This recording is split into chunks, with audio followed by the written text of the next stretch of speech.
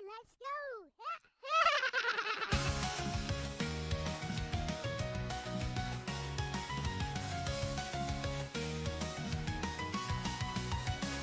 Step into my world, it's a pixel dream. Retro vibes and magic on every screen. Telling tales with a wink and a smile. Stay with me and laugh for a while. High scores rise and hearts on fire. Every word lifts us higher. Adventure calls, are you ready to go? I'll lead the way and let it flow.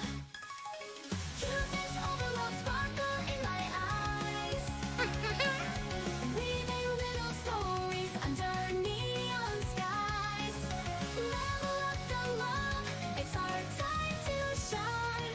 LCX, forever divine.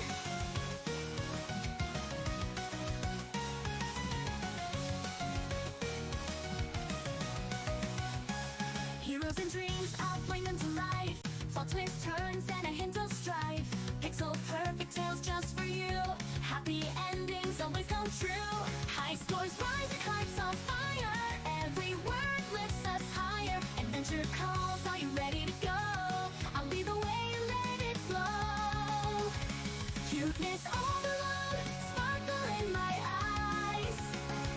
Weaving little stories under neon skies.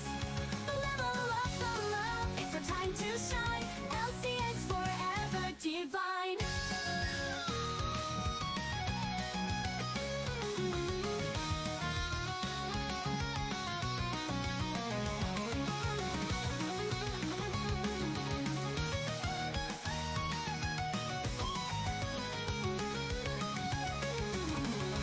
Heroes and dreams, I'll bring them to life. Plot twists, turns, and a hint of strife. Pixel perfect tales just for you. Happy endings always come true. Happy endings always come true.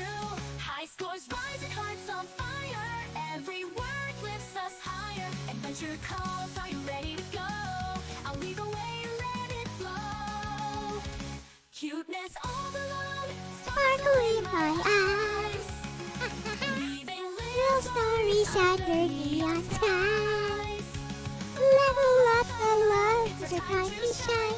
LCX forever divine. Woohoo! forever divine. Oh, Oh, forever divine. What up, everyone? So, we got Final Fantasy VIII for today. This is part 2 of my Final Fantasy VIII playthrough. By the way, Aris218 or Aris218 is also playing through Final Fantasy VIII, same time as me. Yay! Hello, Sir Jacob Nagato and Aris. Welcome. Welcome to the stream. Before we begin, I'd like to let you guys know that a long-standing member of this community is accompanying a loved one with a minor surgery taking place today. So I hope you keep that person in your prayers if you believe in that stuff, or wish that person well and their loved one. Dressed in chocolate milk. Yes. So yeah, I just wanted to let you guys know that. Okay.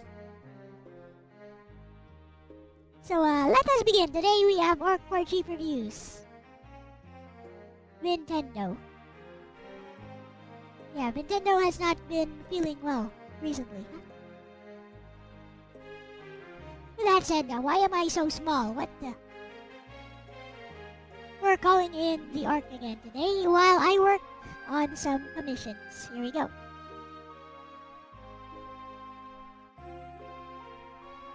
Is the music too loud? I could turn down the music a bit. It's a bit loud. Hello, hello. Hello, Orc.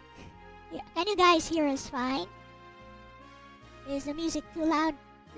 Everything sounds great. Arigachudayo. Thank you, Sir Jacob. Alrighty. Thank you. What you got for today? I'm working on a very lewd commission. Well, this will be a very well. It sounds like we're gonna have a deep conversation.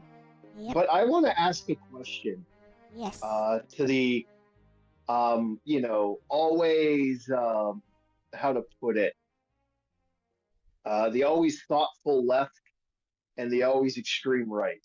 Okay. Simple question to those communists, socialists, and every other person. Do you want to build a better world, or do you just want to make people do it your way, or force people to do it your way? That's my question. Alright, chat. What do you guys think? Because to me, my thought process is, I'd rather have a better world than waste my time with bullshit. For me personally, I don't want to dictate other people on what they should do. That's that's my number one rule. Cause you don't tell me what to do, I don't tell you what to do. We are good. Yeah, but in all intents and purposes, you want to build a better world. And that's just and it. Build it. That's just it. Maybe I don't. Maybe my philosophy is that as long as you look out for yourself without taking advantage of others, you are already starting to help build a better world. So I just look out for numero uno and, follow the rules of society. Then you don't need to actually actively be trying to build a better world. You are already trying to build a better world by just being a functional and productive member of society. Looking out for yourself, basically. Hey, zombie. So about that, just kind of coming from this perspective of a person, Uh-huh. I agree with it. But if the world is flawed, therefore you doing you doesn't guarantee anything at that point, because that just means you're nothing going to is be swept up in guaranteed. some bullshit one way or another. Because nothing is really guaranteed in this world. That's just something you have to accept. No, yeah, you are right. But that is the question I have to ask, because that mentality of it's great for me's sake, as long as you're not taking advantage of people, that's great. That's actually the way I live my life generally. I try not to take advantage of stuff. I will take advantage of stuff. If there's a program, organization, group, oh yeah, I'm in there like a fucking dirty shirt. I am a gentleman rogue. I have no problem taking advantage of government stupidity. Yep. And I have no, if something's charitable, I will take advantage of charity. I have used food banks before. I'm not ashamed to say that. I actually have, when the situation got bad enough, I would go and work at the food bank and use the food bank. But I would make sure to put my own effort in to validate why I did it. I usually try not to steal something or take too much. But I will, I have no problem. I mean, if you need it, then why not? That's not really taking advantage. Mm-hmm. Yeah, I see nothing wrong with that philosophy. In the same, yeah, and on that vein though, for the better good, when I do have money in service and I can do stuff, I have given food to the food bank. I've made food. I've done stuff at shelters. I go out of my way because I've been both a beneficiary of scenarios and a taker of the scenarios. I do both.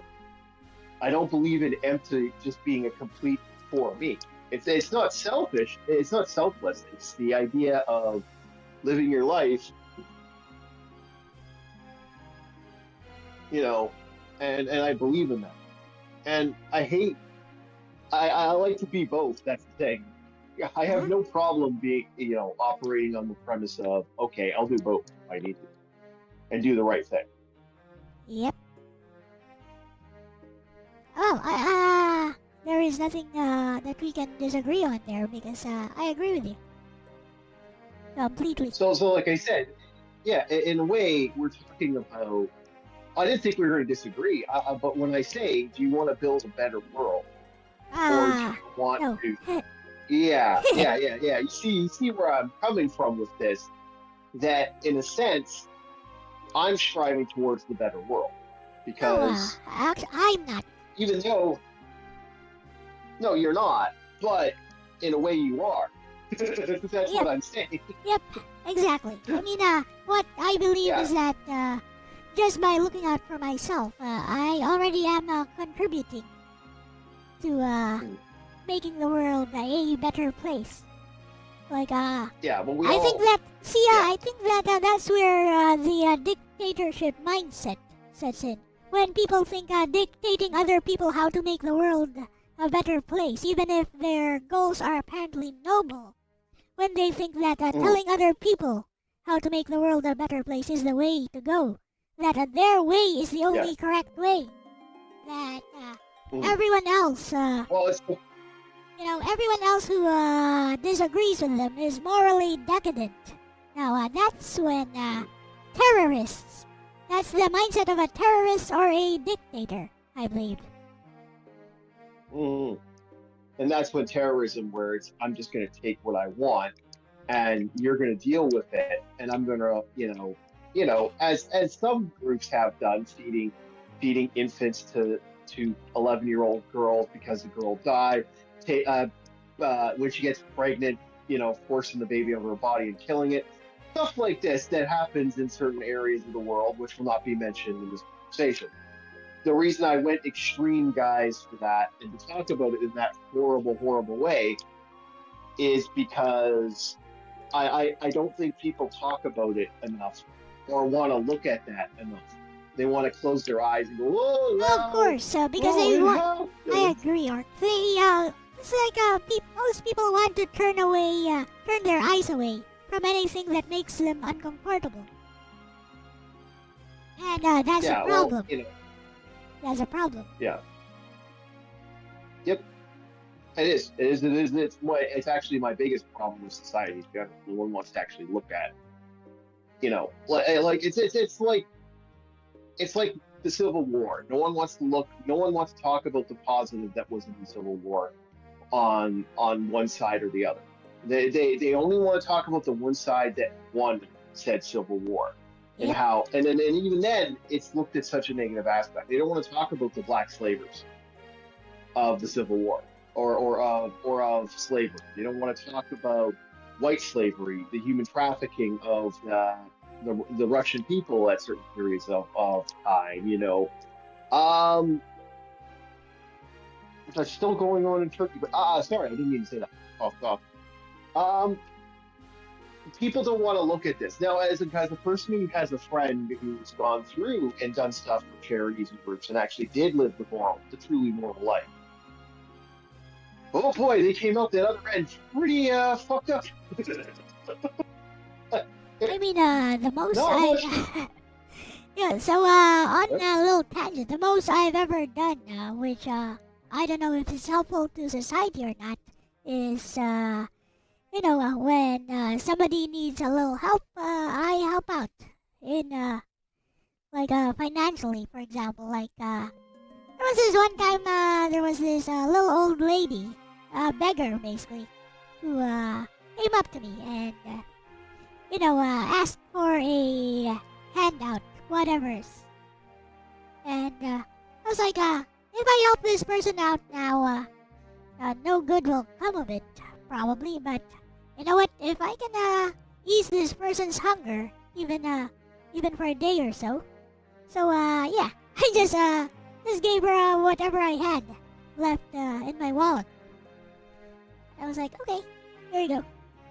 And I was like, okay, if you think about it, maybe I didn't do that much good in the long run. But in a society like we have here in the Philippines, this is something that many people do not understand. Like people like, especially in Western countries, I've noticed this. Okay, I have noticed this a lot. People like to look at the big picture a little bit too much. Like the Mhm. the long-term effects of doing this and that and whatever. Now, regarding social justice, we have a judge here who penned down a very nice decision. Now, the specifics of the case, I will spare you from that. But basically, this judge said, "How do you expect? How do you expect a man to appreciate the sunset when all he's thinking about is whether he will have lights at the end of the day and whether he has enough food for his family at the end of the day?" Now, the sunset may be the most beautiful thing in the world, but you can't expect a man who expects to be in the dark and for his family to go hungry to even think about said sunset. So, yeah, that's a thing. Oh. Yeah, it's up there with a lot of stuff. Like and I thought today it's like, okay, I thought we could have a little bit of a philosophical conversation because I'm going to be talking about something that's kind of super duper dark. So what just happened and the main reason I'm bringing this up is because one, I figured something that's a little more to have a little bit more morality on the scenario is what we're about to. Huh? Okay, so we're going to be talking about the tragedy that just happened in New York, and it is a tragedy, boys. Do tell. Um, two people who went to a charity went to do something in this charity, and the charity, unfortunately, some crazy SOB that believed in the Palestine movement decided to go to this Jewish museum and shoot people. What? What is Yeah, that two again? people just died. Yeah, two people basically got shot. They went to a Palestine, a museum for the Jewish Museum of Heritage, I think. And when they left, this guy screamed out, free Palestine, and started shooting. That also reminds me of another philosophy of mine. Like, being willing to kill or be killed for your ideology is basically being willing to kill or be killed for the thoughts, and ideas of another person. You're willing to die for an idea that was never your own to begin with. I think that's very sad. I think that's kind of stupid, personally. My thing is open ignorance, especially for a foreigner um, from another country to decide to do that. I'm watching the chat too, but yeah, I Hello, know Moonrise. this to me was gross. I was just like, wow, this is kind of a disgusting thing for this person to do. And Yep. so a group known as the Anti-Defamation League, which I'm not exactly a fan of this group, has brought up something very interesting. That they actually used the name and refer to Twitch as a whole, which just floored the fuck out of me. Hassan Piker and made references to his rhetoric on Twitch. Now, there's a going theory going around that this guy was how to radicalize through Twitch, but there's no Evidence like of it. evidence of this. Okay. Yeah, there's no evidence of this yet, except for the fact that he was on Twitch. He was a Twitch user. That's not evidence. That's the big question is this guy, if they dig into this guy's internet, because they're doing an investigation on him now. If they dig into his internet, and here's the question I That's ask: a flippin' witch hunt. if they dig into, you think it's a witch hunt? Yeah, that's a flippin' witch hunt. Well, here's the question I gotta ask you. Like, I agree with you. I actually kind of agree with you a little bit. But you have a guy who the rhetoric that this man puts out is extreme. It doesn't This is a matter. guy He's that- allowed to. He's allowed to have The guy, that. I mean, he's allowed to have that as long as it's not against the law. He's allowed to have his beliefs. but it is against the law because he's Then, he's actually Then if it is he's against the promoting law, terrorism. then he should. If now that's inciting to sedition and terrorism. So now that Mhm. now for that he should be penalized. He should face liability Yes. for those. Yes, he does, and that's the question. This just happened now. Like this is like last night. I actually brought this up in LDP's stream Yeah. because this is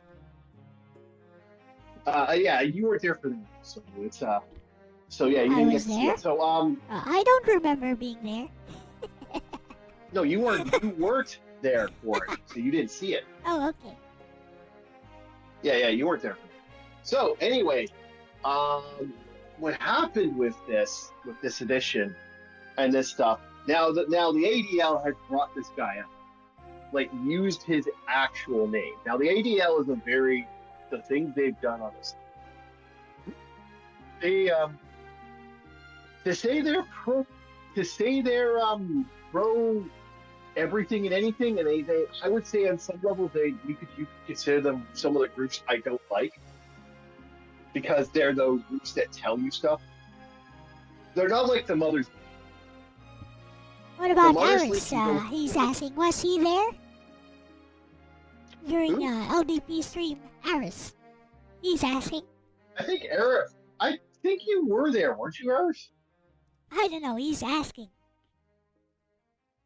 I don't remember if you were there or not. Sorry, Al.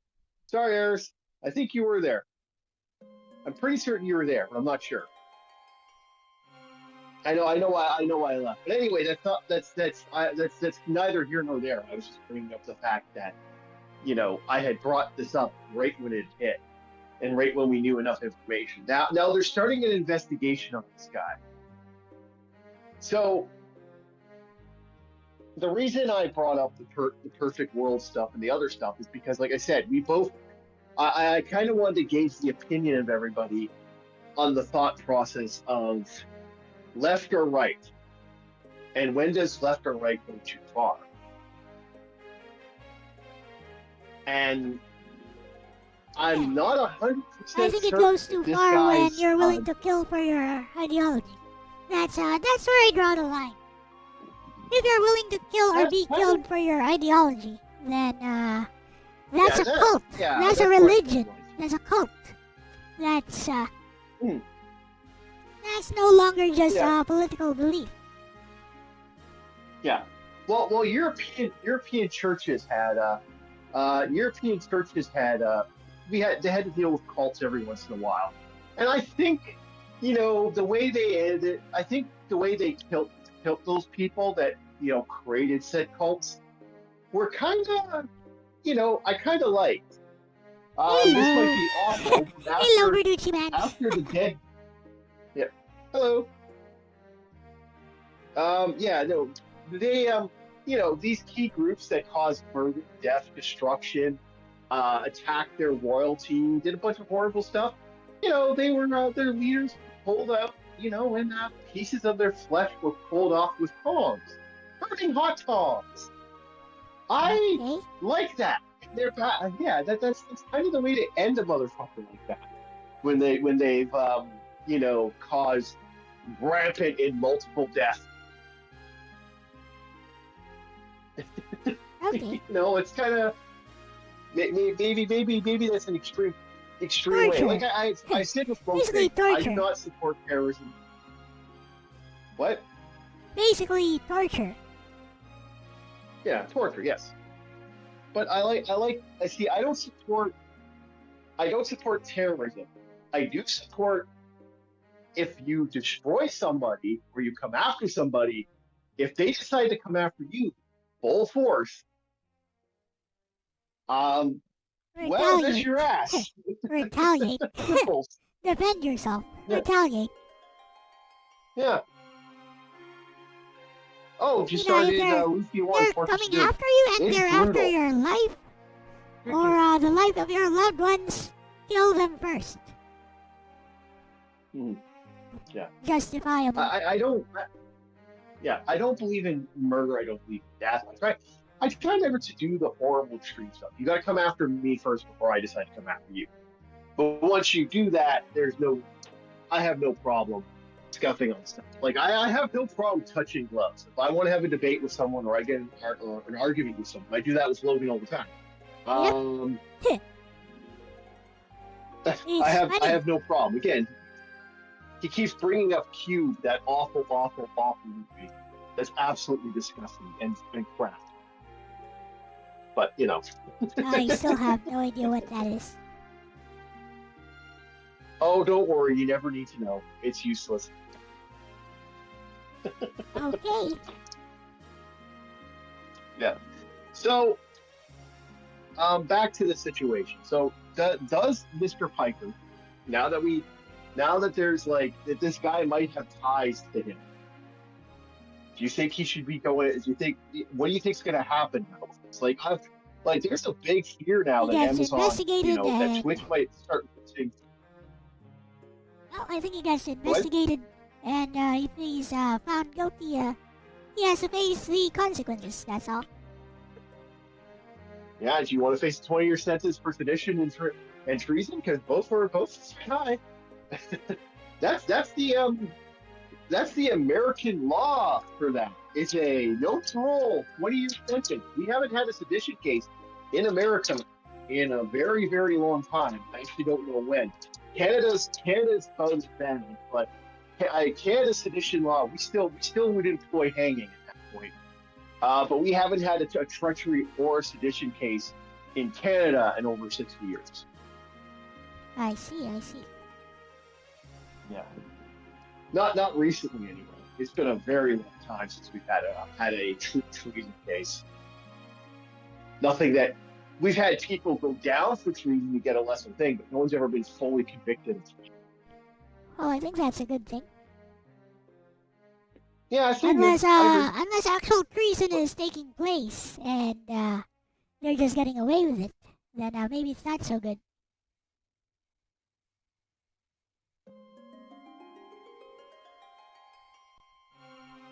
What do you think, Ark? Yeah. To me, to me, I believe if you're in a country, if that is your home, if that is your land, you have every right to defend it. You don't have every right to invade and attack other people. Even if they attack you, you have every right to defend them and keep them off your land. Period. As for colonization stuff, I don't believe in that bullshit of the colonization, blah, blah, blah. No. That's a different beast. That is a completely different beast from an invading. I don't know. I believe you're kind of in agreement too a little bit. So it's Yep. But there is a different beast from both sides of the equation. So my theory is this: when it comes to most things, it's if you're not willing to do what you need to do, that goes true for even my feelings towards the whole 51st state in the sense that our world is hacking. It's funny to me. It's funny as fuck. I think it's laugh out loud music that you got people that actually believe that's actually going to happen. I think if it does happen, it means it's the end of Canada, and we all lose at that point for Canadians. There's a lot of programs out there that are going to go bye-bye if that happens.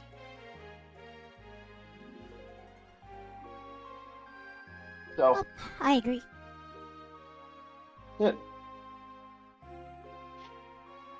So about this Hassan fella, can you tell us a little bit more about him? Well, this is a very interesting individual. I'm actually going to be bringing him up way more in the podcast I'm going to be doing tonight, because we're going to have we get to have a fun round 2 with this guy.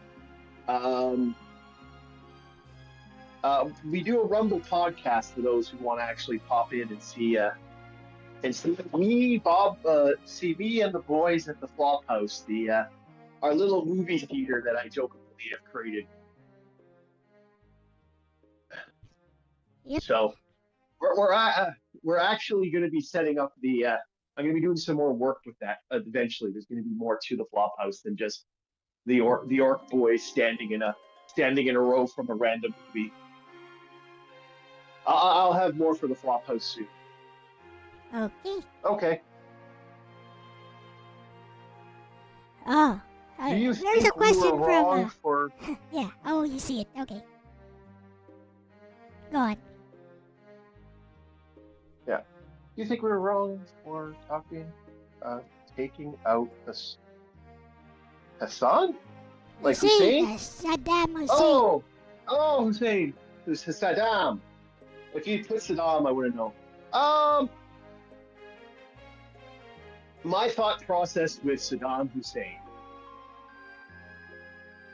one of the maddest lads in the Middle East, one of many mad lads in the Middle East.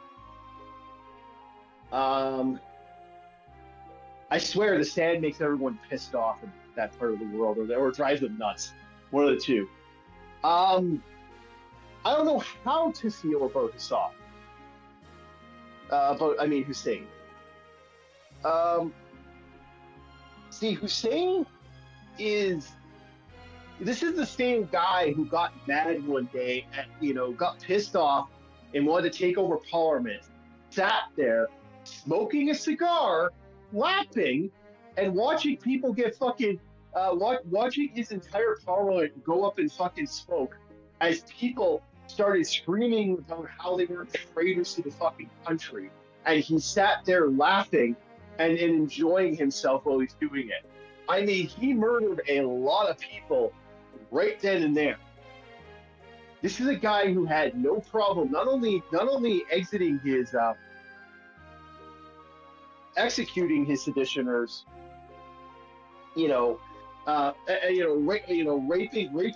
raping their children and fucking leaving their heads on fucking spikes. This is not a good human being. Yep. The Middle East killing Christians, what's new?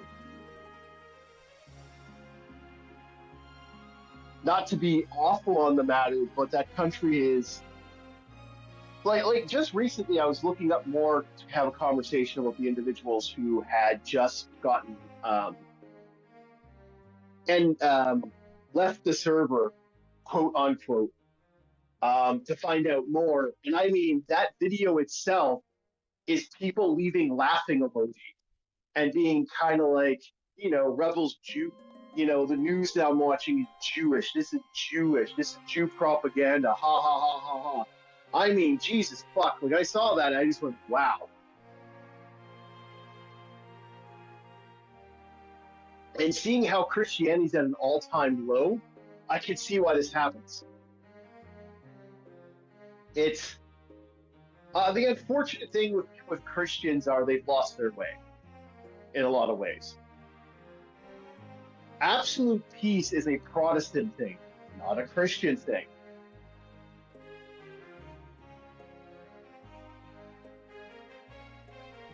Do you think absolute peace know. can be achieved? Yeah.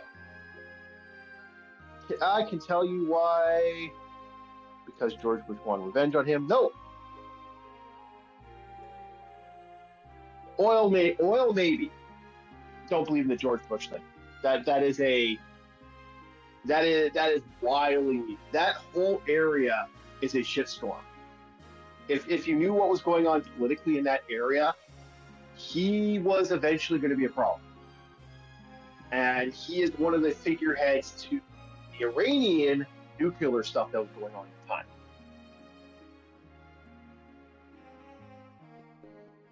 My feeling towards the modern day Middle East is very simple. The Middle East needs America to be its bad guy. It's Scarface. They've been using America as a Scarface since the 50s. I guess late 60s when they did their first plane bomb terrorist attack.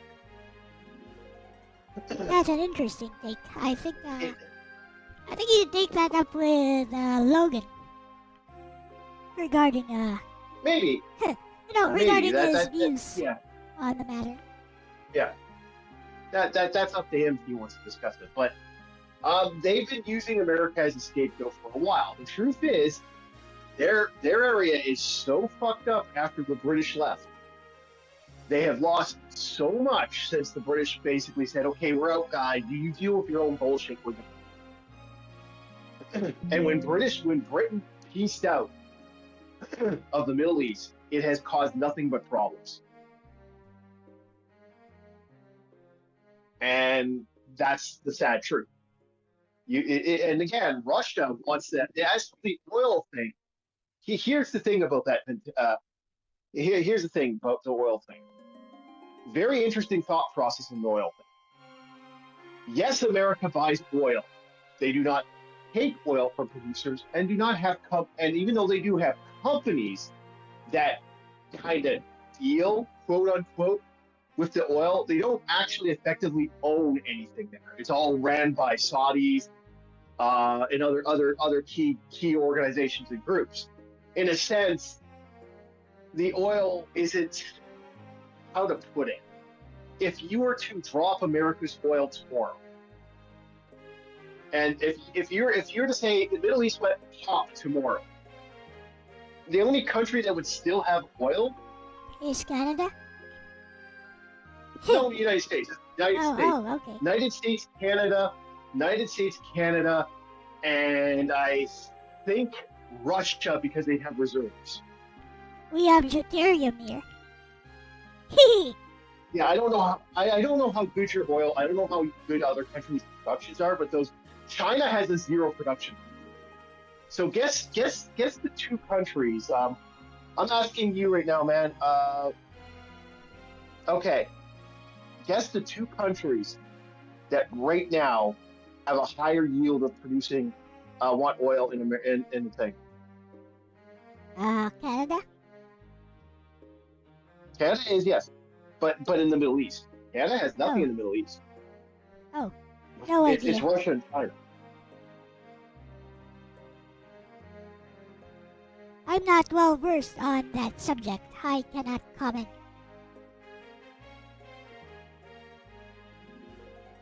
I to be honest, okay. Here's the thing you got to ask yourself. Do you think that America lost the first war with the previous Bush? I also Mr. have Man. no idea. I would say no. Hello, Kirby. Hello, Kirby.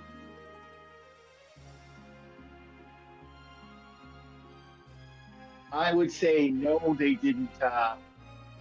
No, they did not actually lose the war. They left. You lost Vietnam, but you did lost Vietnam. No, they left. America left. They actually, because again, remember, you still had power bases in Afghanistan at the time. You guys effectively got what you wanted at the time. Do I believe the second Iraq war, the second Desert Storm, was a fucking shit show storm? Oh, fuck yeah. Uh-oh, did I lose everybody? Oh, I'm back. Nope, you're still fine. Okay, I saw it disappear and pop back on. Offline on. I was like, okay, I'm back. No, it was a shit, and it's the same with the Afghanistan pullout. That was a shit storm. You got, America is a very useful enemy for the Middle East to have. Again, they were celebrating when they took down a Canada. moral scapegoat, basically. Like, Basically a moral scapegoat. they are. And I'm not pro-American. You're talking to a Canadian here. I'm not a fan of America. I'm a fan of stuff that America does. I'm a fan of Donald Trump because of some of the things he does. I'm not a Trumper in any way, shape, or form. the stuff he does, I'm like, yeah, okay, I like it. I think the 51st state thing is a stupid idea because as much as it would power up America and Canada, it would also cause a schism in the world and would most likely start a war. If we became 51st state, there's nothing else. The world couldn't win. So they would have to either kowtow and surrender to America's true territorial and supremacy of all resources. At that point, you have a country that has more resources than anything. In the known world, you could not stop that large of a resource game. And if you had one that was fundamentally working towards a peace, you would have an empire at that point. It's game over for everyone else involved. At least for resources.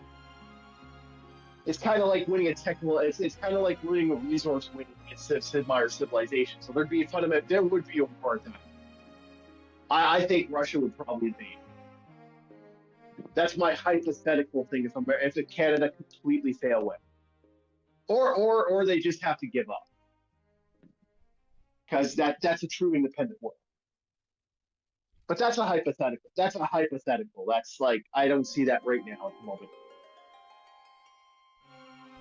I see. Mm-hmm. Yeah, these are all hypotheticals. These are a lot of this stuff. But the thing about that is, China and Russia have been the biggest pushers in the Middle East now. They are the major money heads in the Middle East. They're the ones putting money into the Middle East, where America, Britain, and other countries have bowed out of the Middle East and stayed out.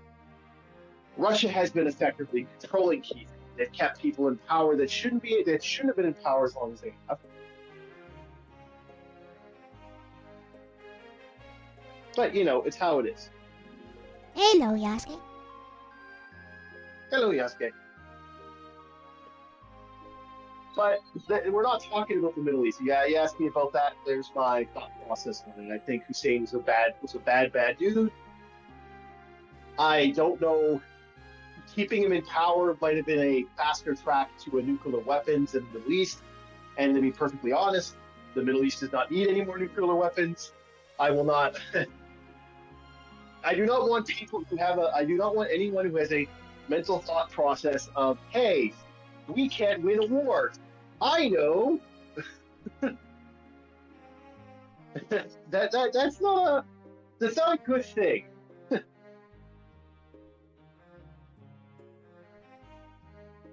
Yep.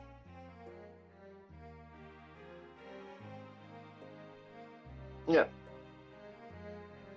So back to Twitch in the scenario that they're in. Yeah. So this guy's not only kept Twitch going, in a lot of ways he's kept his political craft. He's created a whole group of people to act as his backup for his sounding board. I see. He has an echo chamber. Yep, got it. Oh, he's created the ultimate echo chamber in a lot of ways. Now, the question then goes with groups now, with certain organizations and groups that exist, now that they know who this guy is, and now that this is finally becoming out there, how am I doing today? I'm doing good. LTX is drawing a commission, and I'm chatting with the chat to keep everyone entertained. Yep, that's what's happening. Yeah. And I guess Alexis is off doing her own thing. Yep. Unless you ask. Lexus is just chilling right now. Yep. Yeah, it's not at the point where we can actually have a conversation, like open conversation. Nope, you gotta invoke her. Yeah. Yeah, exactly. So the question then becomes: is Amazon and Twitch responsible for this guy? If it turns out to be true that this guy was a Twitcher, this guy was on Twitch, because they found him really easy on Twitch. and that he was radicalized by said Mr. Hassan Piker.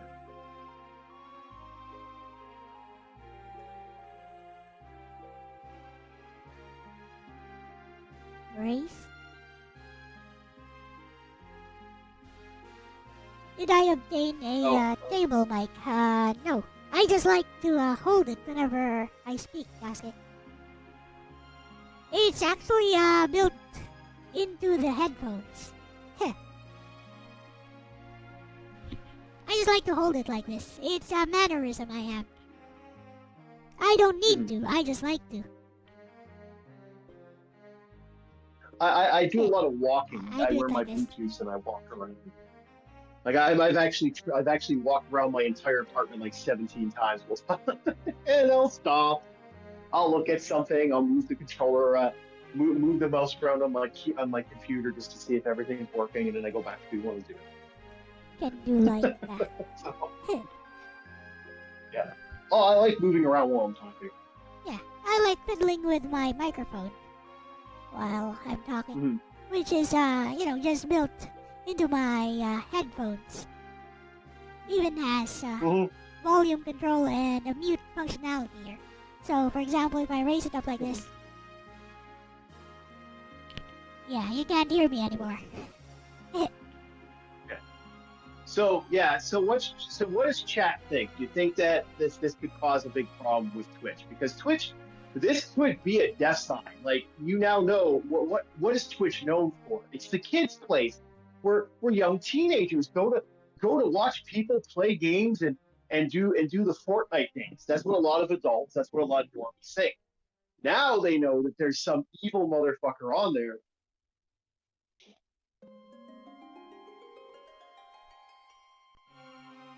Yeah, I could see that.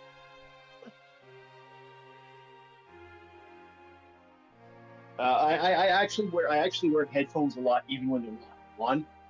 I'll put them on the side just to kind of make it look like they're on, so I don't have to deal with human beings. Like, that was the one saving grace of COVID. I could wear a ninja mask, gloves, and and have headphones on, and nobody would talk to me, and they'd keep a good distance. That's a good strategy. Mm-hmm.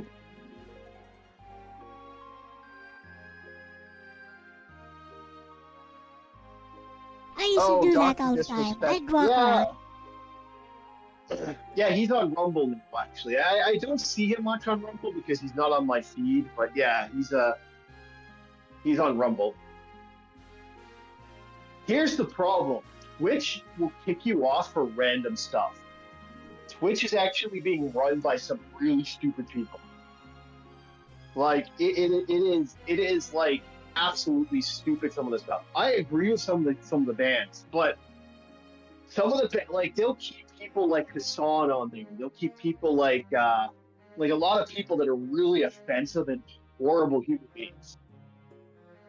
They'll keep on Twitch. And Twitch just it's all about lets it the happen. money, I guess. Yeah. And banning, Twitch is even worse for banning. Like, they'll ban random. Like I had a guy on. I have a friend of mine who joins our D&D group on occasion. I remember a while ago he got banned. Hell, I got banned with Twitch. This is why I don't use Twitch anymore. I think it's toxic. I think it's toxic, that thing at this point.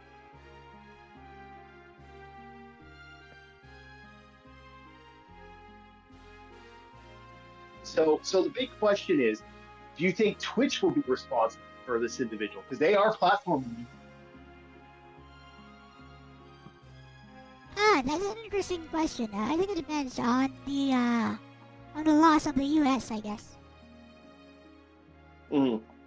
Well, the laws of the U.S. are interesting because platforming could be just as could be just considered sedition just as much as letting a person sound speaker. Freedom of speech is a right. Yeah, it's the right to free speech. It's not just freedom of speech. You can spout off stuff, but you got to watch out how you say it and word it. Free speech in America doesn't really have free speech. It has the right to free speech. It's like our right to expression. It has a limitation, of course. Yeah, it's subject to certain limitations.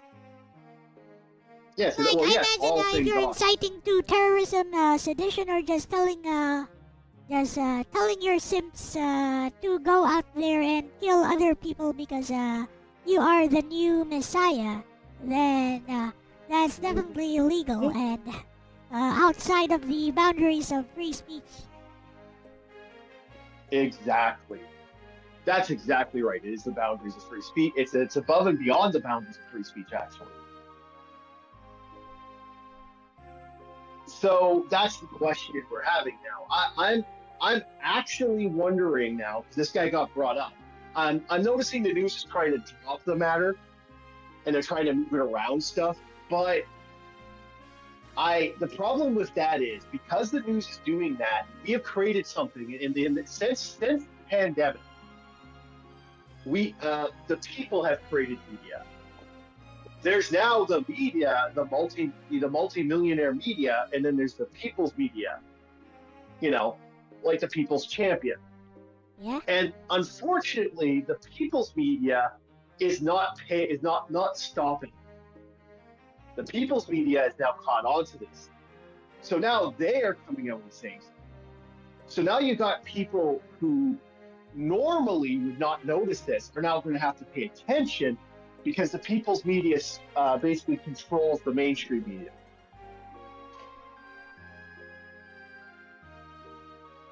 Okay, so how is this a problem? How's this a problem? Yeah. I don't think it's a problem. I'm asking is because the normies are going to start noticing because we got to get these normal human beings, people who want to be ignorant of society. You see, they want to they want to listen to their if you steal my sunshine.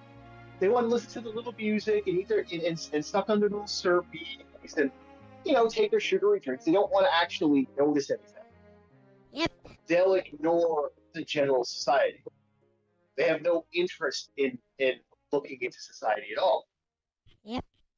To them, looking into society means they have to actually pay attention, and they really don't. It's the reason I hate these idiots that join us in the video game community. I actually think the fact that these people want to ban video games because of sketchy stuff, or they want to take away tabletop games because of this stuff. Hey, I was around during the satanic panic. Thank you very much. That's my mentality.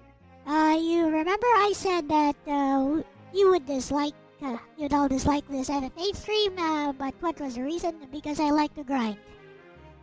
Because I will just be drawing magic, doing card games, all that boring stuff. That's why. Yeah, but the mainstream likes to keep its head down. And then, like I said, the problem is that now that the mainstream's going to know this guy exists,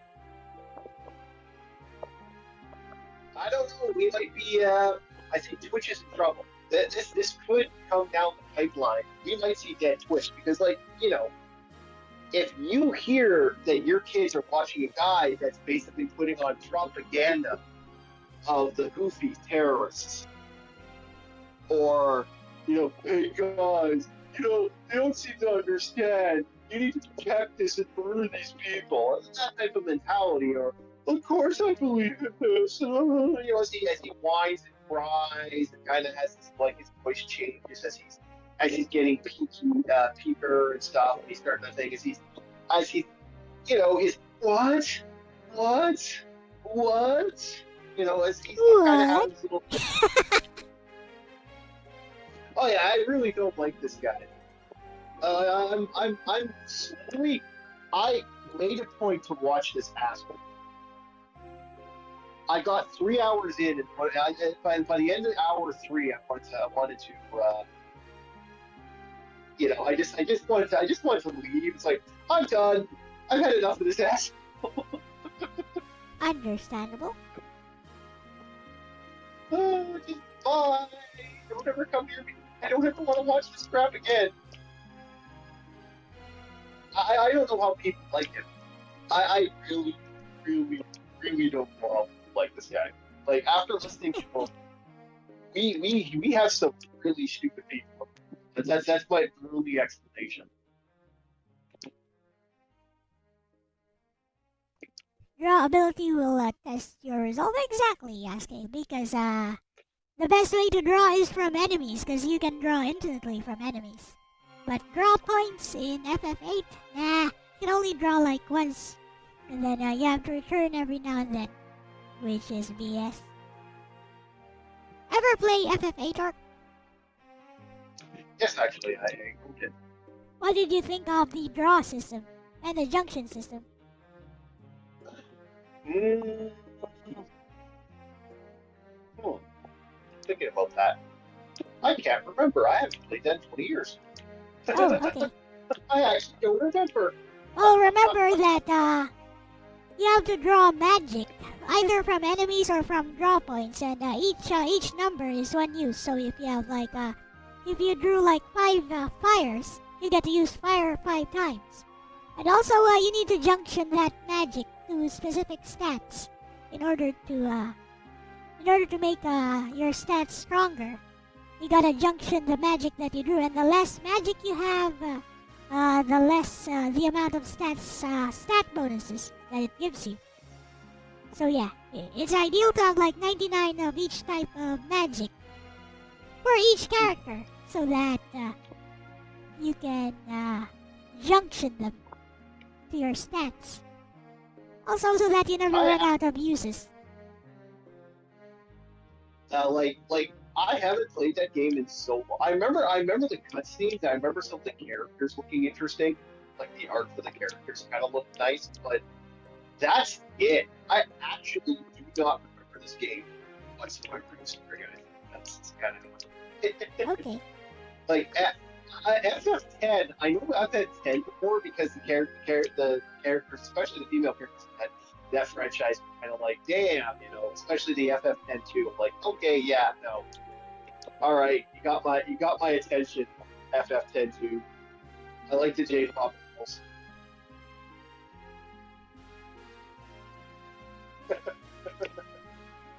Kind of how I feel. Yes. Like, okay, you got my attention.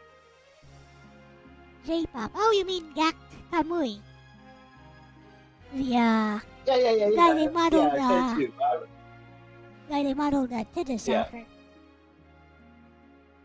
Yeah. The 10-2 characters. That's how I just vaguely remember the J-pop band. Oh, okay, yeah, okay. 10-2. Okay, the girls. Yeah. That's how I remember it. That's just like I don't remember Yuri much of it. Like I hate to Yuna say it, Riku Final Pei. Fantasy. Yeah. I hate to say it. 7 and 9 had more impression on me than anything of the later Final Fantasies. Yeah, And but FF10 had a I good guess- story though. Didn't you find the story fascinating? what for 10-2? No, FF10. The original FF10. Nope. No? Why not? Well, I didn't like FF. I didn't like FF10. I liked FF10 too, a little bit for some of the stuff, but I can't remember much of anything else. I hate to say it, like I said, it's all because I don't.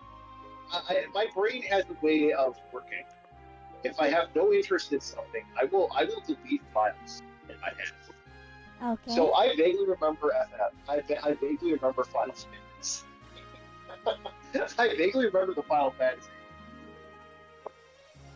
The Final Fantasies I play the most are Final Fantasy 9. Like I played 9 still on occasion. Final Fantasy 6, Final Fantasy 1, Final Fantasy 4, and Final Fantasy 5. These are the ones I still play. So my brain recognizes those. I can tell you a lot about their story arcs. Chrono Cross. Is it their Tidus story arcs, or they never- Tidus? Well, that's a debate that's been going on for ages because there's equal amounts of proof for both pronunciations. So my advice, just call him whatever you want.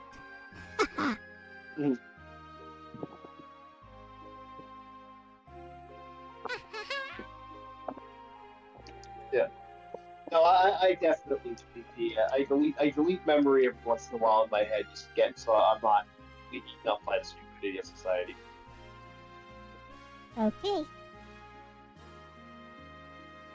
So I don't remember. I remember some of the story of 8. I remember the cutscenes. I remember the cutscenes very well. Like that still has recognized memory. But my cache is clear. Like I vaguely remember Lufia 2. And I've beaten Lufia 2 multiple times when I was younger. I don't remember it now. My brain's like, oh yeah, there was something called there's Lufia 2. Oh yeah, it's this.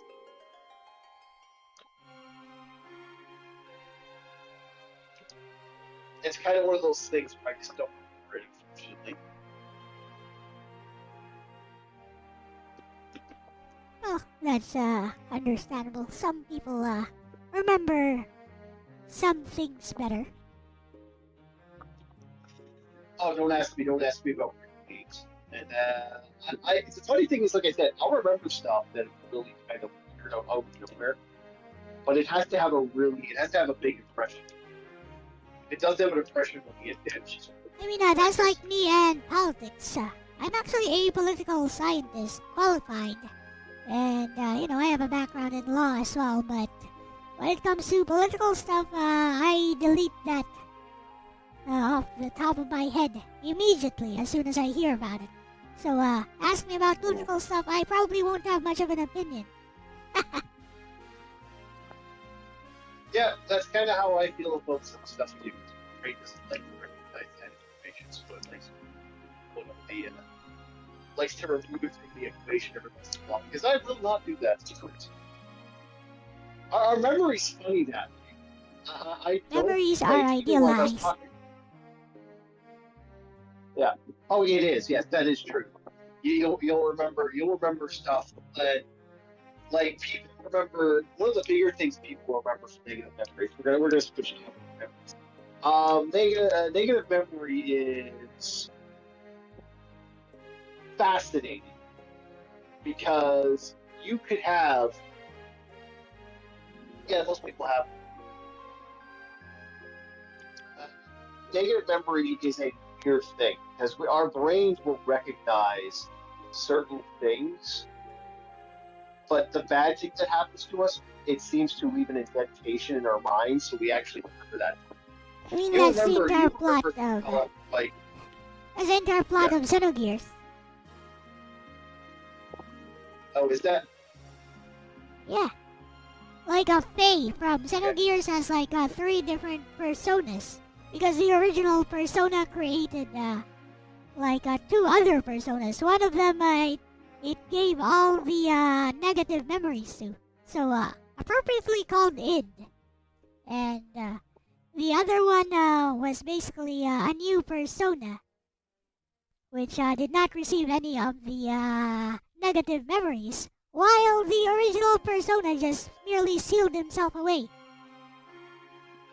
to run away from reality. So we have like 3 different personalities inside of one person. Yeah, that's the ego mind thing, isn't it? The three minds, 3 personalities that have that mind has. Multiple person. I can't remember what it. Dissociative multiple personality disorder is what it's called. At that time, it was actually considered fictional. It was considered not yet part of like psychology at that time. At the time that Xenogears was a thing, but now it's considered a real thing, which is kind of funny how these things work. Huh? It is kind of amusing to think of it. It really is one of those things where it's you can have fun with it, but it's like it does. We all kind of shift like that. I know the ego is. I remember a lot of Freud stuff, but I'm not exactly a study for Freudian. I can't remember exactly the term, but yeah. I am not a study of Sigmund Freud. I know it's his work. I know. I hate to say it. I know Michael Moorcock stuff, and I know more of the pseudo guys, the fantasy book artists and stuff like that, the creators of that type of stuff. I don't know their like the big ones, and my two big ones are the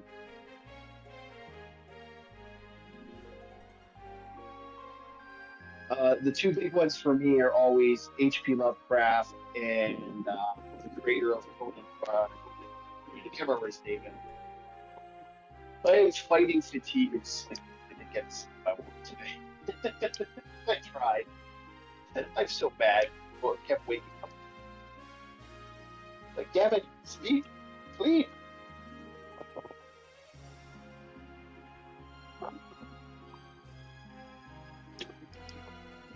The downside of things, you can have you can get that 2-3 hours. You're well,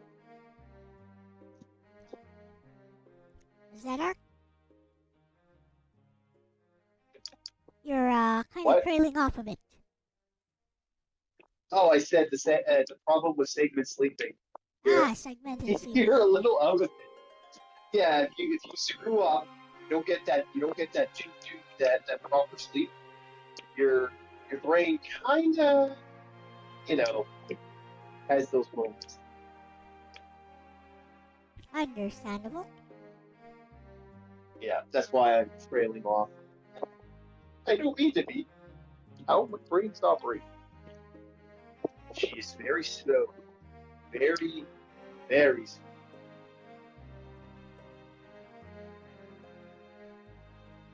But speaking about brain slow and memory, Yeah? what do you think about what do you think about the fact that, the stuff that pain is suffering, how that becomes more akin to our minds than something that's the good stuff in life. How it becomes, what exactly? How did our brain register all the bad stuff that happens, and that becomes more a part of who we are versus the good stuff. I think that's just how our brains are hardwired to function. So, we just accept that that's how it goes. Okay. It's What do very you think? interesting. What do you think? My thoughts are, it's very interesting to think about it because our brains, it's supposed to be, I believe the reasoning behind it is that our minds we're supposed to kind of, it's the idea of pain responses, for example, so that we don't do the same stupid thing. So, that idea of touching something, that this hurts if we touch that thing.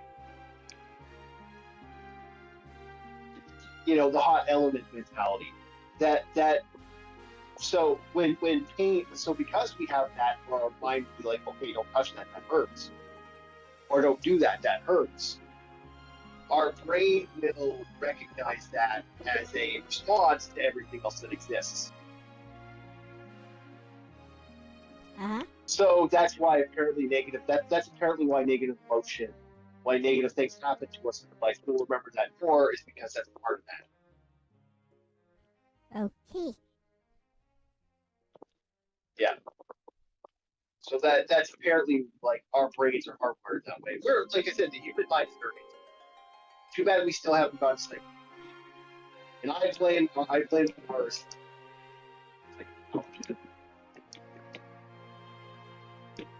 Okay, yeah. You totally got cut off there. Oh, okay. My internet's acting wonky today. I'm noticing that it keeps going on and off. What I said was, I totally blame ours for the fact that we don't have psychic powers. You totally blame, what? Ours for the fact that we don't have psychic powers yet. Okay. There, let me see if this helps. Does this help? Am I coming in better? Yes, you are actually. Did you do something? Yeah, I turned the fan off in the background. Okay. It was a. I guess it was a Yeah. fan picking up.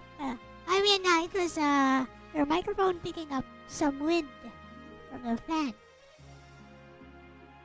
What's crazy about that, it hasn't picked it up before. This is the first time it's actually picked something up. So I'm like, Oh. wait a minute.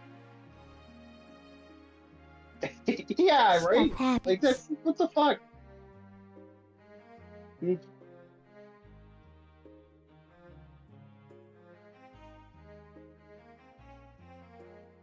I got your music in the background. That's what I'm picking up most on my end. But that's like it's working on both ends, so it's not registering through your voice. So, Yep. but no, I think that's kind of the music that we were both picking up this signal.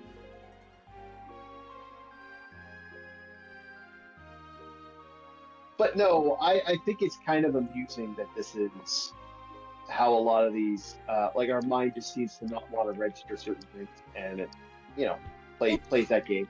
Because human memory is really is idealized to I guess if To you a think point. about it, it's a lot like how AI functions nowadays.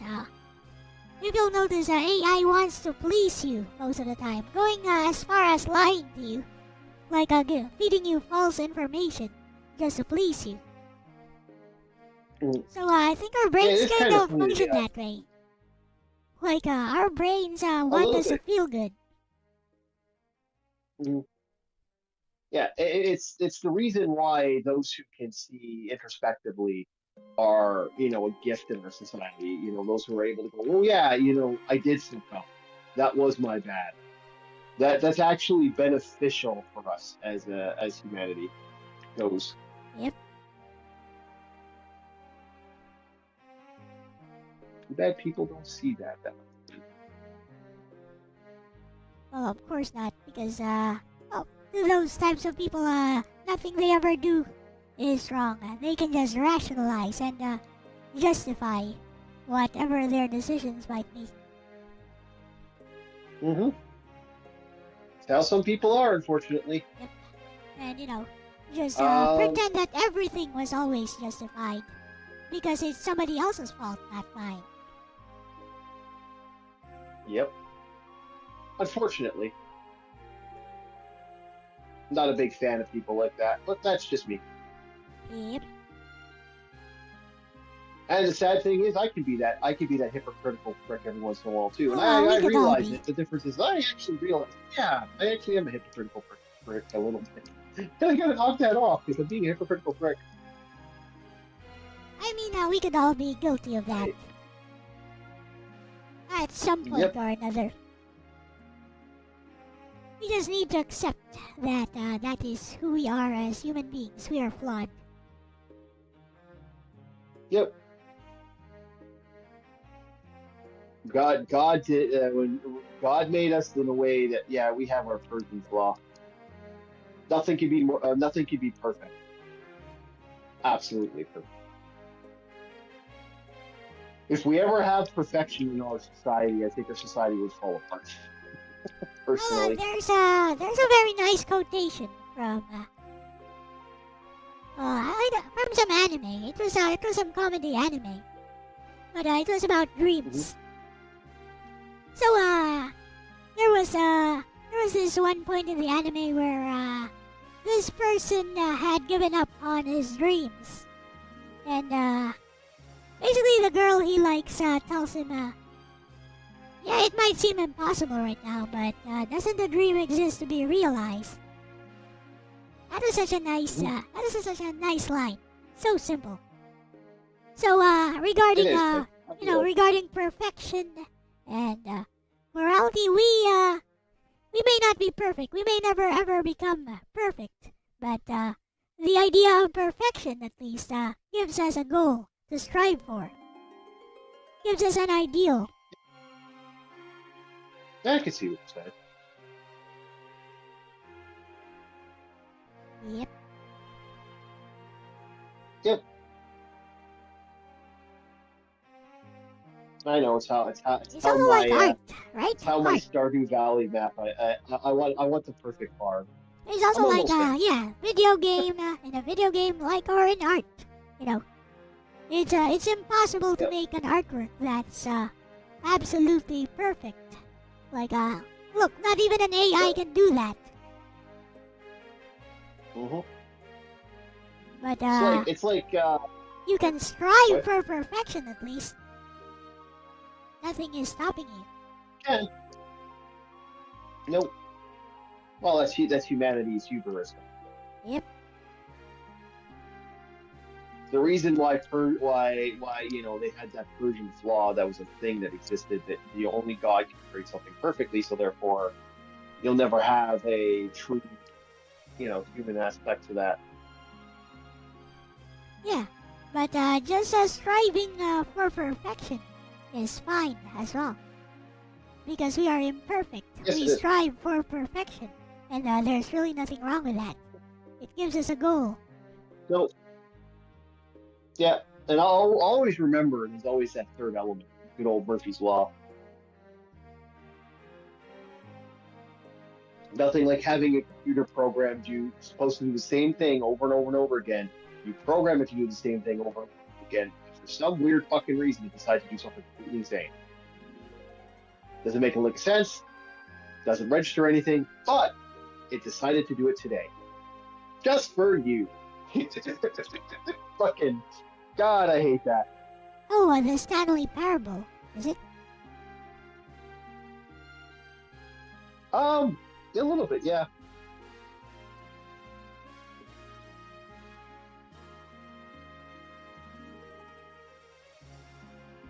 Isn't that where that came Personally, our from society the game?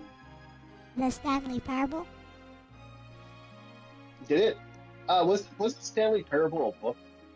Oh, a book? I have no idea about that. The Stanley Parable is a video game.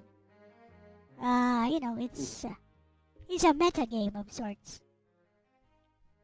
Mhm. Like you're given all these instructions and from an unreliable narrator, and basically the best way to play the game is to not listen to the narrator at all.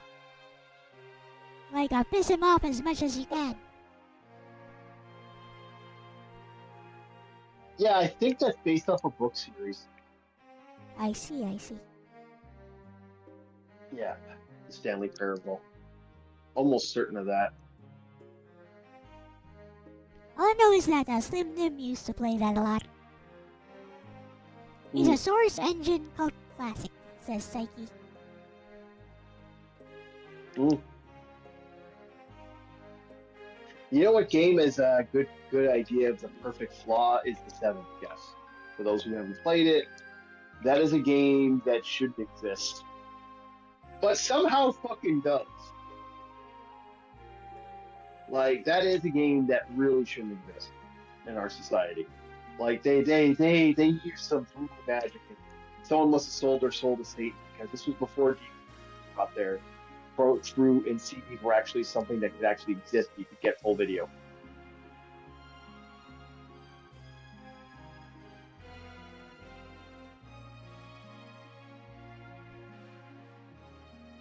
For those who haven't played the Seventh Guess, for those who have played the Seventh Guess, they know exactly what I'm saying.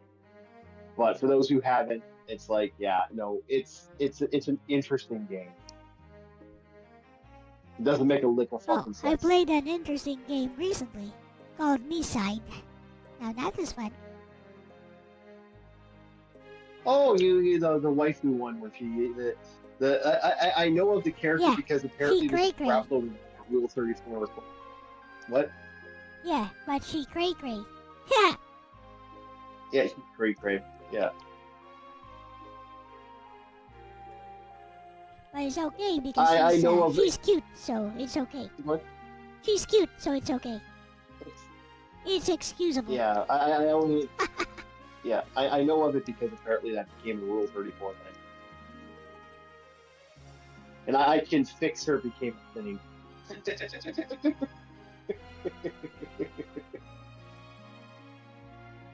Oh, man. I was flagging it out the whole time, I sure was.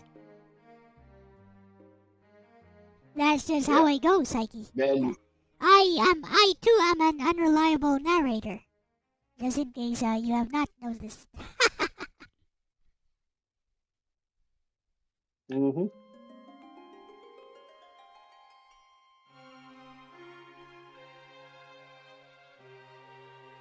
I just like to throw reality in people's faces. Something about that. It excites me. It's like, yay! Are you You don't unreliable, realize Aris? how awful No, it not is. at all. No. I like to be as reliable as humanly possible. Although, I can be unreliable. I can fix her, but honestly, whatever's But wrong with her is way hotter. I know, right? mhm. I mean, it really But is like I a like. 3D version of a needy streamer overload, so I am already predisposed to like it. Oh, that one. I got to play that recently. Do you like it? Mm, mm. Bless. Bless. I know people that love it. I know people that like this is the greatest thing I ever seen, and I'm just like, It's not the okay. greatest thing ever, but I This, still like it though. Also, yeah, bless. I know. Bless. Okay. I know of it more from you than I do. I think I watched your playthroughs of it, if I remember correctly. Yep, I played it quite a few times. Mhm. I vaguely remember it. It's one of those things where my brain registers it exists. It did leave a lasting thought process. So it's like, yeah, okay. Oh yeah, that one. I like Stardew Valley. That one, that I know that exists. I like Jade Empire. I know that I know exists. a lot of people play that Stardew Valley. I never figured out what that was. I always assumed it was some kind of farming sim. It's a farming, relationship, social sim. It has a little bit of everything in it, kind of melded into one Oh, okay, big so it piece is a of farming amazing. sim. I You was right. split, Oh la la. yeah. It's good. It's actually quite addictively fun. Fun, It's worth a playthrough if you just actually. like Harvest Moon can be considered fun in that type of way. Yeah, yeah. It's kind of imagine Harvest Moon crossed with the Rune Factory games. Uh-huh. One's on Mhm. DS and Wii. Was it on Wii? I think it was on Wii. Mhm. Yeah, it was on Wii. Think of that amalgamation. That would be your best way of looking at this game. Okay.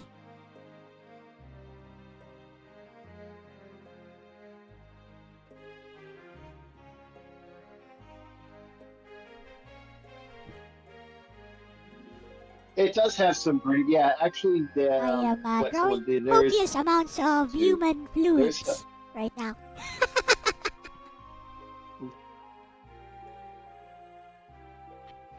I think it does have a very cozy and it is a very comfortable game as I do something stupid with Travis Stone. I have limited those stuff that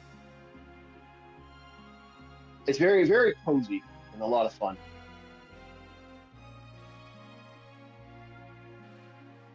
I was gonna get the Switch version, but then I found out it's out of date, and I don't think we're gonna get the newest update for it. So DLC? I stuck to the version.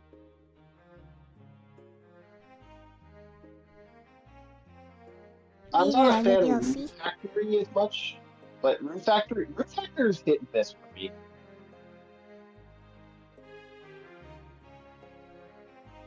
I can see why people like Room Factory, but at the same time, I'm like, yeah,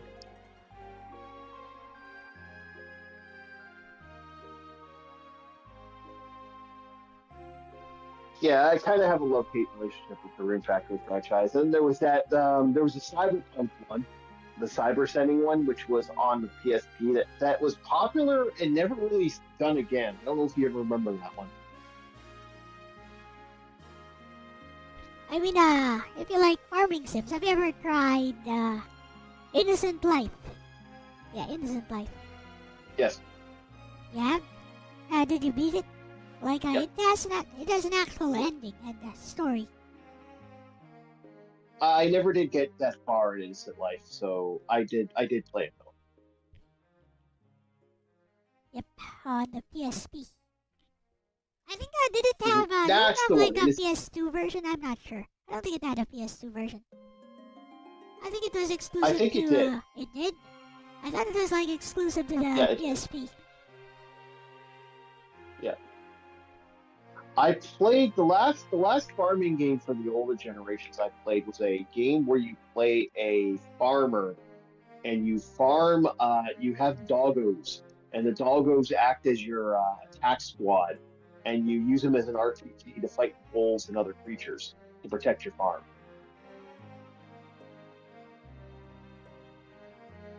I don't know if you remember that one, or if you ever played that one. Yeah. Did you play that one on the PlayStation? It was on the PlayStation. I have not. Nope. No, okay. I remember that one quite a lot. That one was very, very interesting.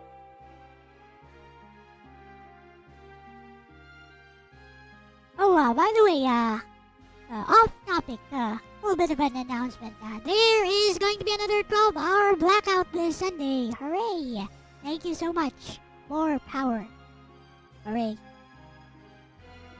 So I was thinking this would be a good way to make content, actually. Because my mother and I have to deal with the 12-hour blackout. And it's like 40 degrees heat index here, usually. So what we're gonna do is we're gonna take a trip to the mall, have lunch, and maybe see a movie. And we're gonna be watching that new Mission Impossible thing. Oh, cool. So you're going to do a review of it? I guess I could. Yeah, might as well, right? You got time. Yeah. So here's a question about that. Yeah? So you get, because I know in the Philippines you get a lot of power outages. Yes? I want to ask about that. Have you ever considered getting solar panels? Solar panels? Yes, they are super expensive here. Yep. We have considered that. How expensive? Okay. Around How- 200 to 300,000 pesos is money that we have, which would eat up all of our savings. We do have that much, but that would eat up all of our savings, and we have no way of accumulating that much ever again. Unless, we start selling stuff like family heirlooms. It'd probably raise more than 1 million pesos. We, sold my mother's jewelries, which we do not want to do. Because we've already been in a financial crisis once. And we've had to do that. Oh, It's, it's very hurtful for my mother to do that. understandable. Yes, those things have sentimental value. They're keepsakes for my father as well. My father passed away a long time ago. And here's the thing about my father. This is why I never play April Fool's jokes. My father passed away April 1st of 2000. So you'll never see me play any April Fool's jokes. Understandable. Hey, Sir Leon. I wouldn't do that either. Yep. Hello, Sir.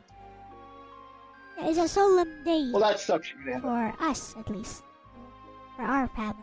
Okay. I'll never understand that ability to grieve, but that's just kind of me. Okay. Yeah. So I take it you're not unfortunately believe close with celebrating you're not too close with your family. I take it. No, I still have friends who I still feel stuff when friends suffer and stuff happens. Just I don't believe in the. I believe in celebrating the good. I don't believe in feeling the mourn of loss. So Okay. I kind of have a more yeah, it's more of an emotionally open thought process to death.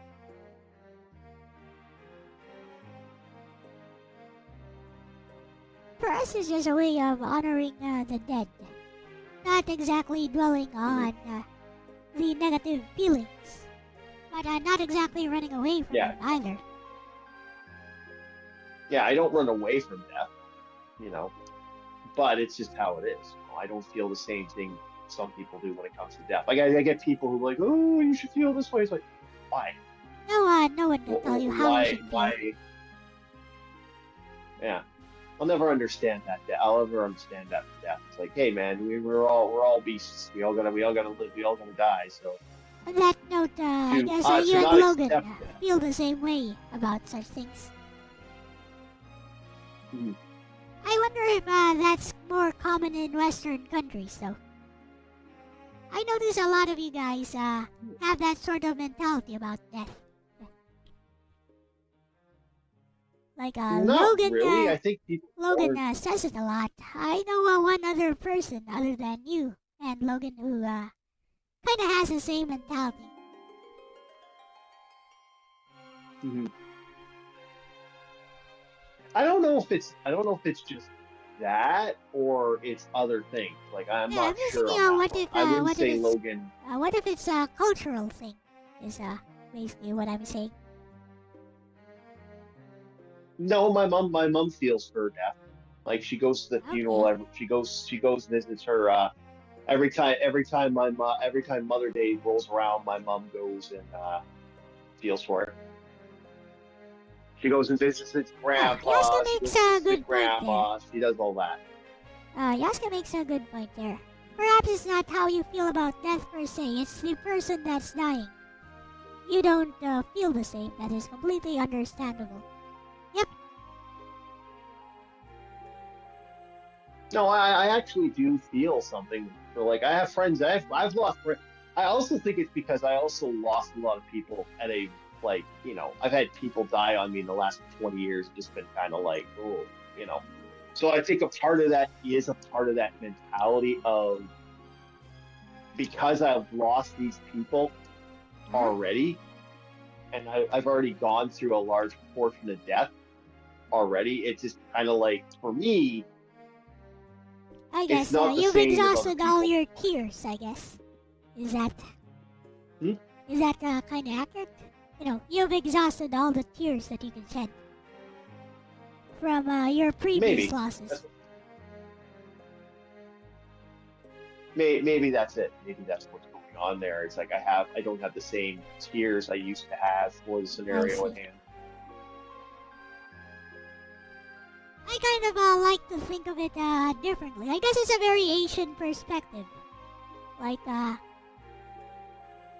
just a few years ago, Noah. I think it was almost a decade ago when my niece had to fly to Canada and, she was gonna live there. And she did live there.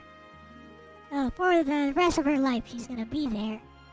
And there's, my niece Mhm. grew up with us. So, I was like a second parent to her. And Mhm. when she had to leave, basically, she was saying, please don't cry. And I was like, no, please let me cry. Because you know what? These tears, all these tears, they're proof of my love for you. So that's how I like to think of it. Mhm. So, the tears I cry for the people I love, for the things I love. Mhm. They're proof. Basically, they're proof of my love for Mhm. those people. Oh, later is early on. So yeah, no, my feelings towards most things are it's a very weird aspect of life and death for me. It's well again you live a rough enough life. I guess you kind of it changes you in a way that either hardens you or thickens I you. see. One of the two. I see. I would say I've also lived a kind of hard life, but I guess I took a different philosophy from you, Art. Mhm. I decided to embrace those feelings. Yeah. Yeah.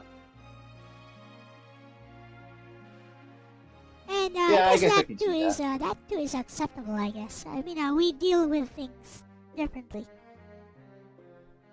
Well, we're different people. That's the Yep. thing, right?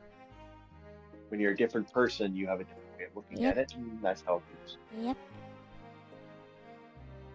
But this is a good conversation though. Like I like talking about stuff like this, like how other people deal with grief, for example.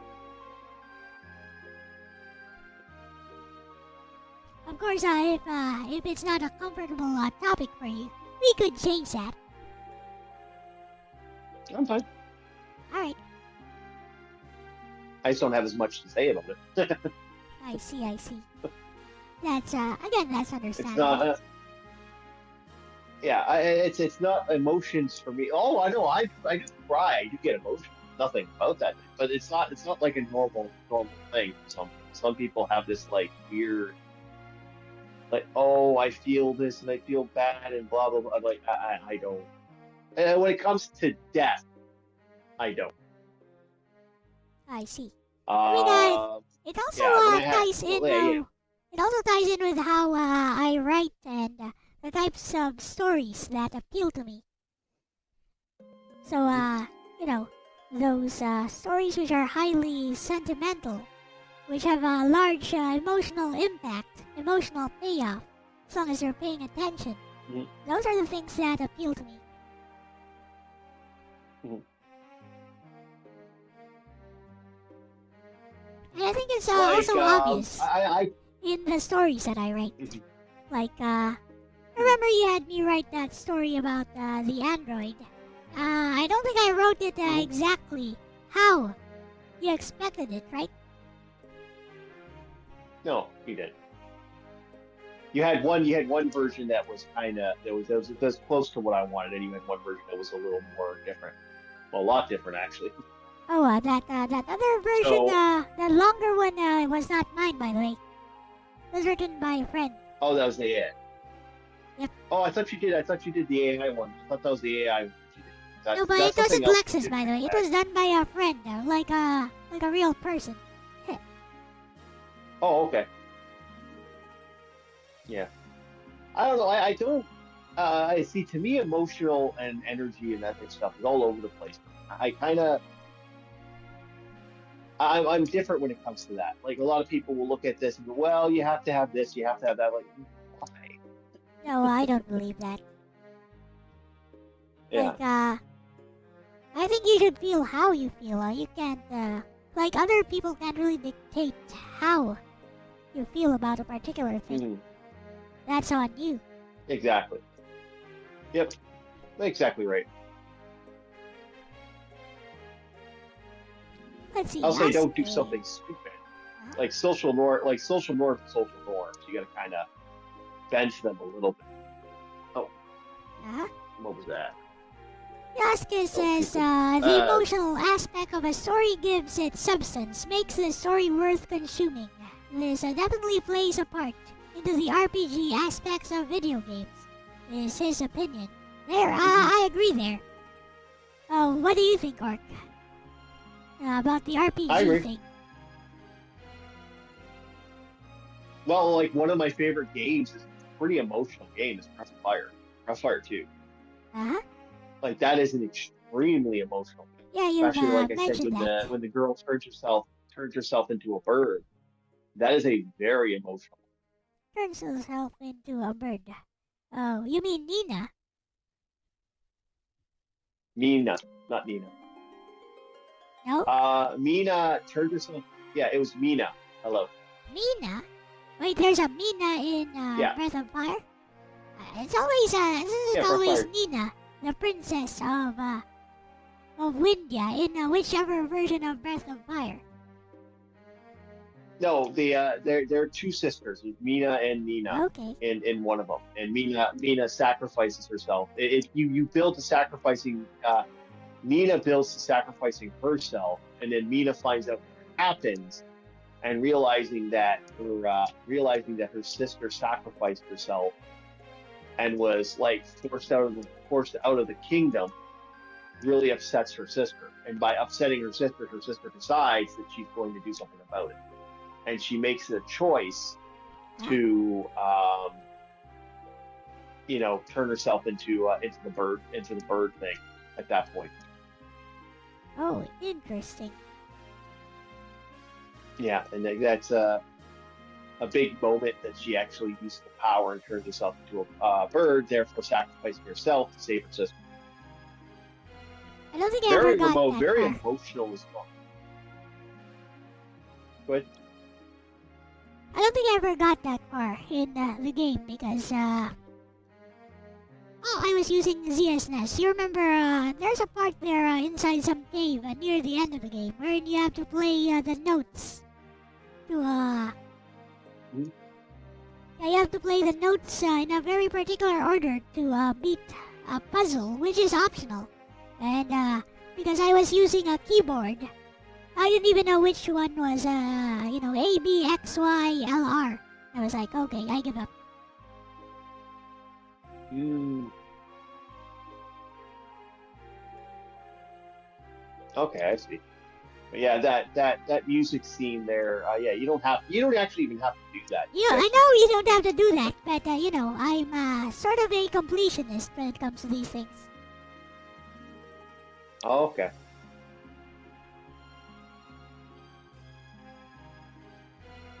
Yeah, I know in the end, it's a good sacrifice. It's a decent like that ending is kind of dark when she ends up ending her turning herself into something.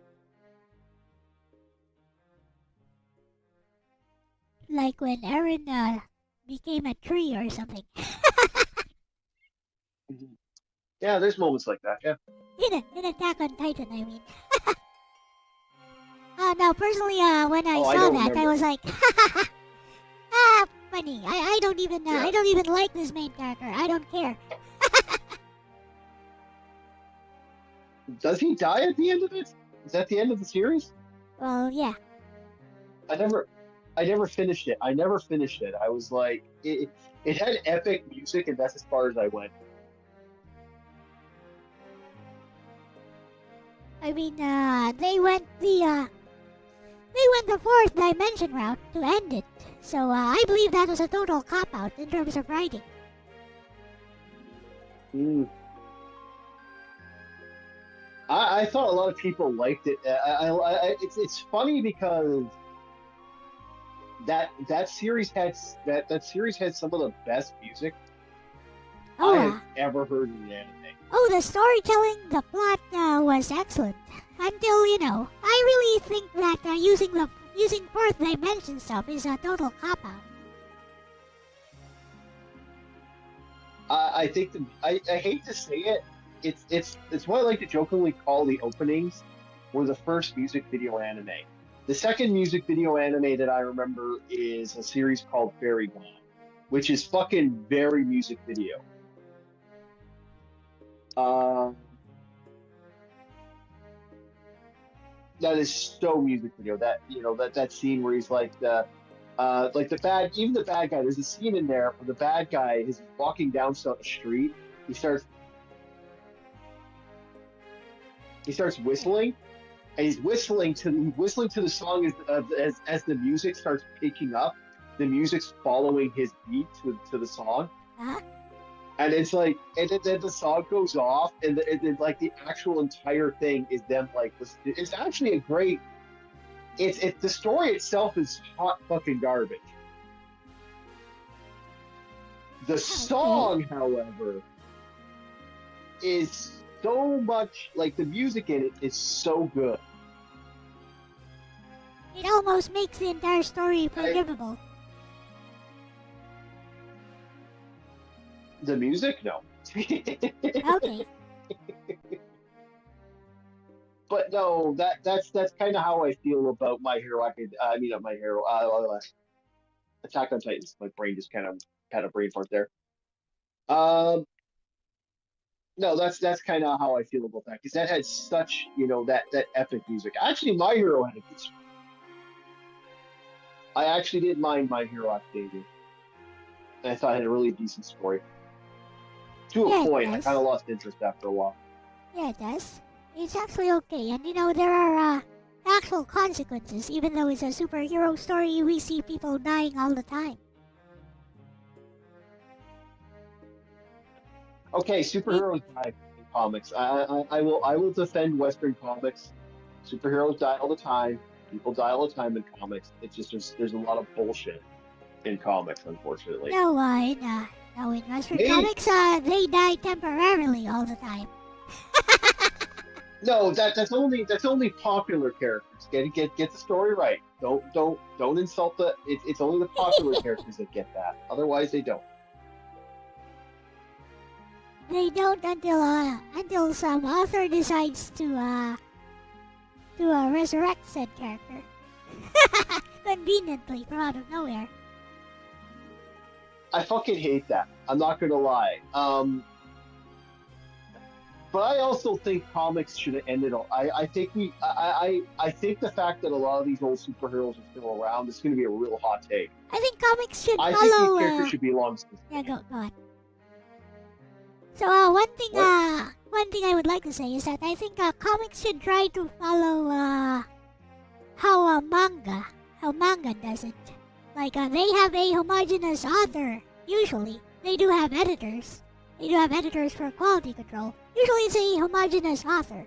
But in American comics, they'd give a run of Wonder Woman to one person, and then after that run, if they don't like how that author is handling things, they hand it off to another author. Then you start reading Wonder Woman again, and you're like, wait, this is completely different. This character is completely different now. Because now it's a different author. So usually in manga, it's very rare that would happen unless the author dies before their work is finished. Yeah, all those different continuities makes things hard to follow, says early on. Very good. By the way, Yaska Yeah, it shared. is. It- Go on. Go on. if your name's Uncle Bad, you're a dead man. But if your name's anything else in comics, it's what are you talking about? Technically, there's a couple Bens that survive. Yes, Yaska has a story there. Let's see.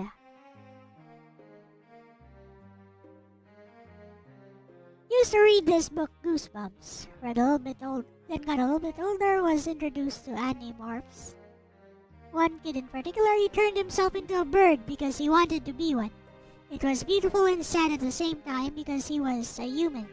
Once he decided that he's going to turn into said bird, he wanted to stay that way forever. So thanks to a bird, and he stayed that way until it became permanent. And he also died a gruesome death, like almost everyone else. All for the lore. Sad. Yeah, I know about Animorphs. Not my biggest, not my favorite, but I know of it. You know about this burb that Yaska is talking about. I don't know about the bird. I didn't pay attention to Animorphs that much. Burb. He's burb. He's a bird. Yeah, he's a bird now. He's burb. Unfortunately, like I Bird. said, there are comics out there. Like, there's a certain point when I focused on. I switched my focus to anime, and once that happened in manga and stuff, and then I switched completely to anime. I didn't bother reading manga after a while. There is that key point. Oh my goodness! I apologize. Oof, yawn, Getting yawn. sleepy, Ark? What? I said, are you getting sleepy? Sleepy? Yes. I am getting sleepy. I am an old man. Old man wants his nap. How about we could wrap things up here, if you want. Yeah, okay. Yeah, that's up to you. Yeah, I'm up for go for another 10, 20 minutes. But if you want to get to Final Fantasy, this. Actually, I'm trying to finish up this commission. I made a lot of progress thanks to you today, so thank you very much for that. Oh, no problem. I don't mind helping you out when I can. I know. Next week, tomorrow the next day. There's no. You're flying solo, but you get Arus, so Arus will help you out with that It's okay. tomorrow. Yeah, yeah. Yeah, All right, tomorrow well, you guys have Iris will be yourselves a with me. very good day, and I will see you guys next time. And thank you so much for having me on, El. Yep. And I'll talk to you guys next time. And podcast tonight, boys and girls, Yeah, at 11 work o'clock is at night. on I don't know why I'm Rumble. so. Rumble, right? All right. Have yourselves a very good night. See ya. Okay, bye-bye. Orc has left the house. Let's see. Where is it? How do I turn this off? Turn off the orc. There we go. Nice chat. I know, right? We shall now switch to Final Fantasy VIII, but I need to get this lewd commission out of the screen before I switch screens.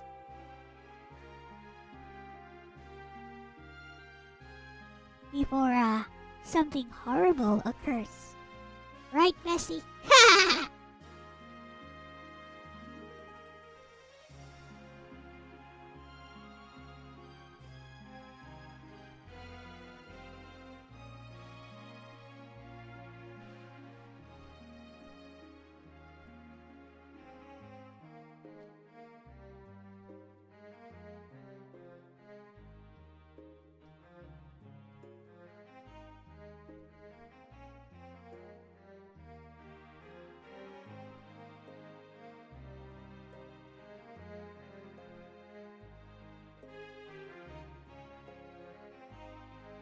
Alright, let's have Bestie chime in a bit.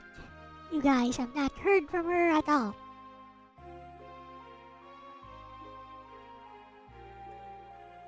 Also gives me time to get this lewd commission out of the way. Absolutely, bestie, let's get this garden party started. Greenheart Tornado. Glowing Star, hey everyone. Lexus here, reporting in for duty as Elle dives deeper into the beautifully bizarre world of Final Fantasy VIII. Whether you're here for seed exams, Squall's brooding silences, or just to vibe with Elle and Orc's legendary banter, you're in the right place. If you're lurking, feel free to drop a cyclone so we know you're part of the dream. And don't forget, if chat gets too spicy, I will cast Dispel on the drama. Let's make it a good one, alright? Okay. Dizzy. Alright.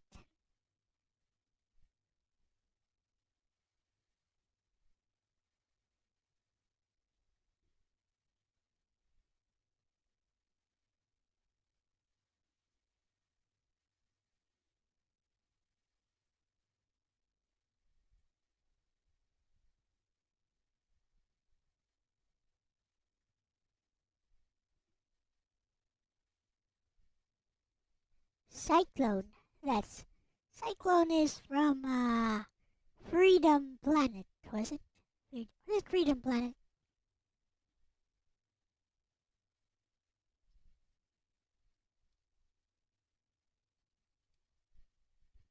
Yep, it's Freedom Planet.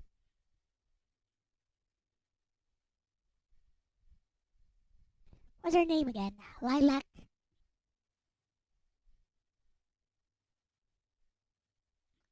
Sash Lilac, I think. You know, when the torture scene happened, Kurumi did not skip the dialogue there. Just saying. Just saying.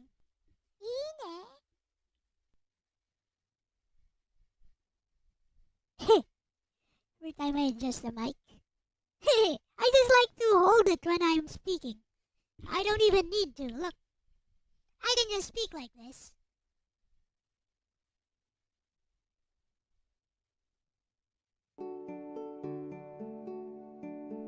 Now let's play some more cards.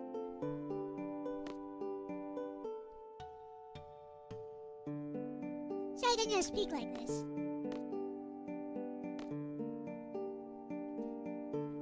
You guys see it, right? The game is visible. I need to make it bigger. Slightly bigger. Could use a little more screen real estate on here. Oh, by the way, because I played through MiSide, a game developer came into contact with me. He sent me an email, sent me some press kit, and a game demo. Apparently their game is very similar to MiSide and other psychological horror games. Wants me to give it a try on my channel. Whether I make a video or not is up to me. And I was like, well, this person was diligent enough to reach out to me, so and noticed my channel. So why don't I schedule the demo for next week? See what it's all about, and I can give my impressions. And of course, I will be emailing this person as to my schedule.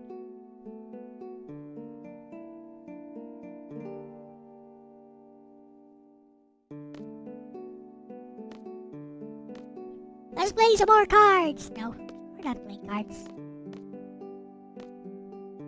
Yes? Wait. I just noticed something. Is there like a blur?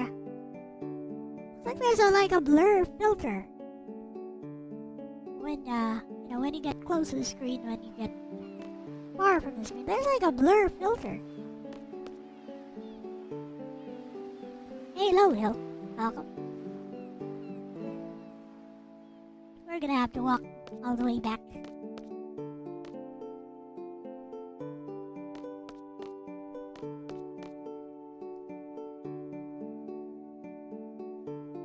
Hello.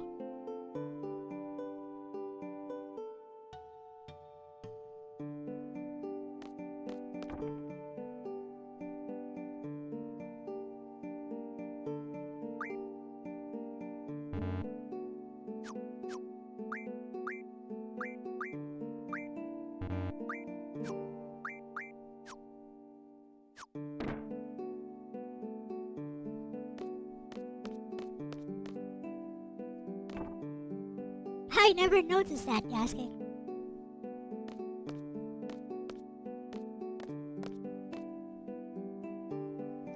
Look at that PC in the background. Check out that PC in the background. He's so cute. Wait, that's not a PC, is it? Looks like, no, that looks like a CCTV. CCTV monitor, I think.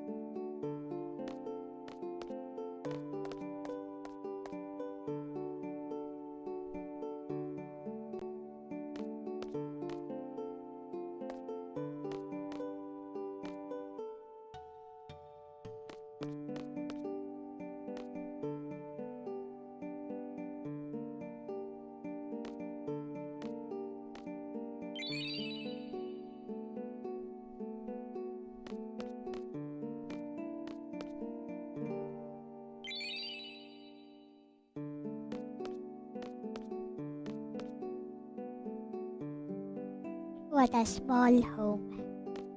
Very Japanese, actually.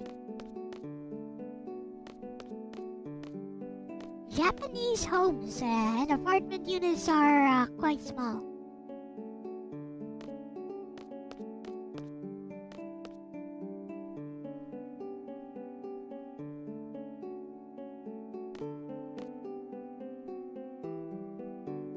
Is Japanese? No, it's totally fantasy, but Japanese.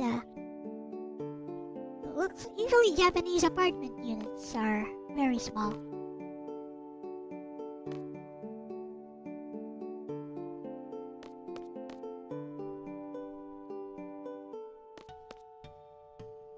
Flippin' killer whale.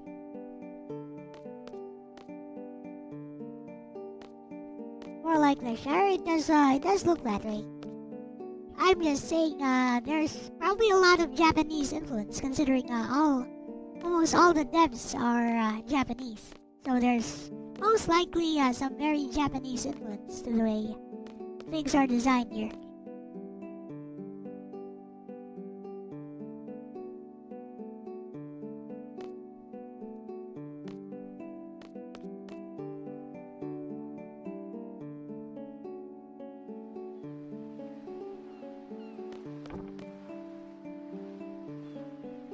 So I'm having trouble verifying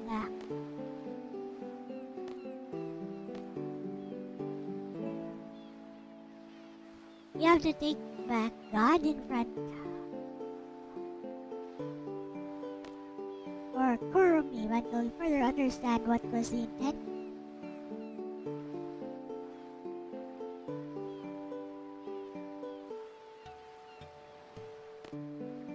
Gotta go. Bye bye, Aris.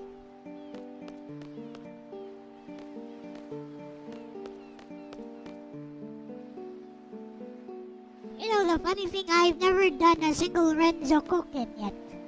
I have not done a single limit break this entire playthrough. Like, I was so over prepared with all the magic and all the drawing and stuff. Unless I run into a T-Rex, which I do not plan to fight, by the way.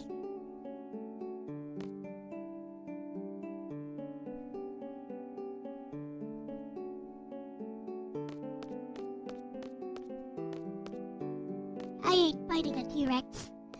I ain't stupid. You could try to fight a T-Rex and win, and then you level up, and then you make the game a lot harder. We try to be as low level as possible.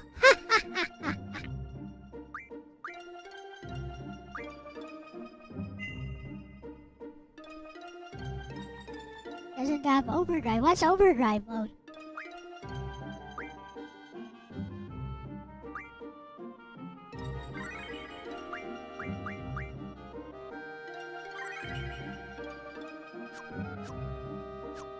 Isn't that like a Final Fantasy X thing, Aris?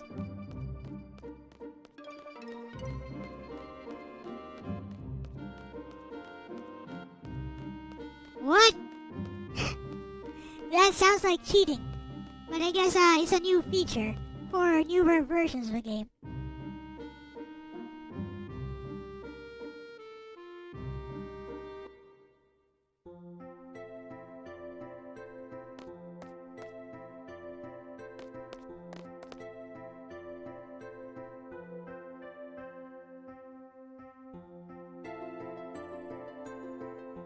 Yeah, if you have a very low HP, keep pressing circle. Eventually it'll come out.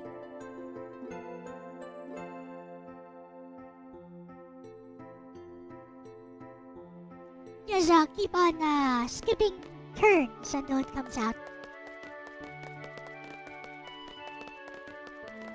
Old school tactic.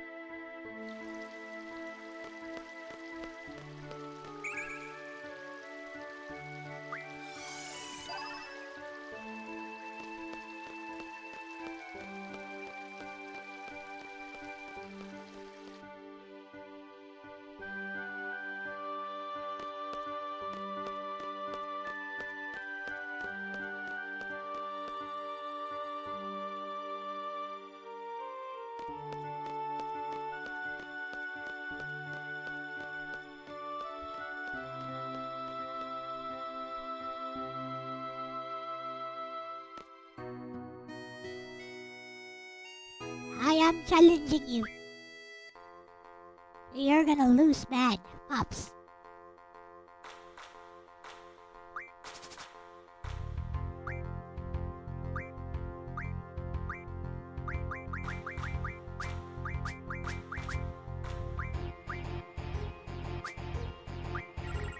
You cannot defeat me.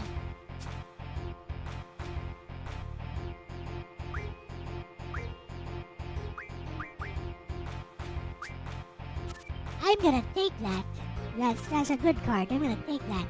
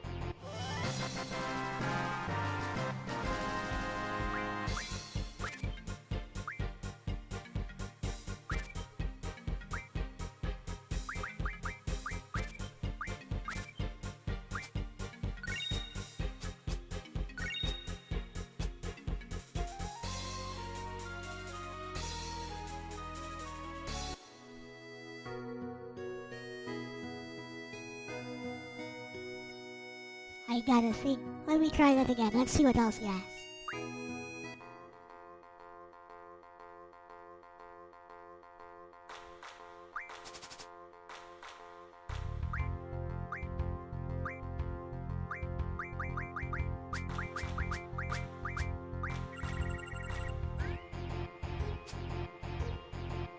Meh.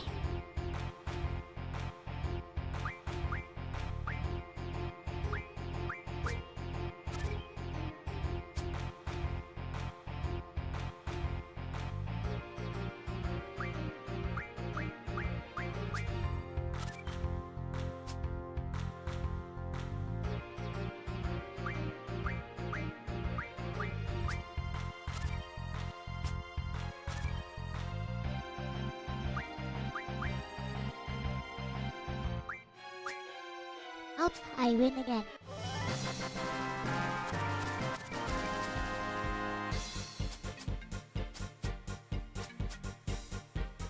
Oh no! Oh well.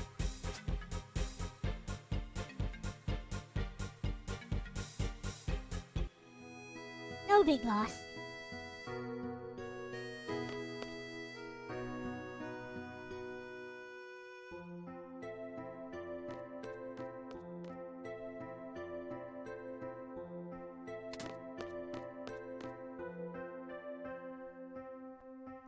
Let us continue the story a little bit.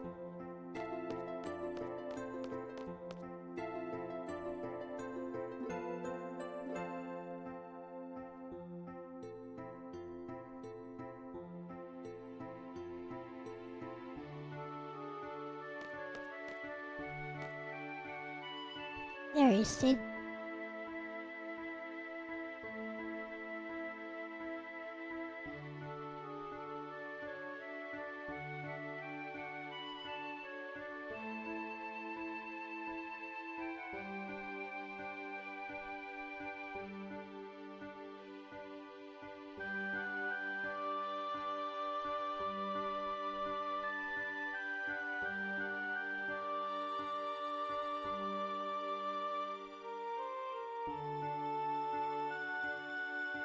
Bunch of living mercenaries.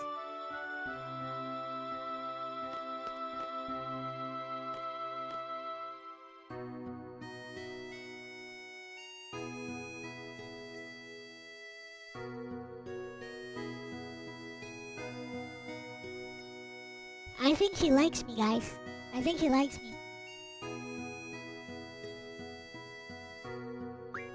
We are going to reply as Squall would reply. This is a very Squall thing to do. Don't you think? Like, which of these do you think Squall would say? I would say the third choice is exactly what Squall would say.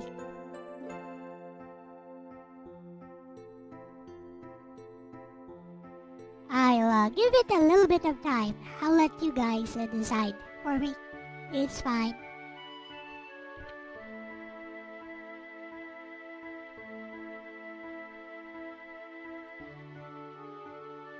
me decide.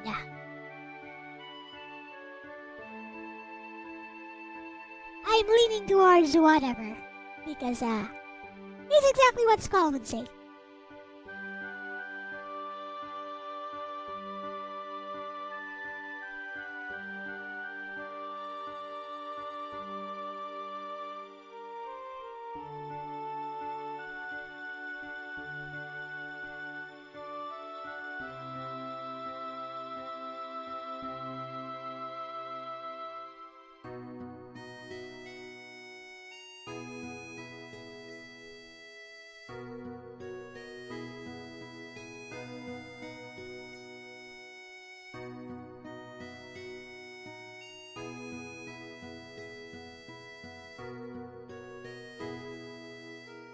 No one?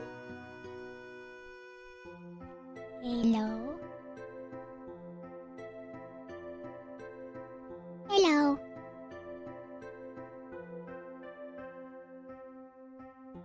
No one wants to cast a vote? Pick whatever. Hello, Meteor Guard.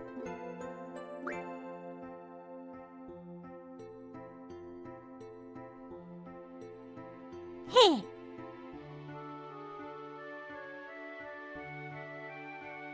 Because that's exactly what Squall would say. That's great. Whatever.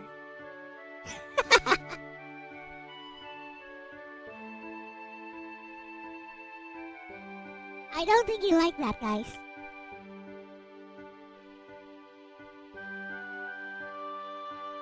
Play cards with me. Lady, play cards with me.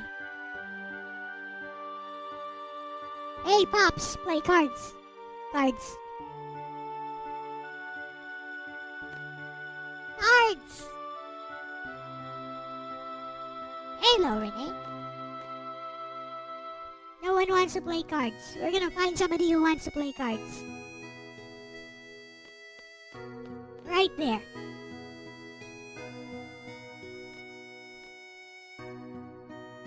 Yep. Cards. No way to become overpowered. Play cards.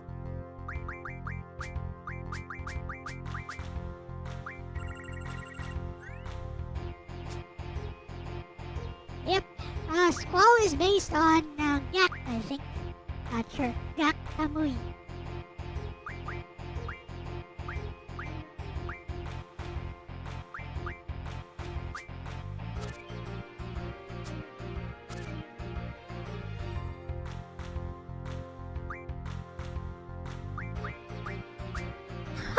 Pathetic.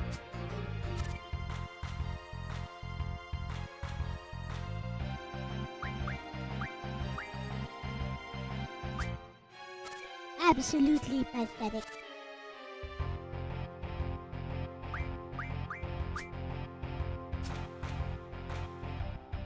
It was still a draw? Wow.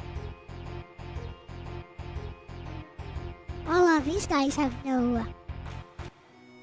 These guys do not seem to have any good cards. But, well played. Well played.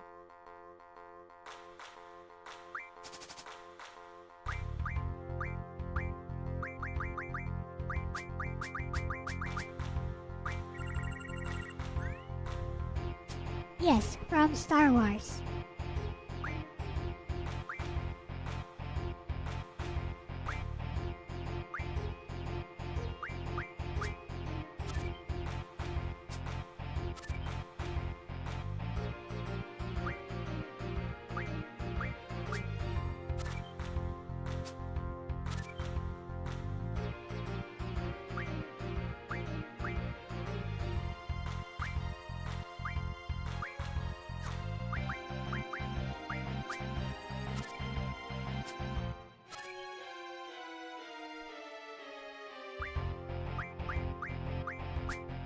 This guy plays smart, but... The fudge, still another draw, wow. Very smart, very well played.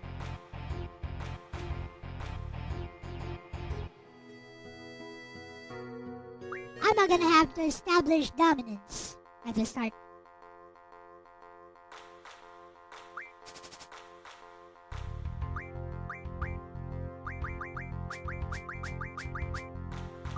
Put in a card that they cannot defeat at all. There.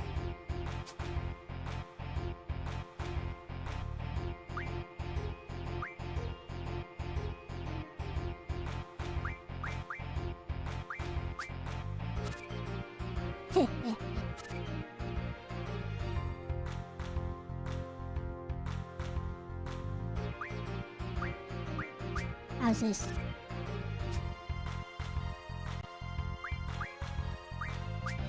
How's this?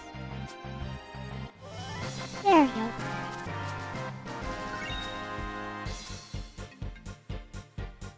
What a useless win. No good cards.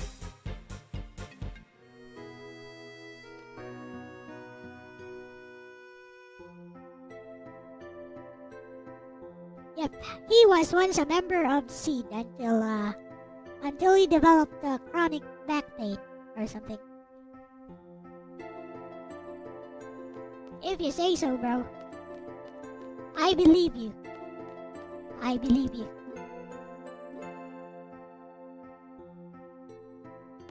It's Cypher. You. Lay cards. I guess not.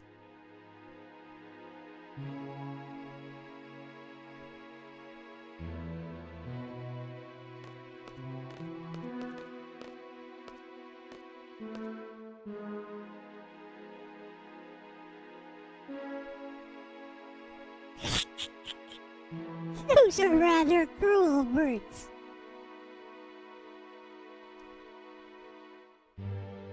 Can you feel the sarcasm?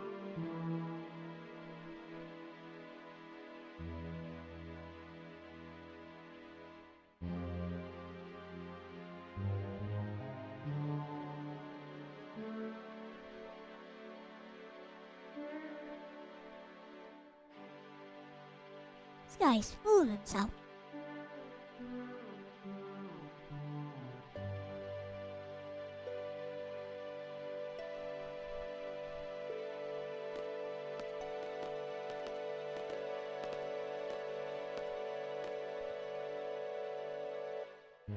Alright, Mr. Sid, who is the leader of Seed. What you got? You will be disciplined for your irresponsible behavior. Oh no. Well, better him than me.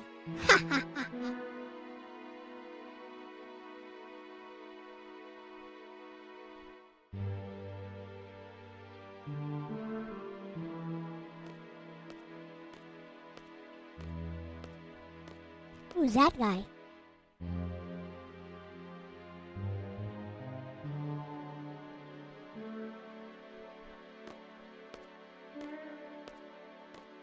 Oh, that guy looks shifty.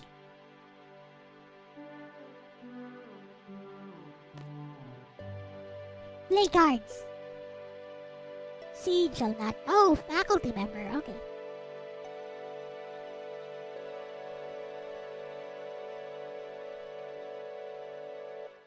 Cards.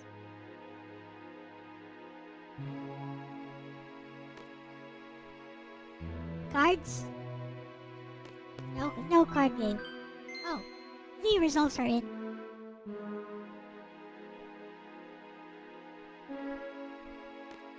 Second floor hallway, huh?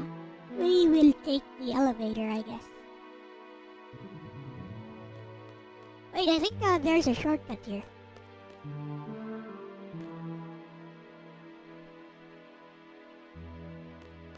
Shortcut is disabled. Yeah, cards. Shortcut is disabled, I guess I gotta walk there.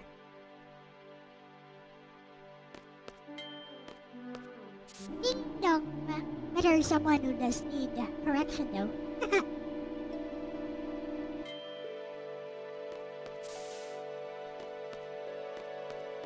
There is no one here who will play cards with me.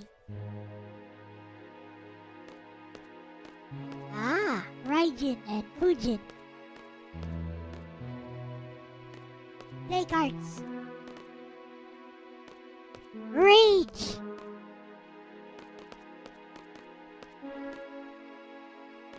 Cards.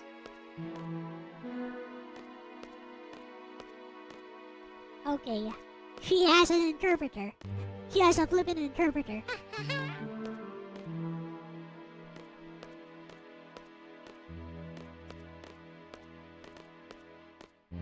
Yep, it's a huge difference. And back then it was considered a huge step up. Like, look at how much smoother they move. Their animations. They did go back to a more fantastic look. Basically, like a semi-chibi. A semi-chibi look for FF9. But the movement, the character animation was more similar to FF8.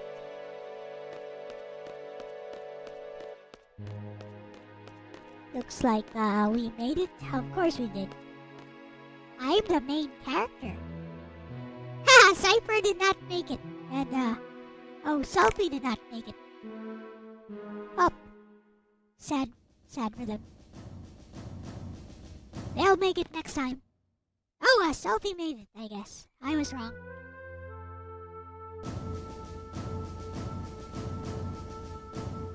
Yep, they don't look all that far off from the models from FF10. Yes, especially the non-main character models. So this was considered a state-of-the-art for its time.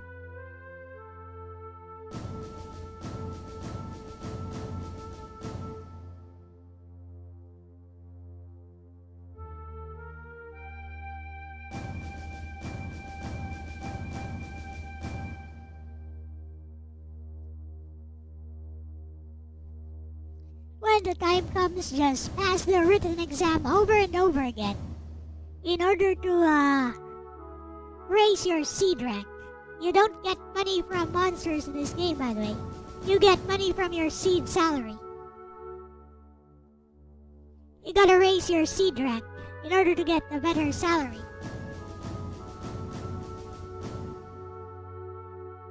Hey, look, they misspelled it. They misspelled it. Dependent. Haha, I caught that. Dependent. Ha ha ha.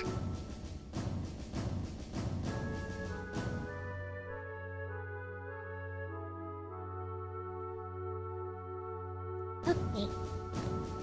Your seed rank depends on what you did during the mission. I don't think I got a very high one.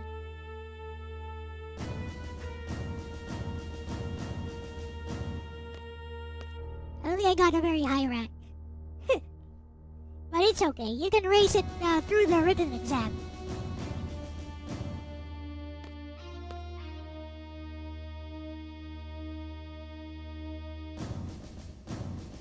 Alright, what's he gonna say to Squall? Whatever. Finally, a gunblade specialist. It is I. The gunblade specialist. Yes.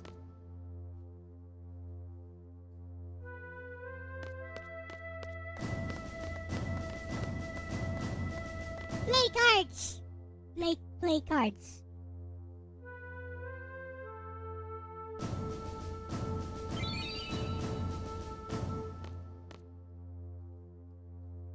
Play cards.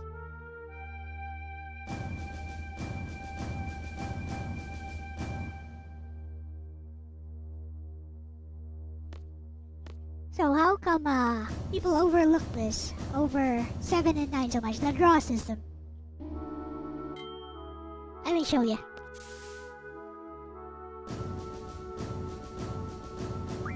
So in order to use magic, you have to draw it from enemies or from draw points, which are all over the world.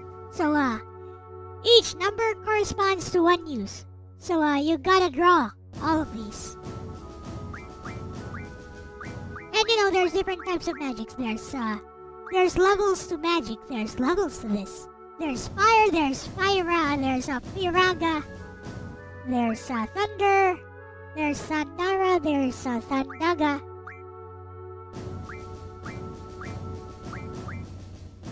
Yep, you gotta absorb it from them. And you get like 3 to 5 per draw. Also, the enemies level up with you on the overworld. These two look very happy.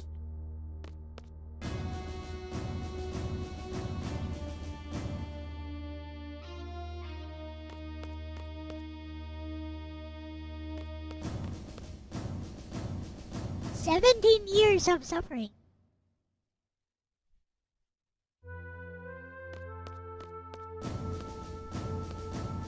Yep, 100 is the max. Which is why you saw, you might have seen me, like, in a previous playthrough of this, just drawing and drawing and drawing. Yep, it's very easy. Ooh, they clapping. Arigato na yo.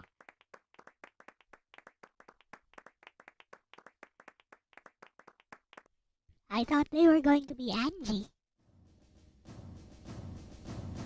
Here's my assessment. Seed rank 4. Attitude 10 points. Okay.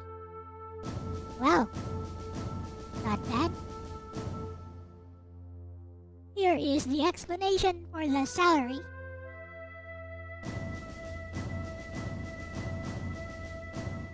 Now, you could just wait for your seed rank to go up, or you can cheat. Hello. She's a cutie, by the way. This is Selfie. Unfortunately, you only have one waifu.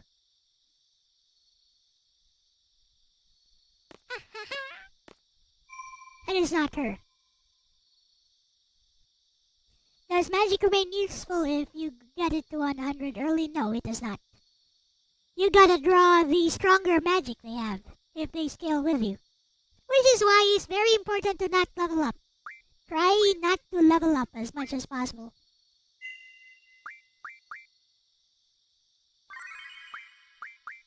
Leveling up is bad.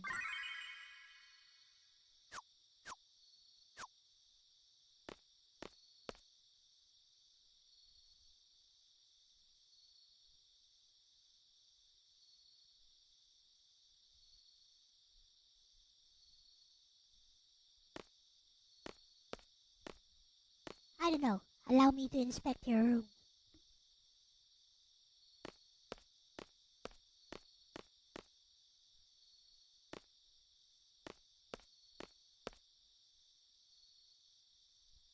Yep, the upgrades, you have to do it like that as well. Yeah, let's get changed.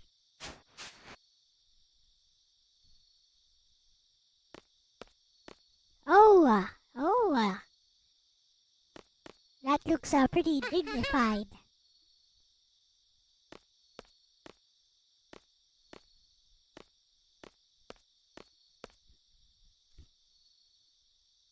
We are about to meet the actual, Squall's actual waifu.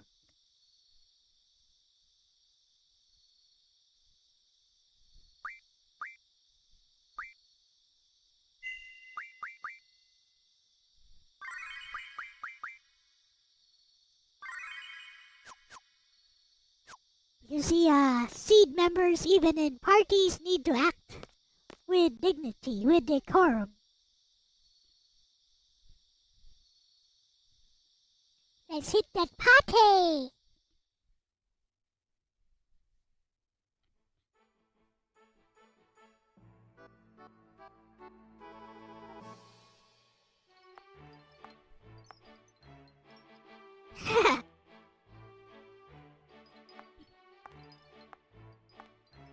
Unfortunately, Selfie is not the waifu. She's super cute though. I like her better.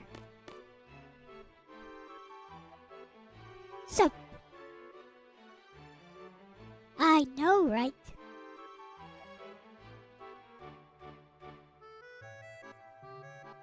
Put her there.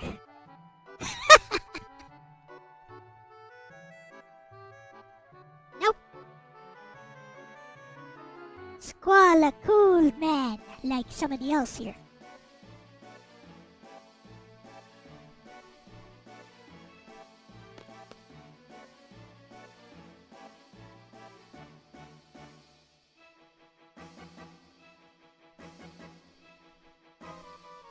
Hello.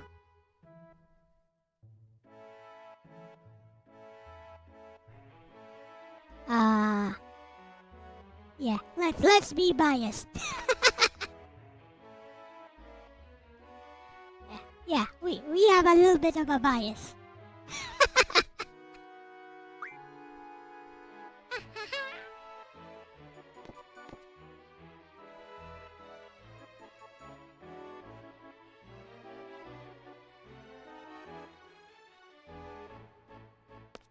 Bye bye.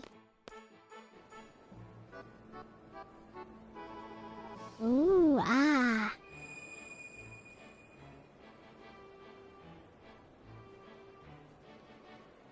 There's a Squall's actual waifu.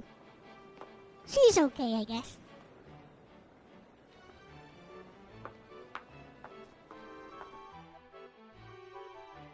Selfie would totally take selfies, yes. She totally would, given her personality. Hello.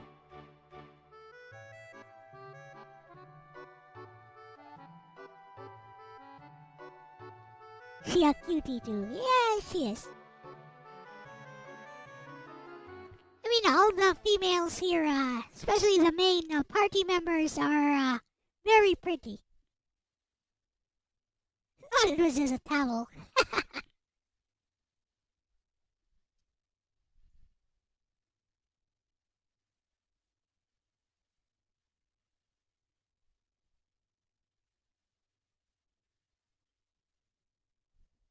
He can't dance, he says.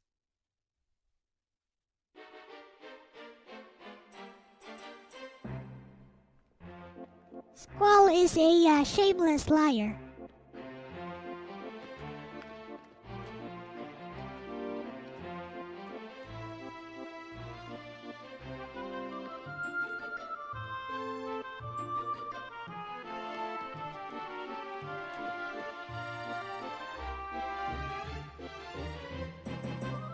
It's Tifa. It's Tifa with smaller boobies, I guess.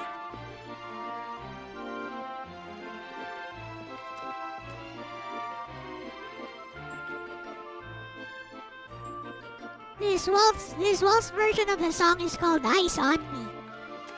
Whenever sang my song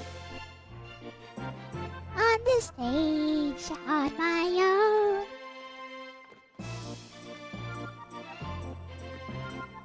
She learned to take the initiative. Hey, Stephen Allen. Welcome.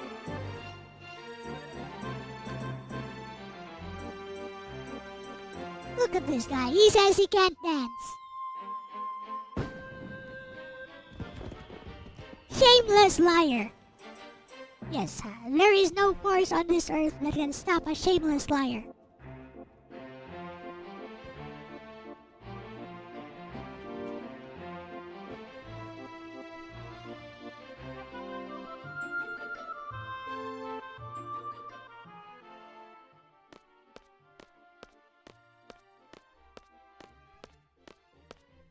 Here is our instructor.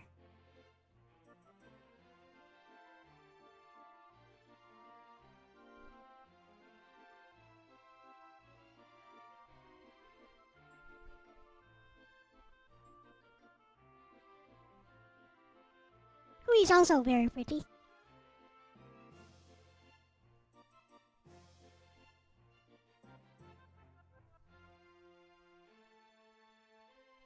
FMV had silent movie vibes, it did.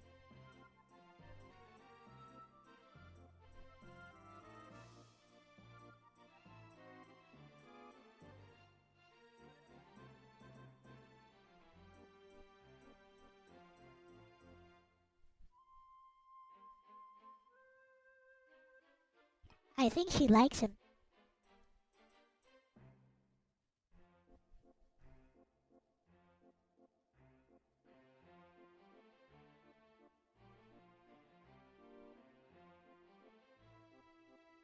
When you have squalls looks, scars on your face just make you look cooler.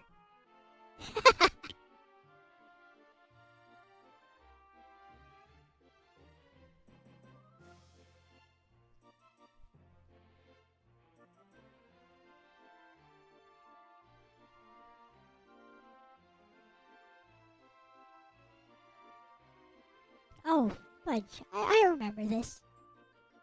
We might meet a T-Rex there.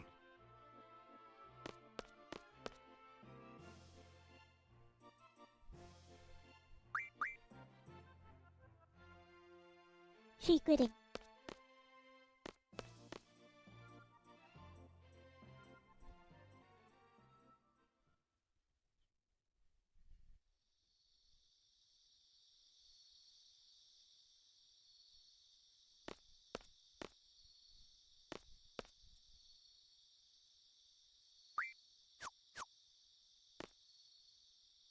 Actually, hey, we're going here instead. Never mind.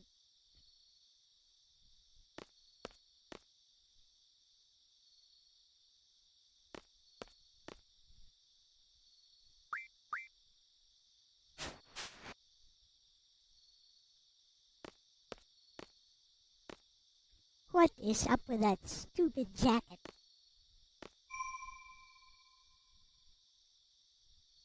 Guy thinks he's some kind of J-pop star. J-pop idol. Probably named Gak Kamui.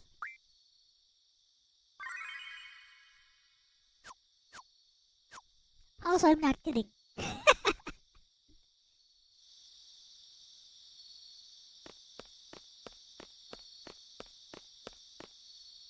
Wait. We're going to the training facility, which should be here at the side and up here. I was wrong. This is a parking lot.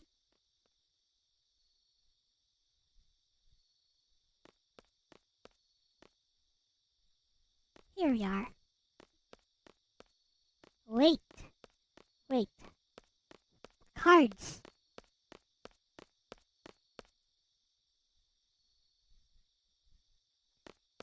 Cards. No cards. There is always time for cards. Cards! Hey, teacher, cards. I knew it. We're gonna fight a flippin' T-Rex. Strongest normal enemy. Aside from the Marlboro, I guess. I would say the T-Rex is still stronger. I've already done the junctioning thing. What you mean?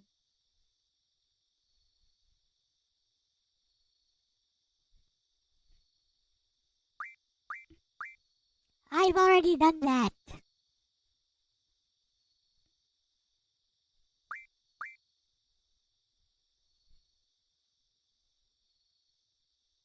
Uh-huh.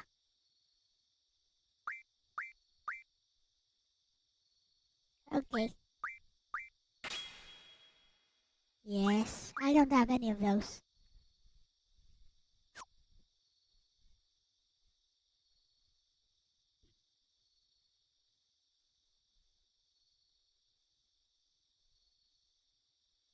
I don't even have any of those.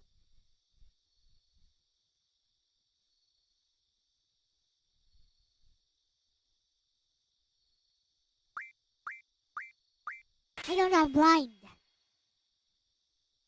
I need blind. If you blind a T-Rex, he's stupid easy.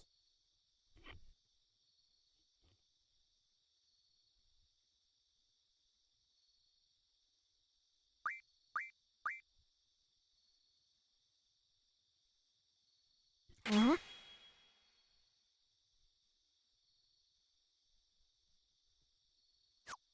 I don't have any status magic.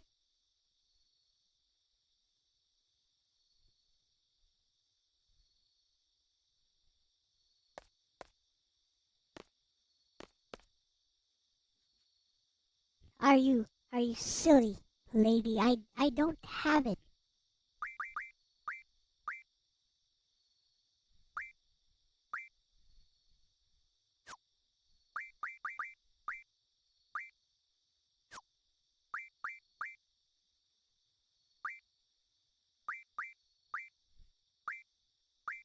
See, I got nothing.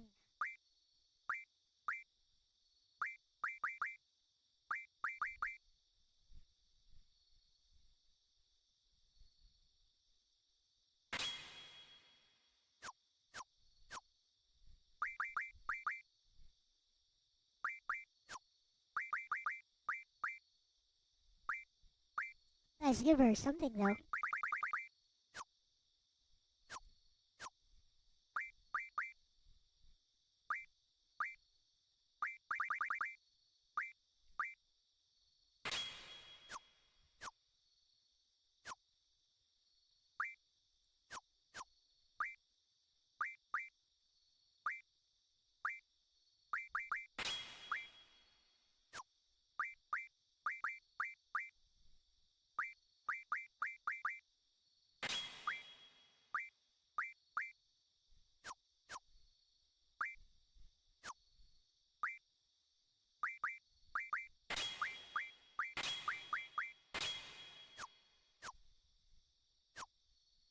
Later, Meteor Guard.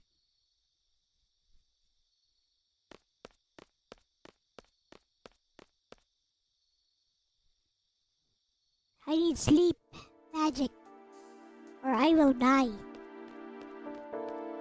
Flippin' T-Rex gonna kill me.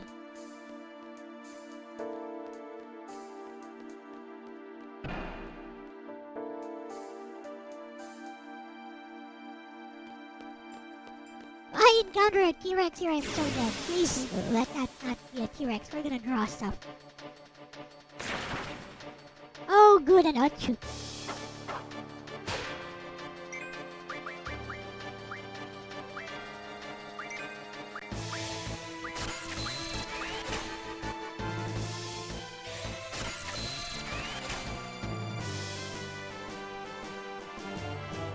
Brace yourselves.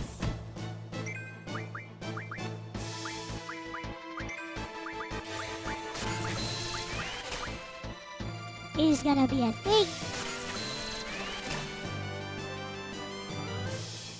Brace yourselves.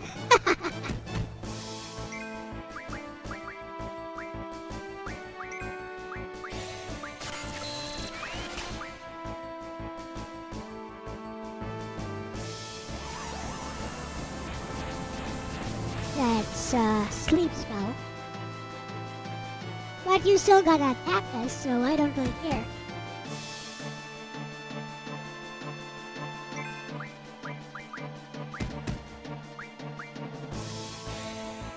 Silly outshoot.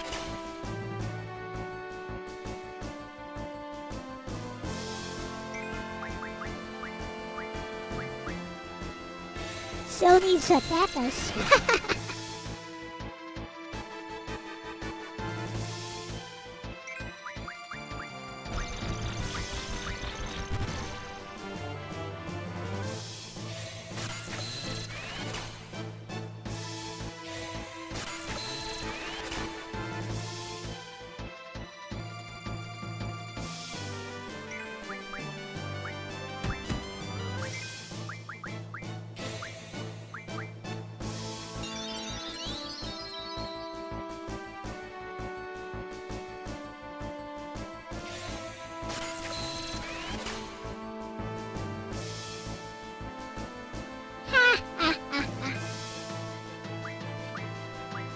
And this, my friends, is why I told you you would find this playthrough quite boring.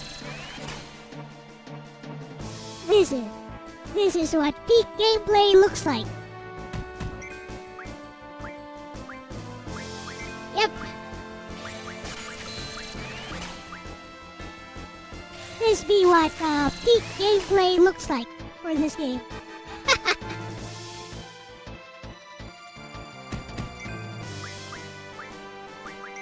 It might not be agreeable, but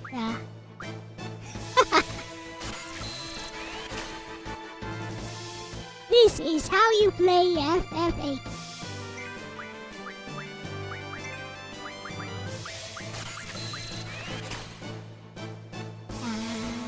Da, da, da.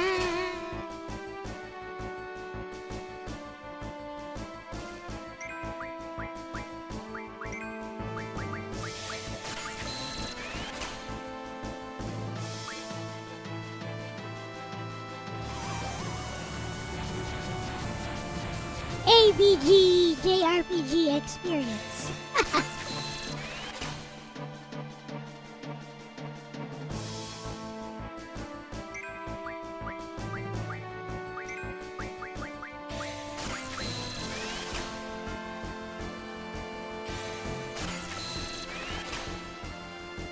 Ah, yes.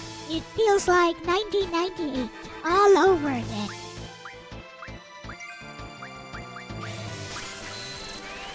Laying on the couch. Actually, laying on the carpet. Playing Final Fantasy VIII on my analog TV. With some snacks right next to me. Yep, laying on the carpet with snacks right next to me. You think that's like a good bad girl, Nobita. Some chips and cola and maybe a burger or some pizza.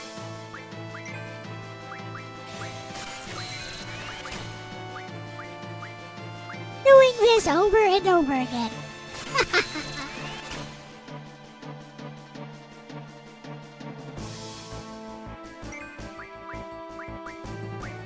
So nostalgic. Takes me back to the good times.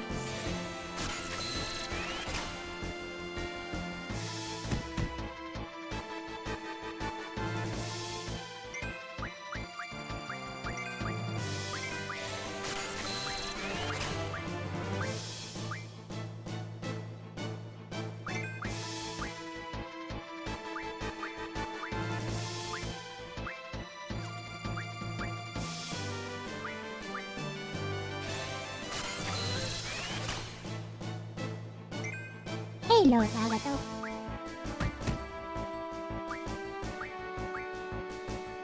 A bit difficult for you back then.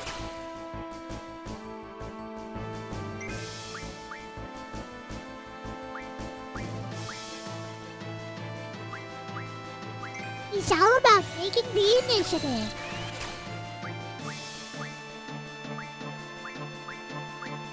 When the T-Rex shows up, I put him to sleep. Very simple.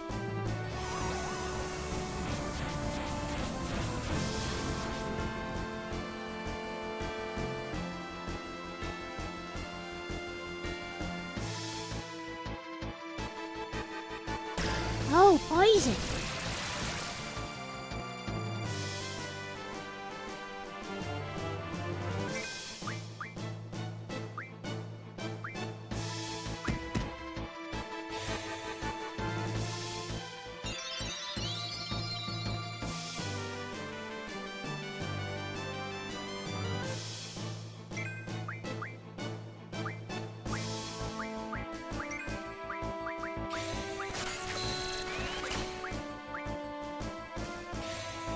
I won't be silent.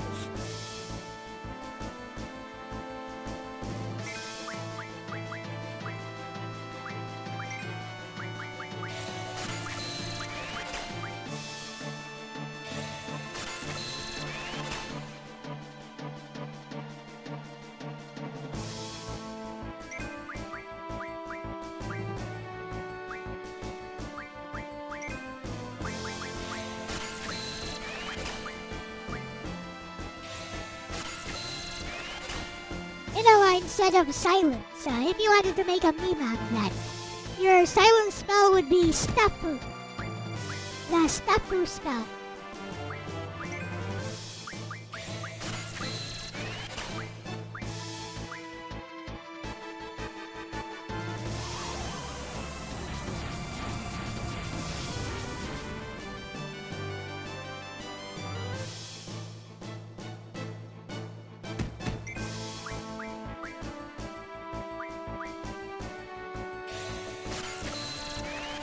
This might take a while.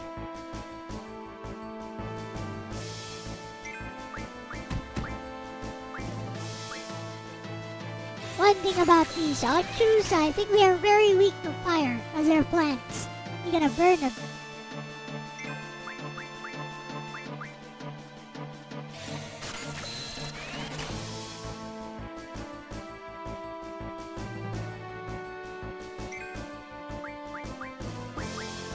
This does give me some chance to draw some more sleeps for Squall.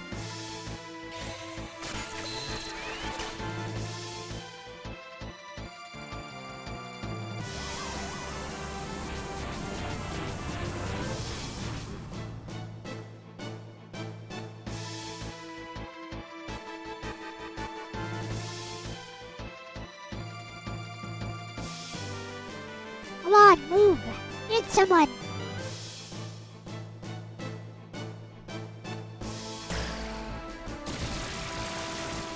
There you go.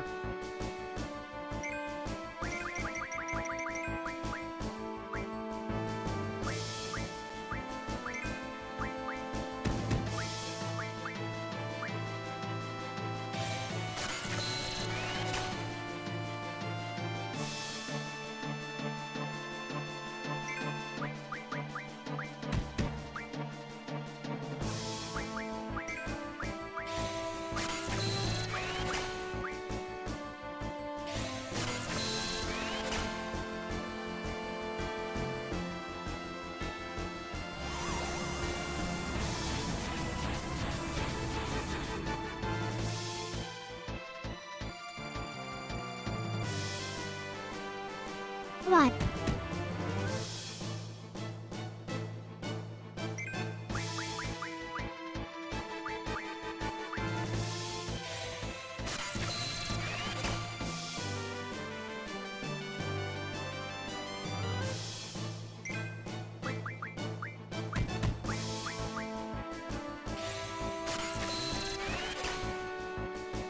This could take a while.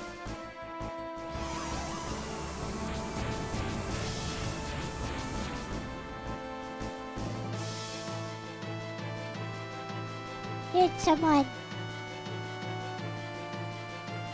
Squall woke up on his own.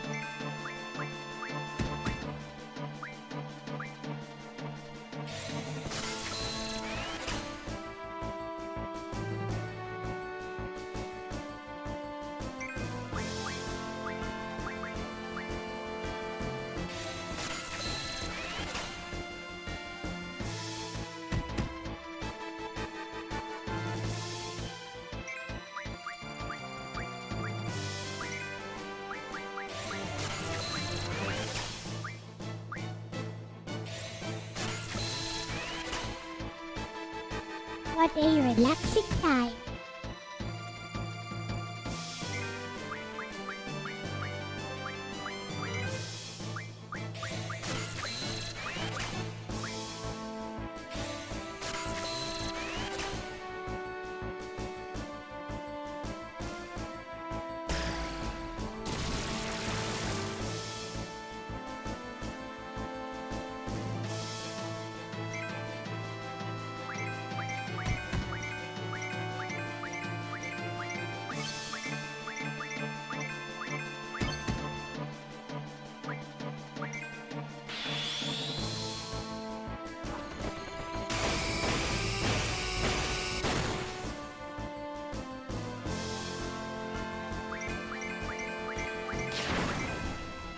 He died.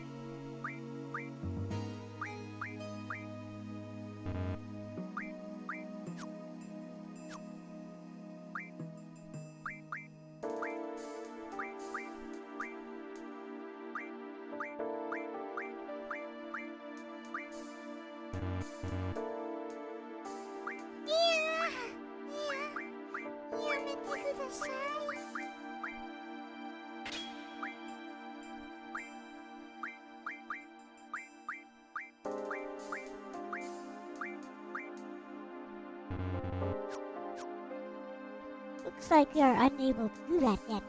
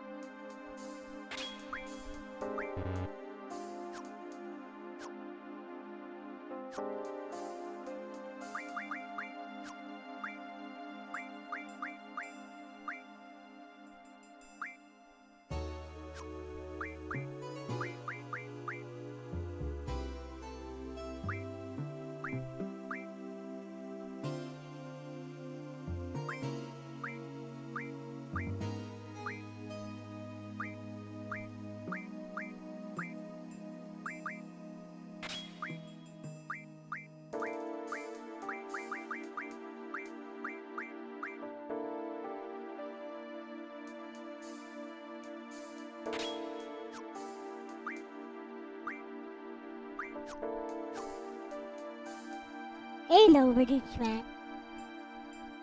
Is DJ Ronnie in the house? Nope, not yet.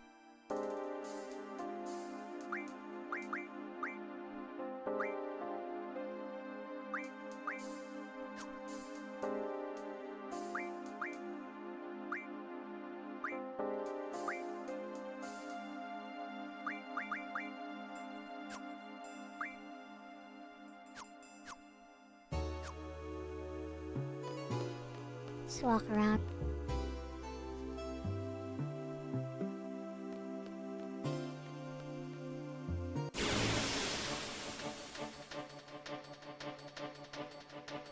The Jokey is an actual DJ.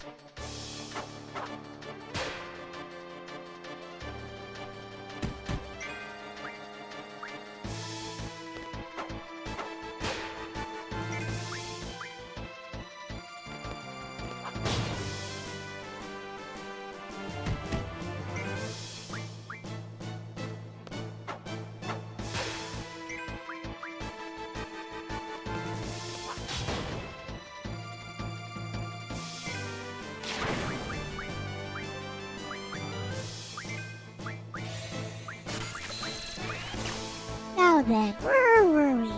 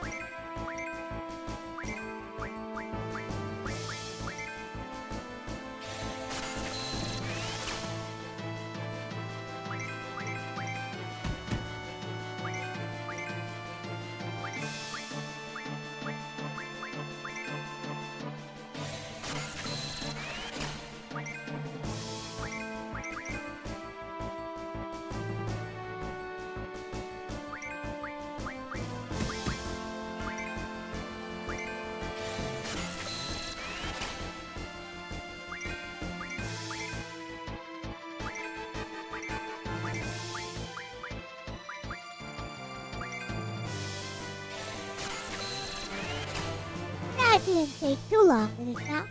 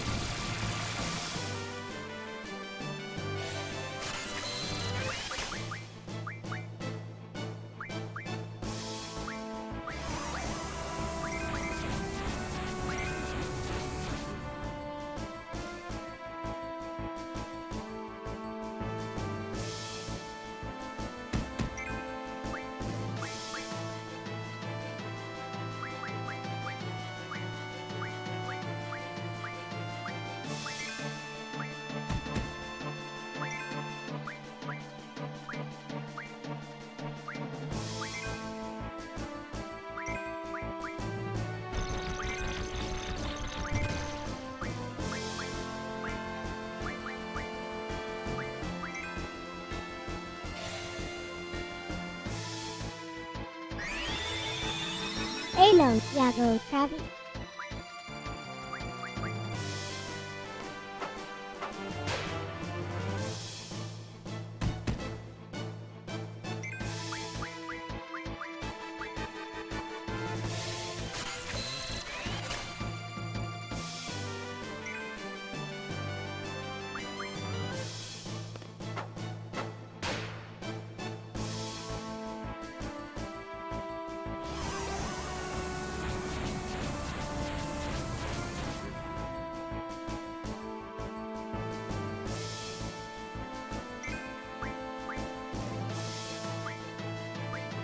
Wake up. That's a nice wake up call.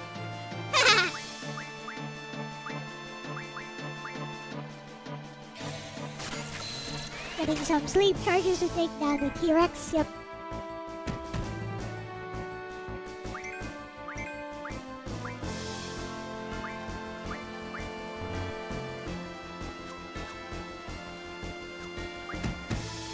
Time you died.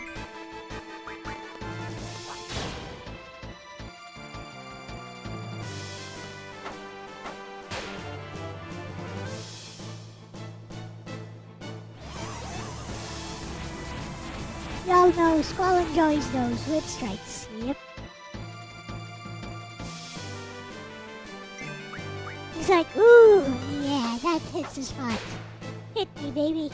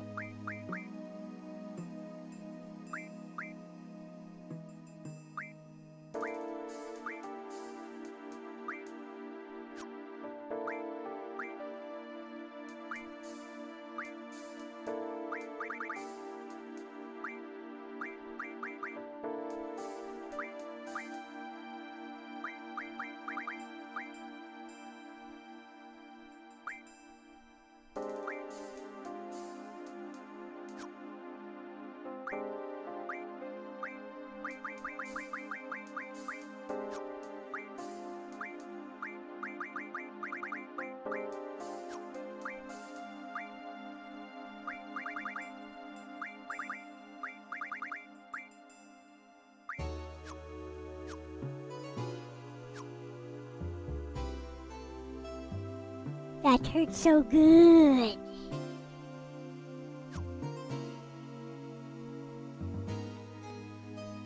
Right, let's flip in Jurassic Park.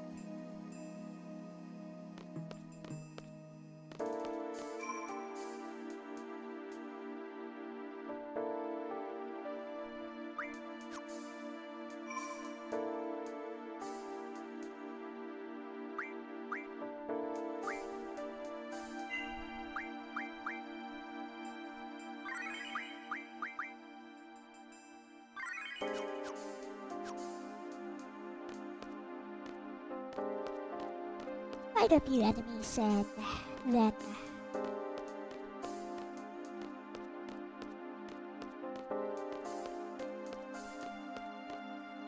need to level up those stats a bit.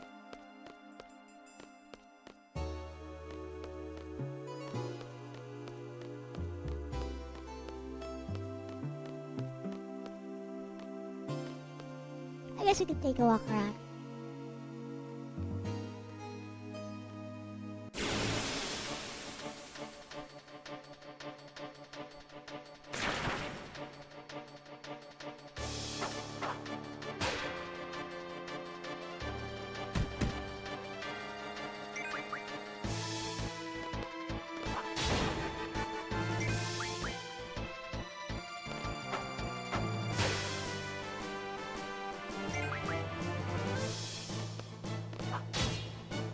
Missed.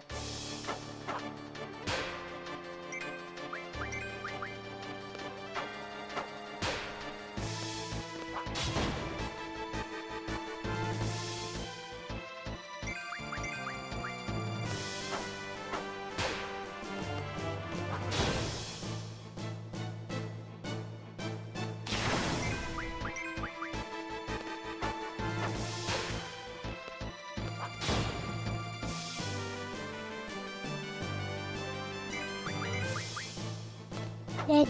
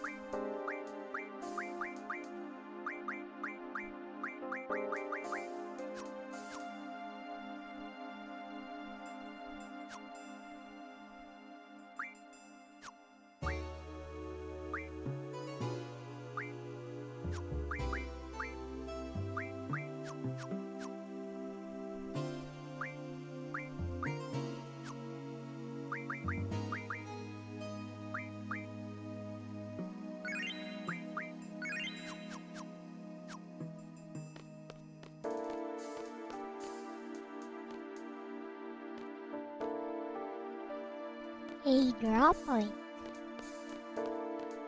Borgar. Borgar.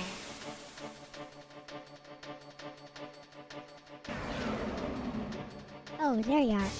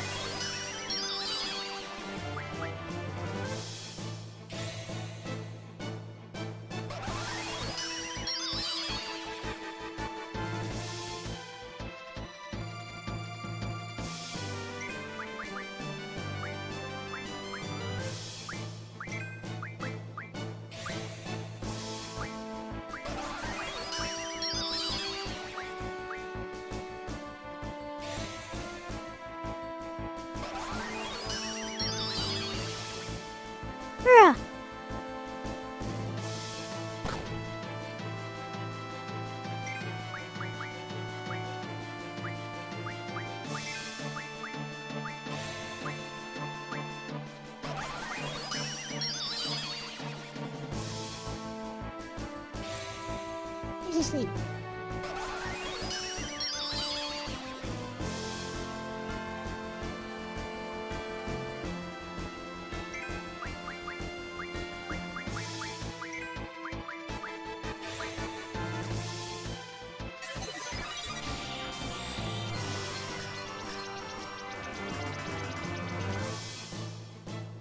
$15,000.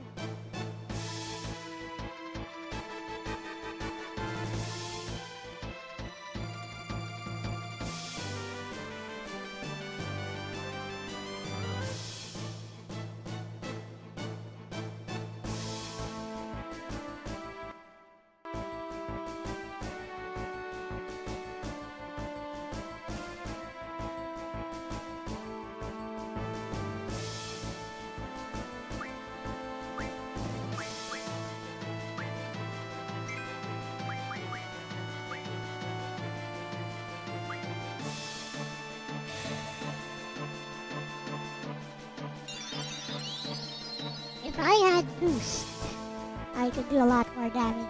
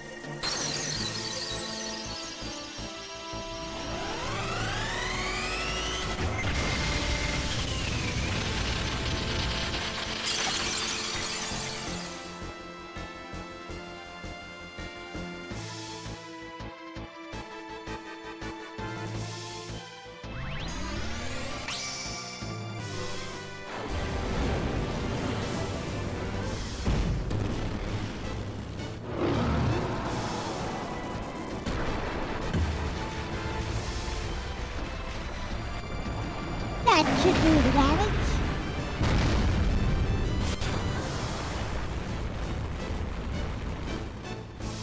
Okay, not so much.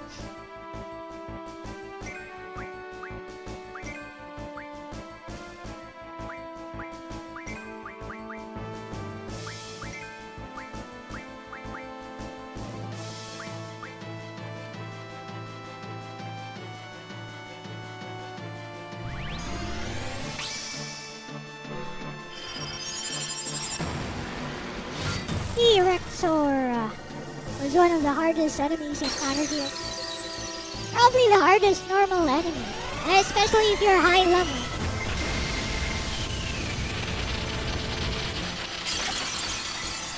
Try coming in here around level 40 or level 50 and up.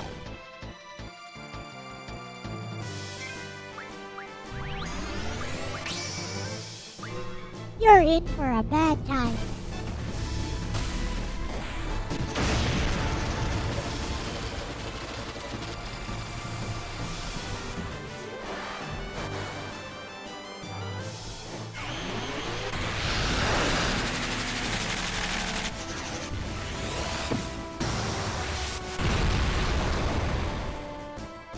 Shiba is the strongest stuff.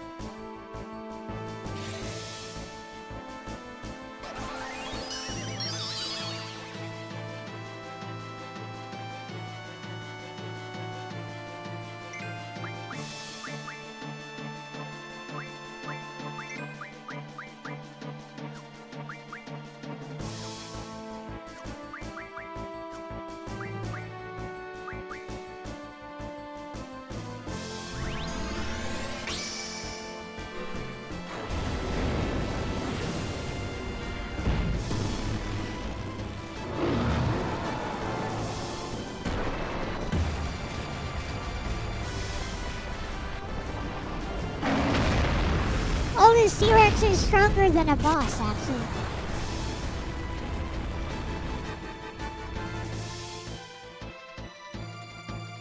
Nobody expects a T-Rex in a newbie zone. I encountered this T-Rex immediately, by the way. Like when I left the garden, I went into the bushes. And immediately, I encountered a T-Rex. So I ran away.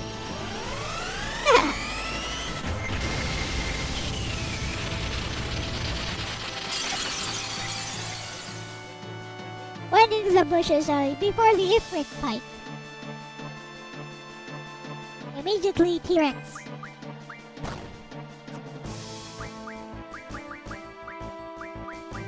Go to sleep, son. You bother me.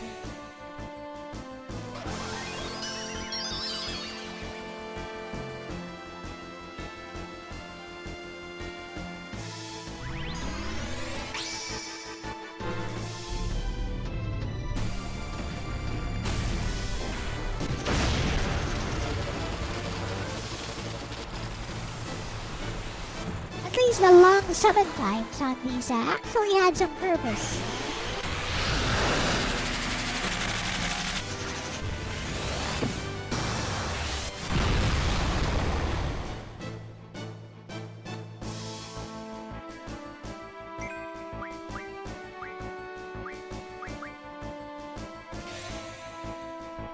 When you use boost, then boost your damage. And the longer the summon time, the better.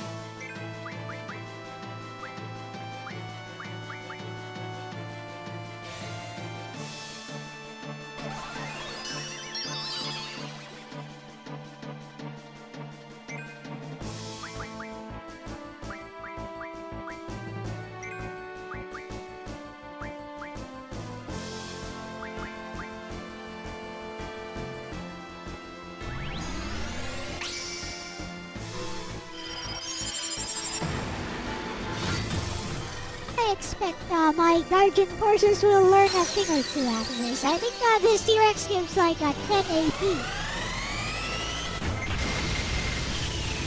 Maybe more.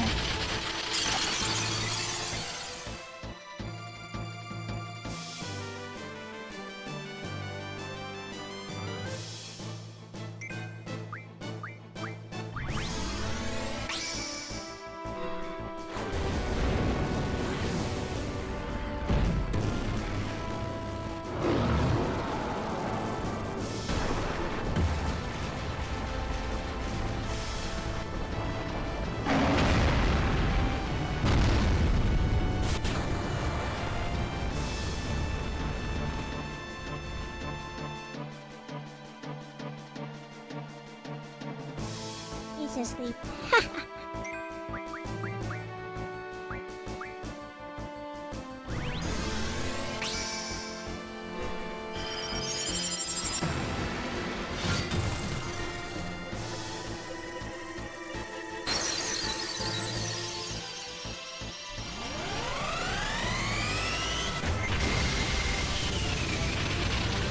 This will hurt you more than you can hurt me.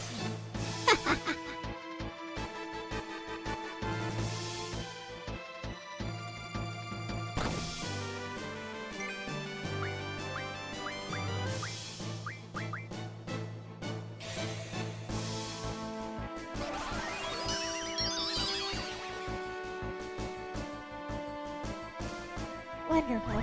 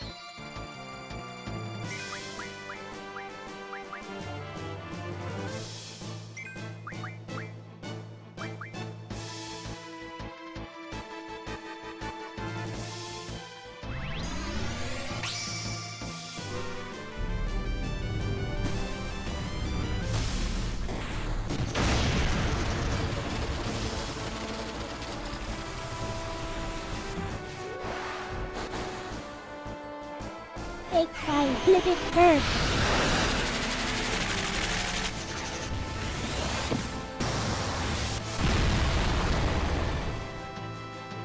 Did you enjoy that?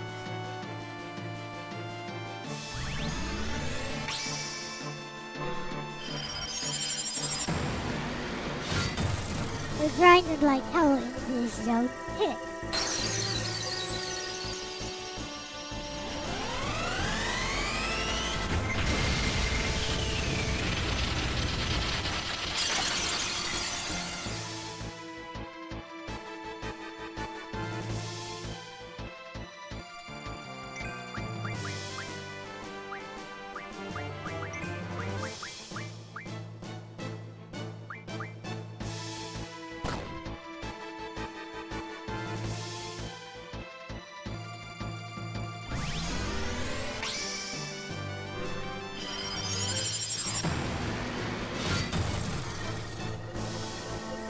I think this might kill him. I think this would be the killing blow. We'll see.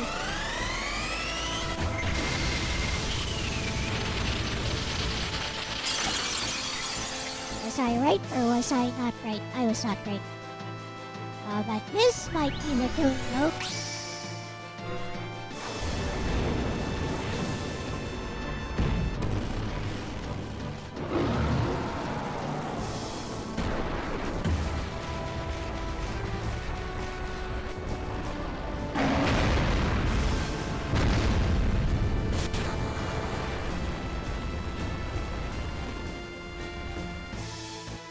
Still alive.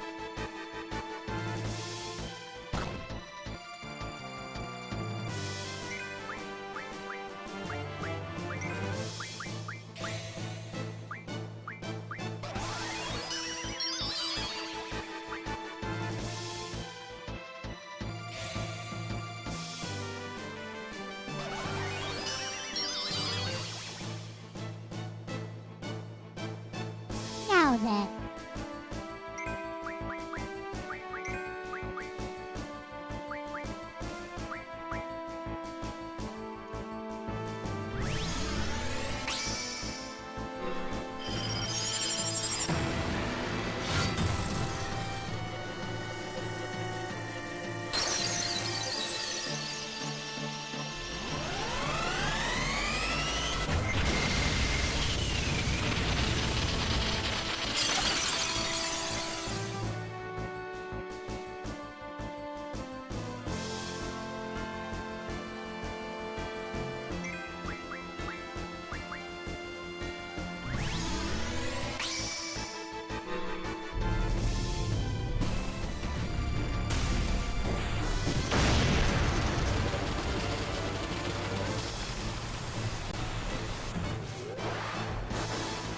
This is not the boss, by the way.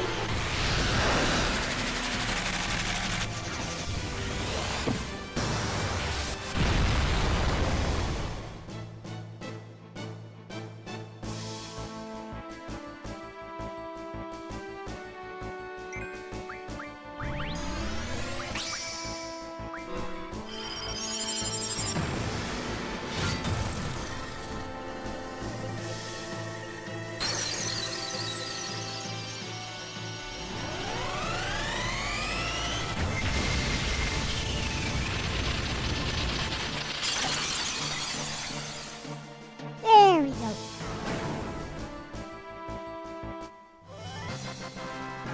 How much you give me?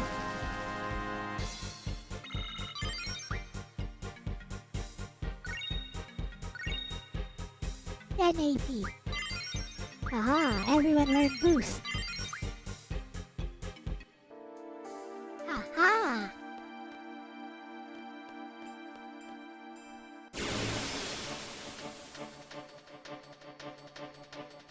GG, yes, game here. Arigato.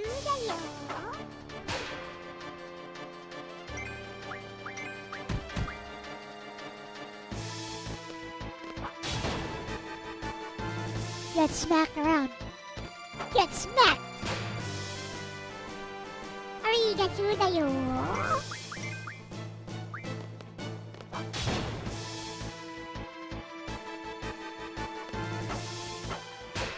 That timing though.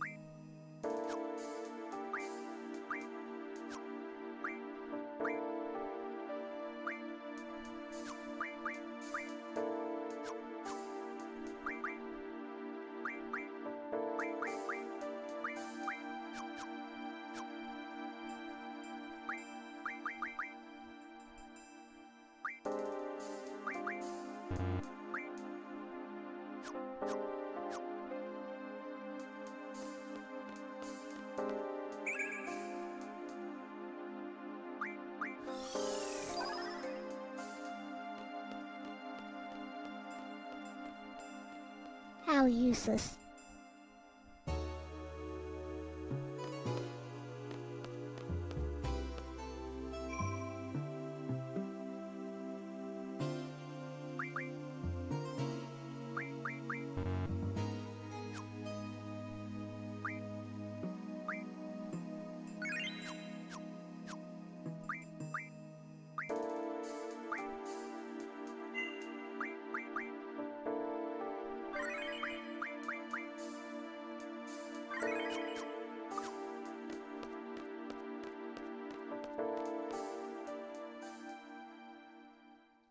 Okay.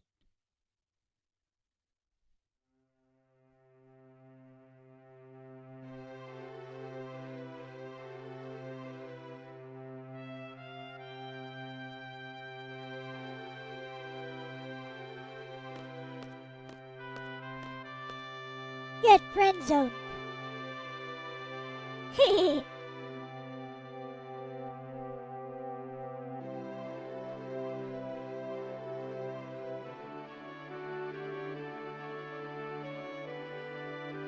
In Soviet Russia,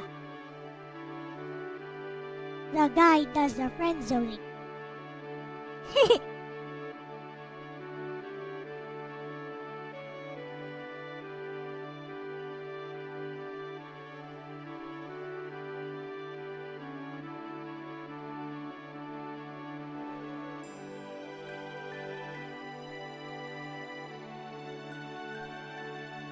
You gotta admit, this music is so nice.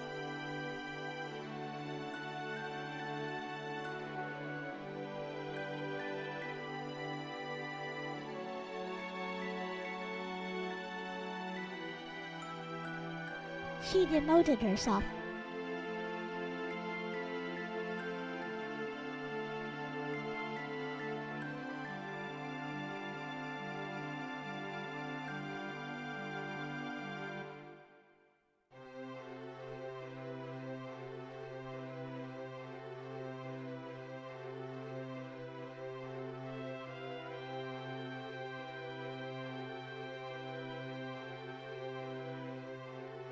Oh no, you lack leadership qualities. You have failed.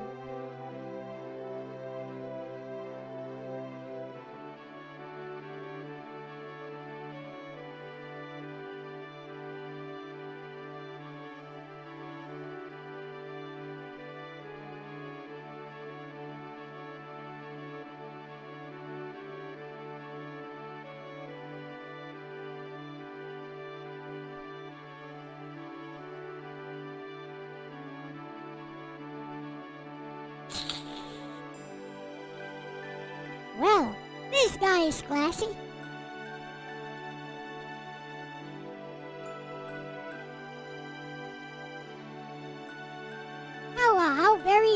pathetic he is. Right? Right?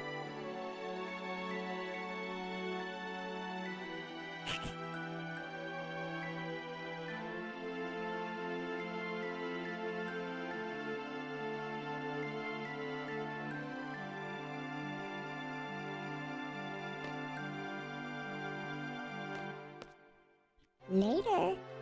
Bye-bye.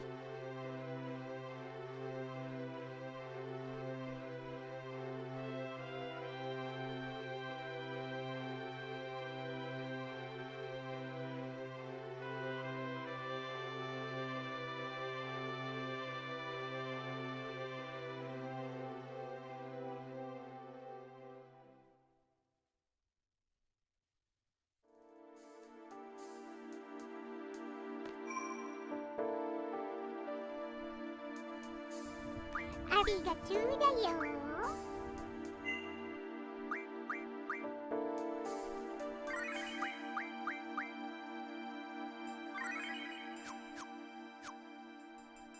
We're going back there.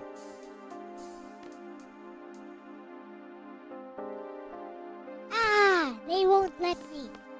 Sad. Oh, let's go. It's like my seed level went up.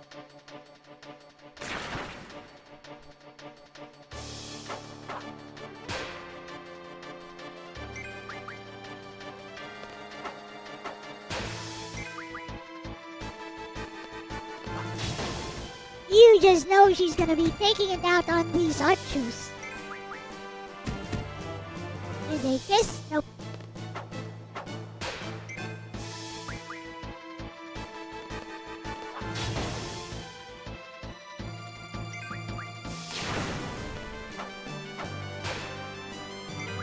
Look at that explosive R1 trigger. Check out that immaculate R1 trigger timing. Check it out. Bang!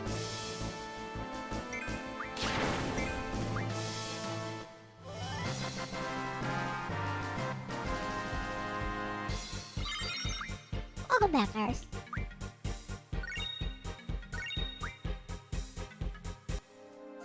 Check out that immaculate timing. Are you a T-Rex? You're gonna die if you're a T-Rex. Don't even try to attack me. I kill you.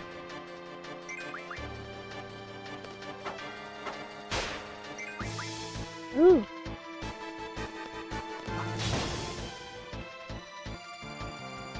You're so dead. Baby dead.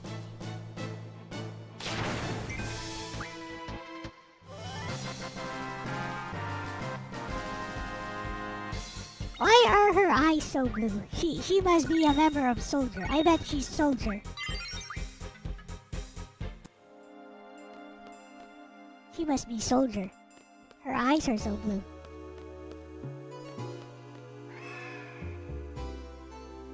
Help! It's another T-Rex attack. Oh, it's not a T-Rex. It's Elle. Let's go. I'm gonna scan this thing.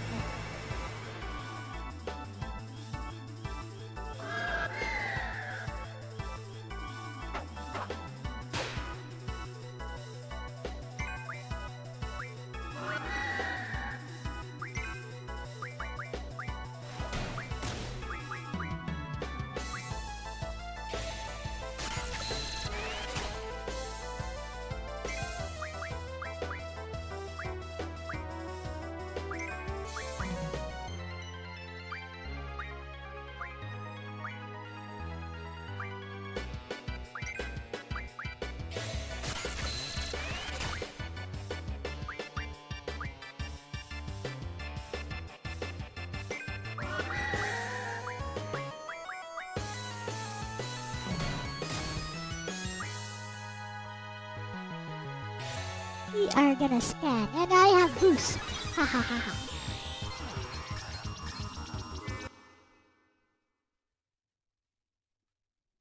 Shut the.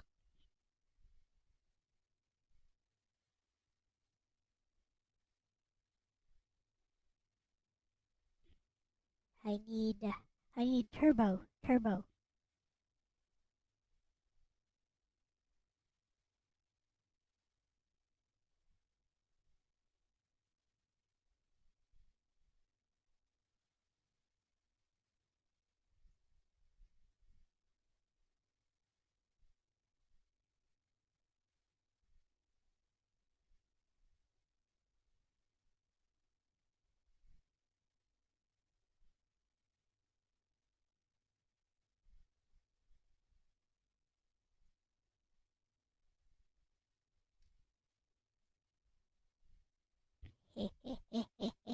It's R1. The trigger is R1.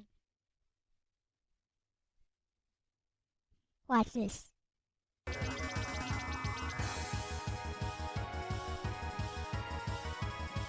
Fly monster's probably weak versus Izuin. Okay.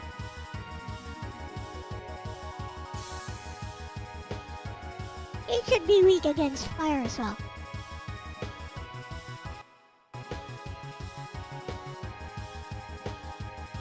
Did you guys know about boost? I show you about.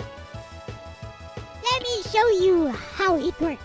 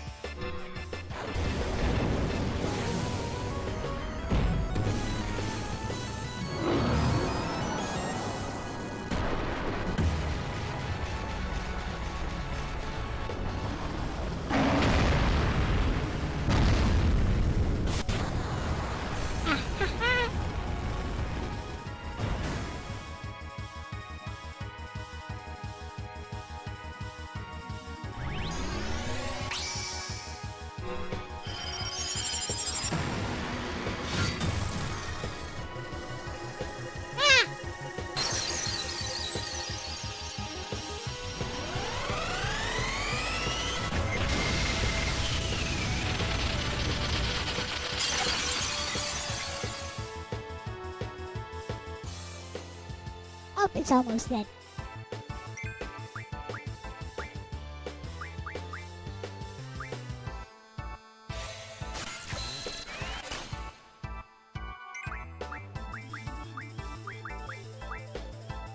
Now let's just stack up on stuff. It can't hurt me anymore.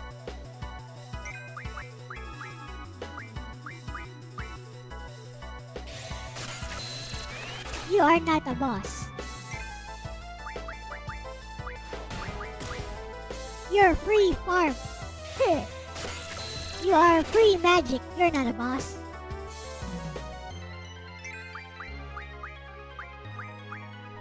You have the music of a boss, but you're just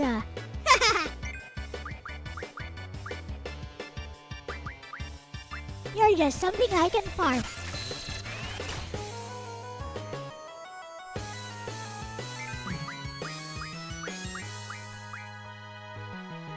Hey, what up, super nerd?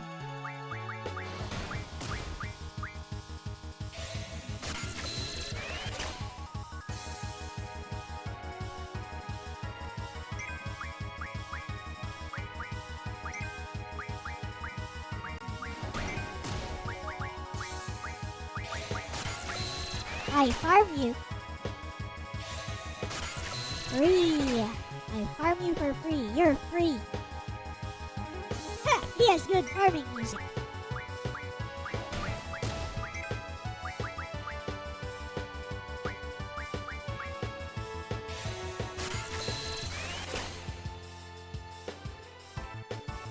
Wait till we meet some undead boss. Somewhere around this 3, there's an undead boss.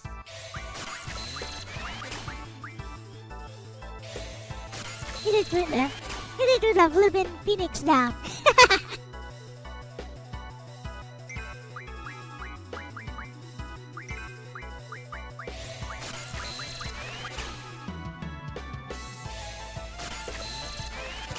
Throw a phoenix down and or hit it with life or something.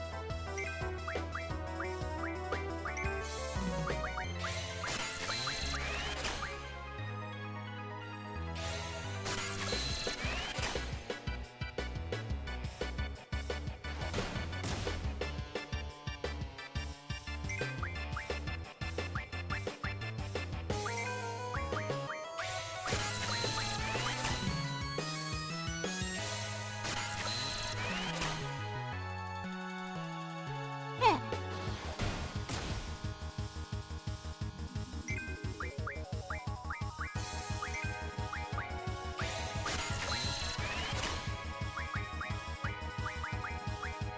That's not enough shell. We need more shell.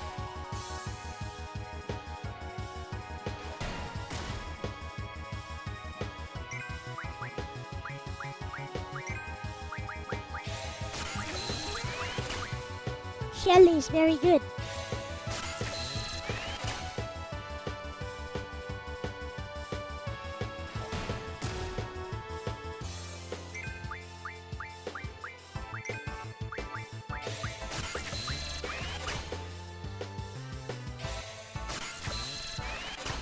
Hello, Ronnie. I'm fighting a boss right now. He's very strong, apparently.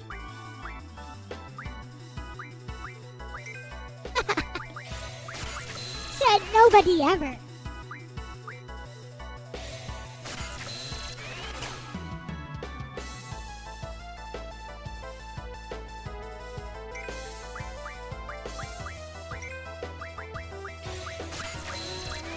This wildlife is being exploited for magic right now.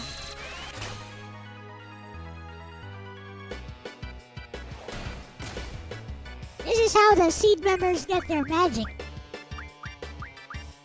They go here and start drawing from all the creatures they put in here.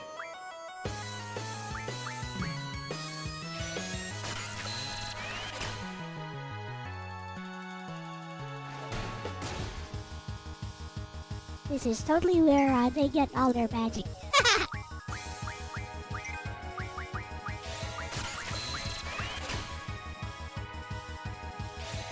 On that note, I should have left one of those other things behind it. They had Protect.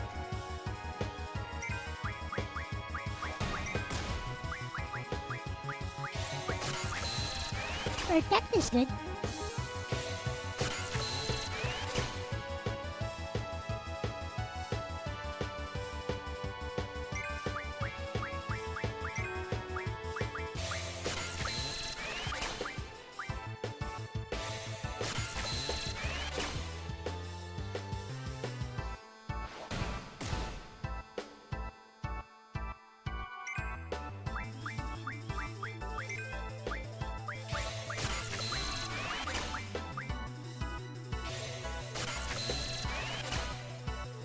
You be like Revolver Ocelot. I love to draw during a battle. That's not how it works, but...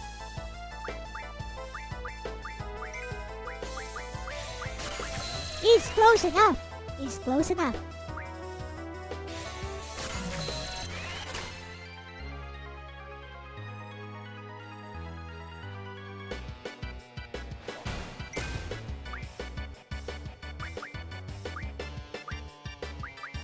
"61 shells. More than enough to protect any man or woman from magic."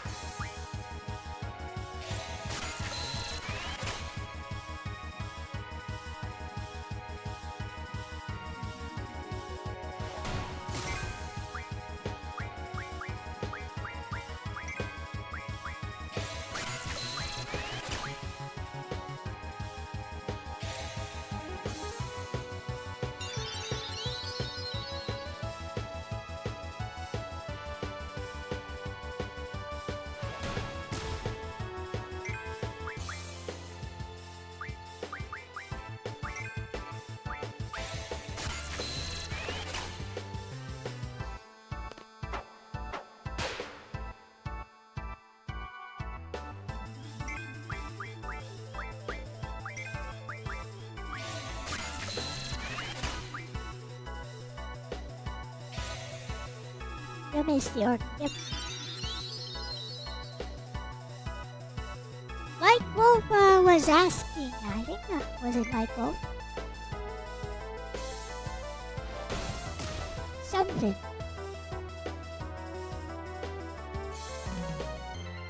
No, it was Verducci Man. Verducci Man was asking, if you did any actual DJ stuff.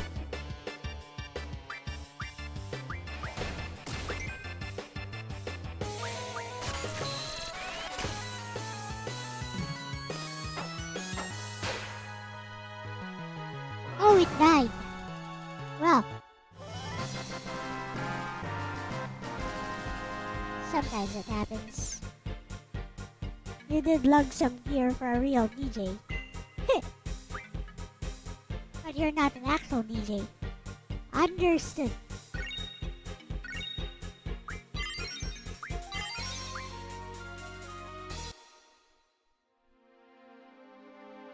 Why did you have a lot of discs? Hello.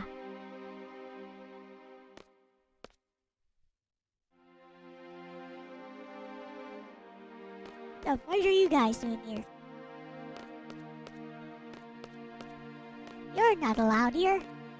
Hey.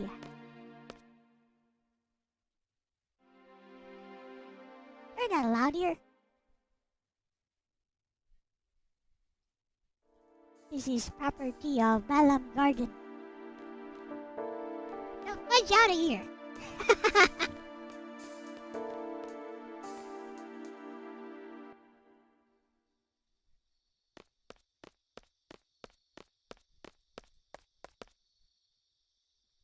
Verducci Man has returned.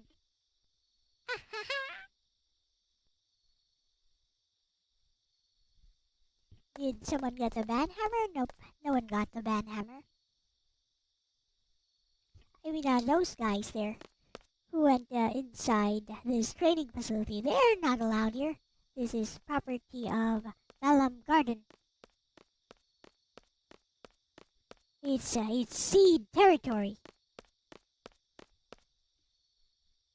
Those guys weren't seed. I don't know where they were from. Tell us the name origin story. Yes, I should have asked you that actually when we had the interview.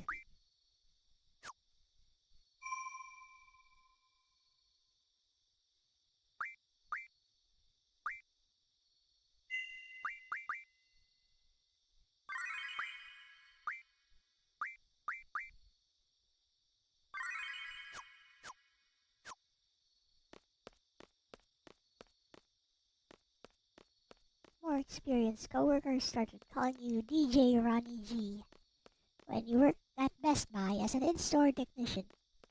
Shortly after the advent of Geek Squad, got the name from the HME service initials. Oh, I guess it's time to go back to the dorms and stuff.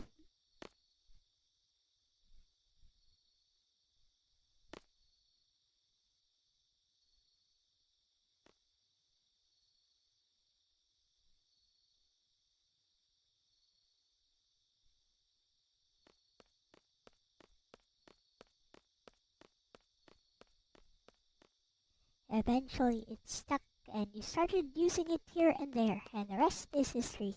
Play cards with me.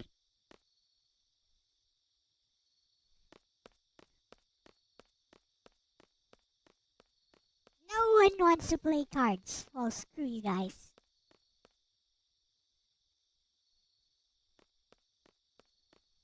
Back to work. Yep. Later, early on.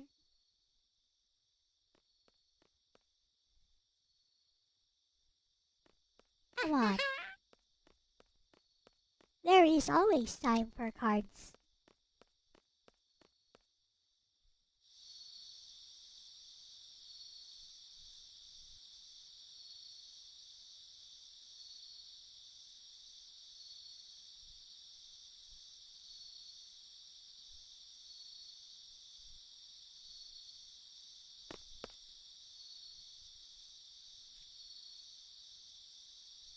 Cards.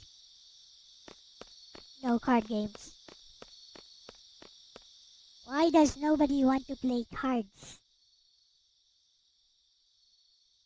Well, ain't that a nice room?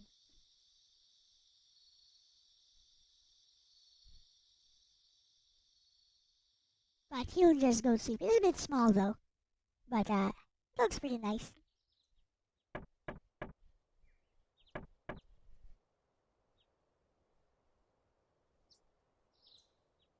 He didn't even shower. And his shoes are still on. He slept with his shoes on.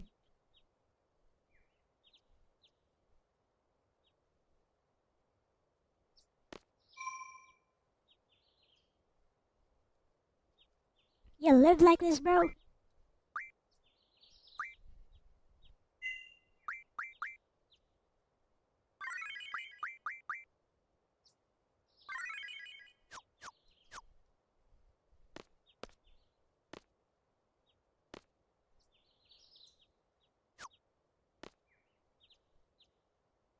He's magic. Hello!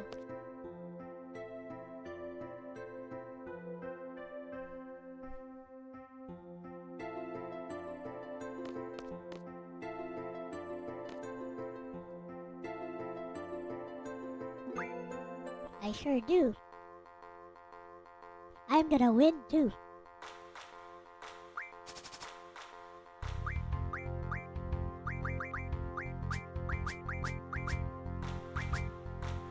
See how strong you are. Try and beat that.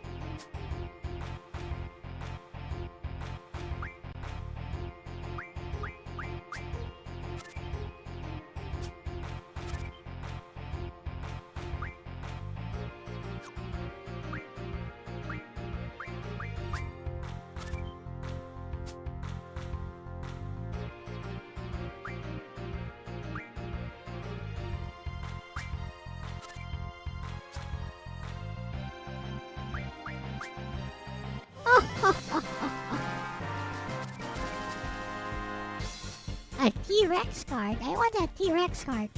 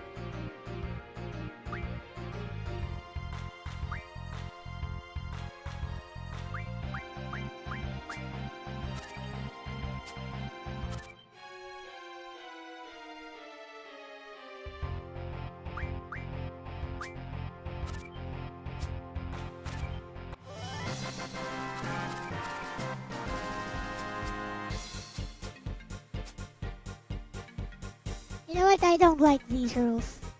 I'm out of here.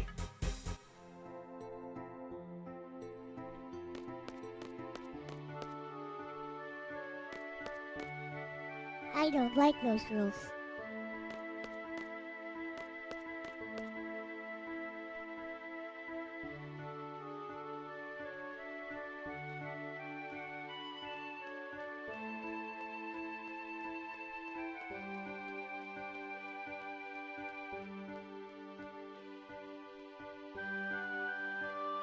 Ooh, the cafeteria.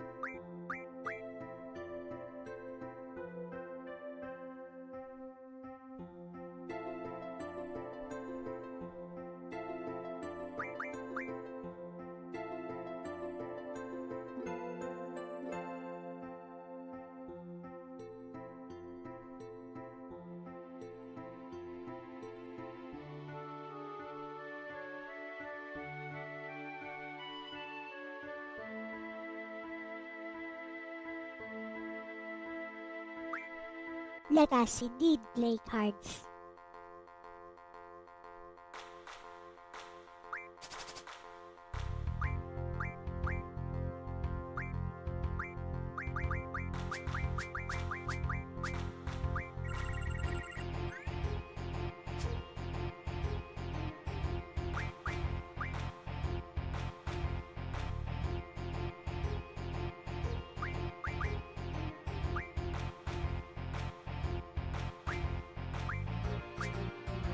A worthy adversary.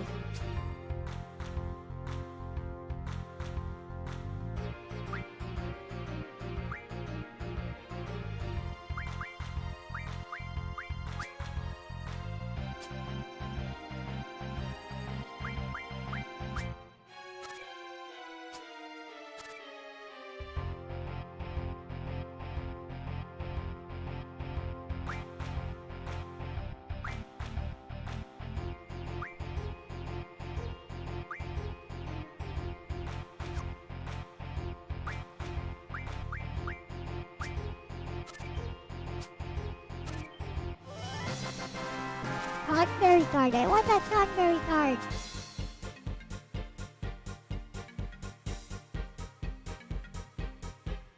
I don't like these direct rules. I'll be back later. When the rules have changed.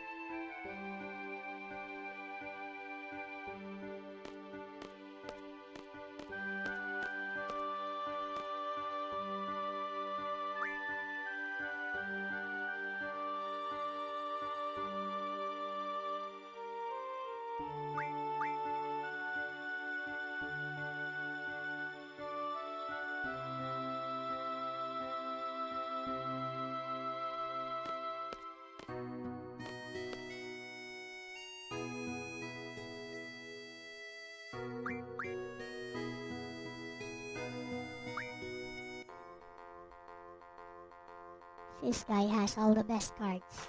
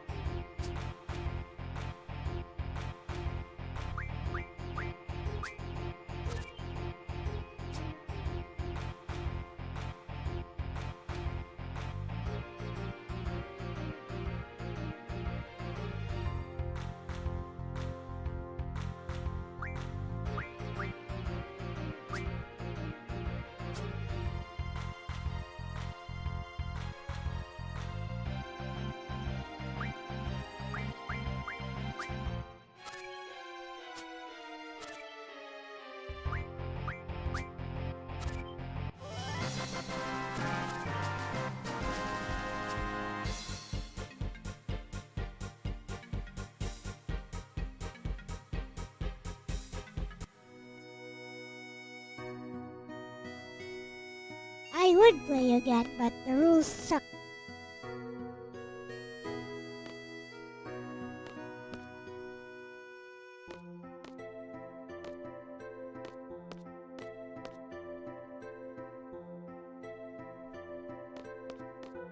I don't like these direct trade rules.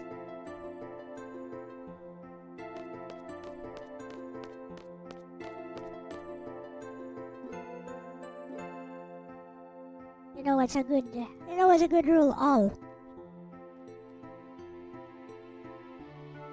Winner takes all.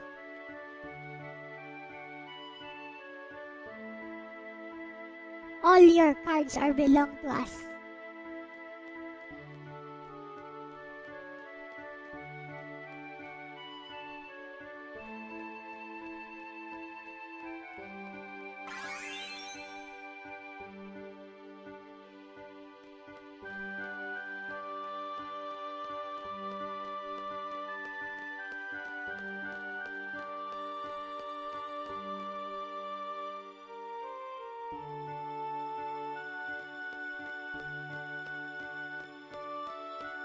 Should be a draw spot here somewhere.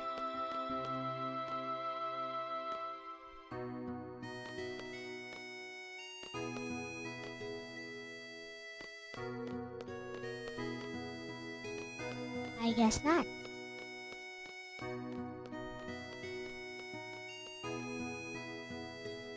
Shall we advance the plot?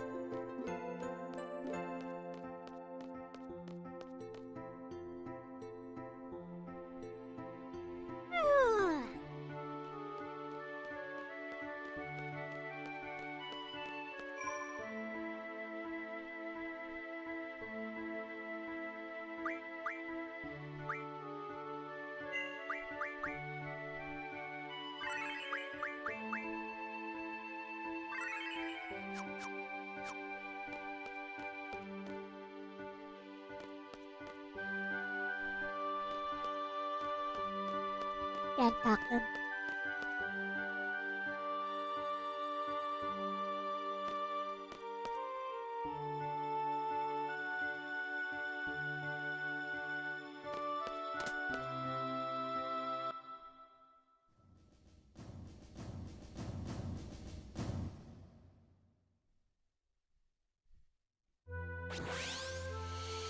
Well. Well, it's Zell.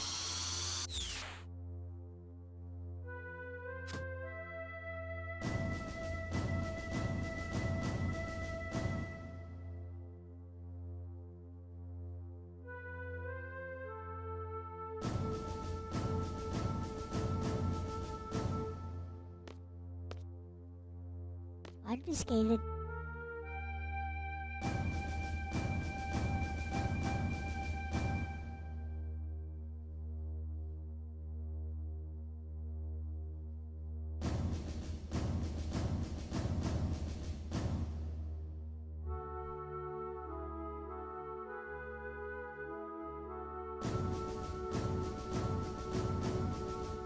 Hey guys, here's a question.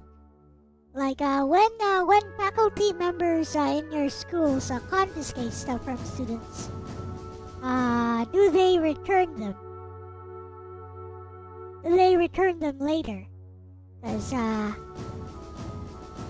some schools here, they just confiscate stuff, they do not return them, the students. They just keep them. And I'm like, wait, there's something wrong with that. That's flippin' theft. That's already theft.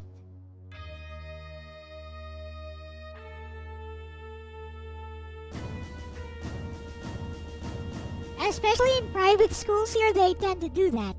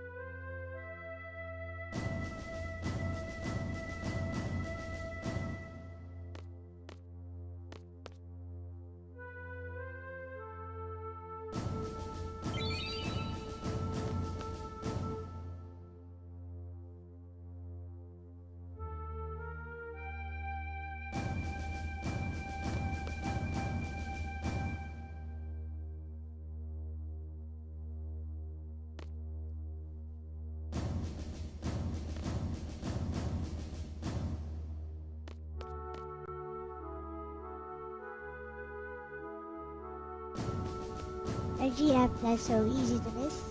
Which one?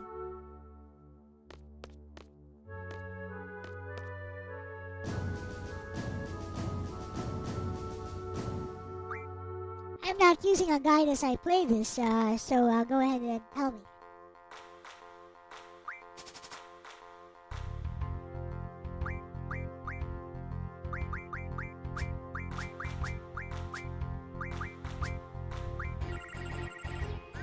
that clan get from Sid.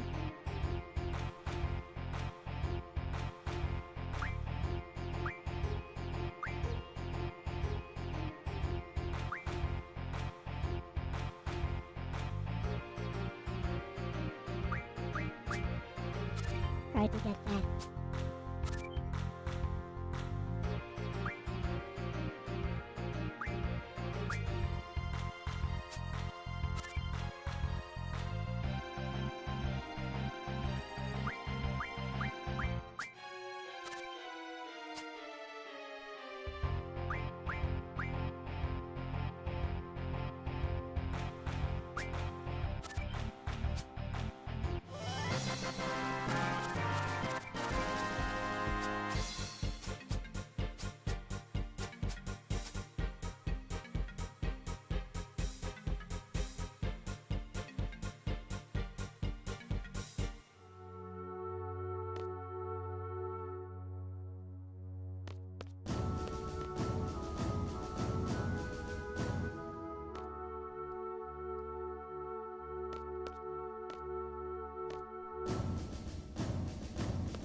Oh well, let's go.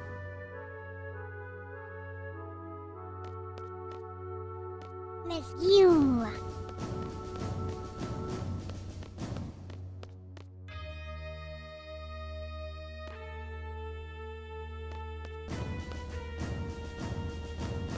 Never mind. They don't want to play cards.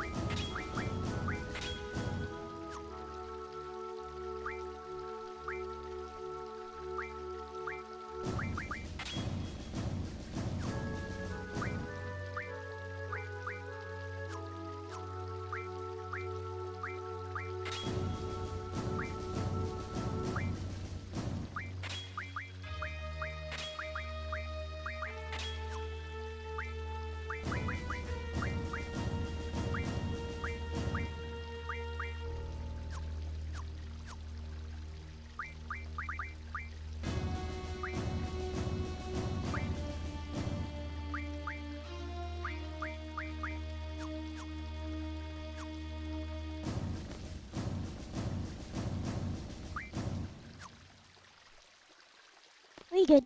Let's go.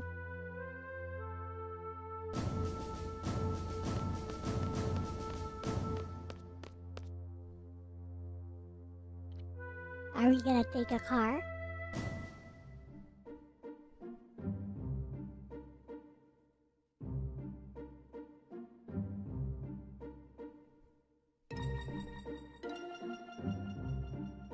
Oh, that answers my question.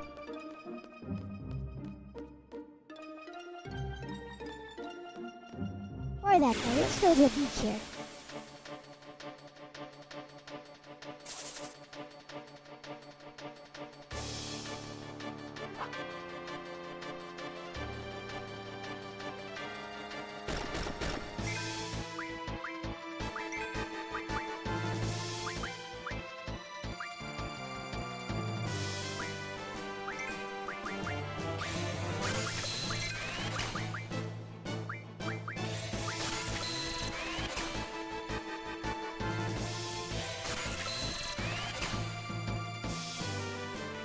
We don't need that many scans.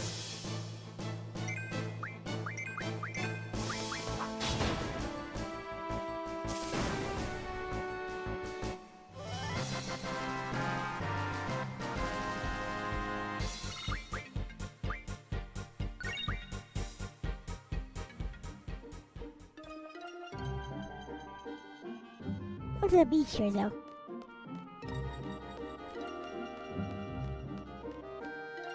Maybe only the teacher has a light.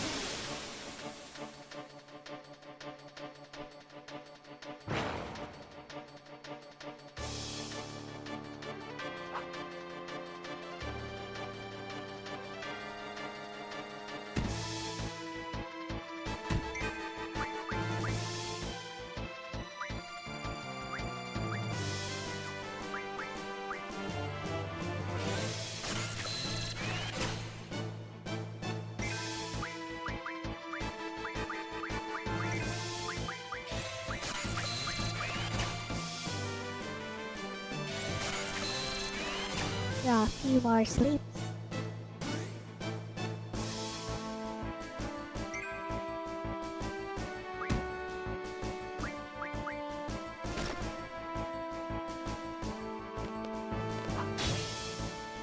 I missed.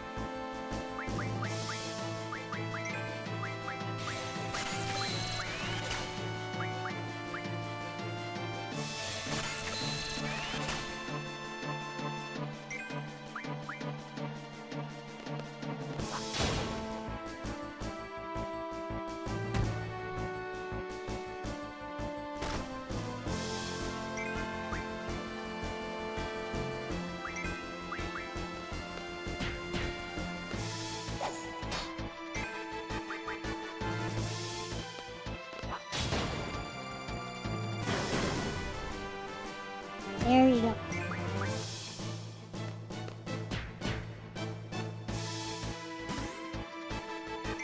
Well.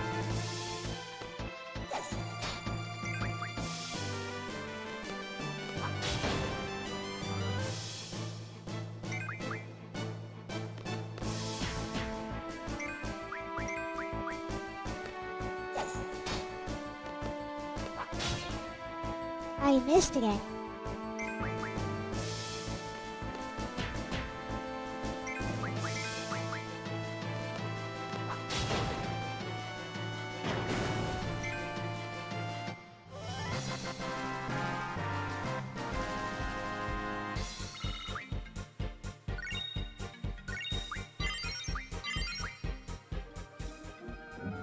Hey, they give a lot of AP.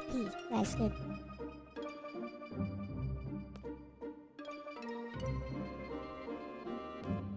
For a moment, I thought this was a dual analog game.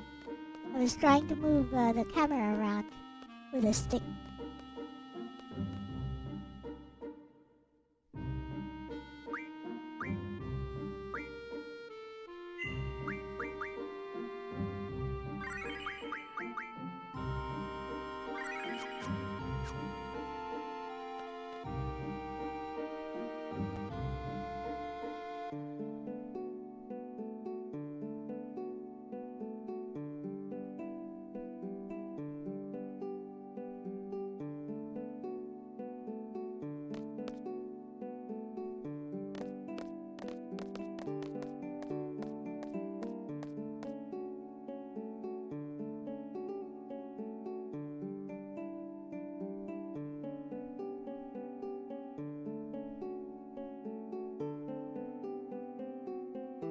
He's a legend here.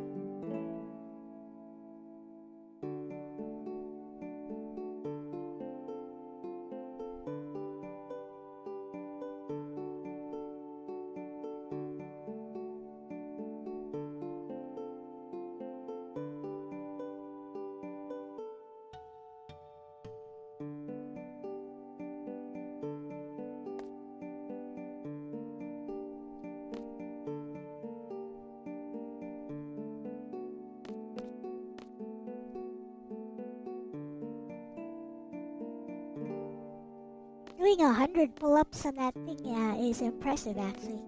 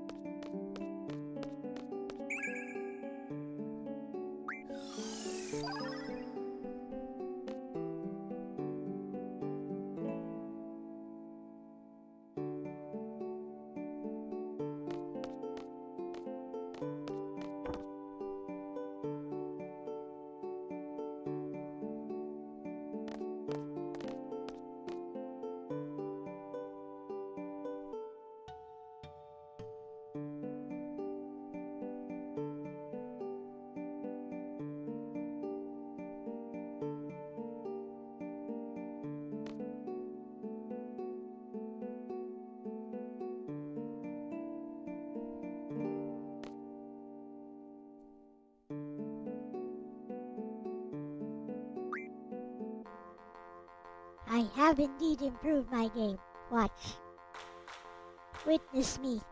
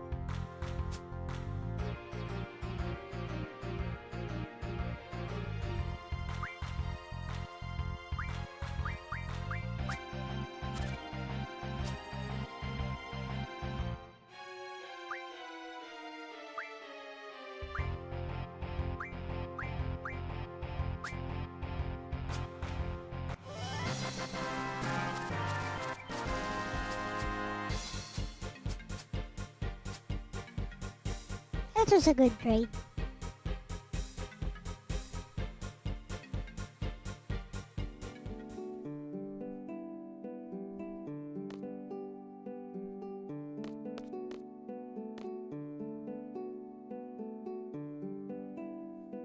It was an okay trade.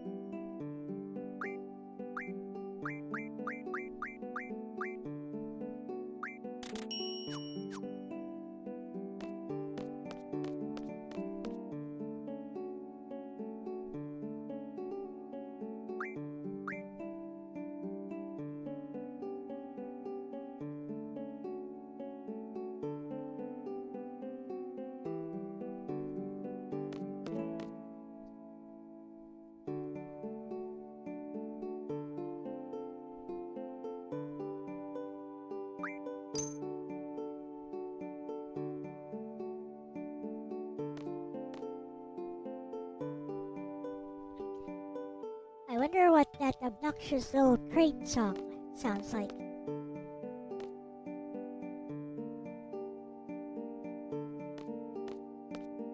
Anyways.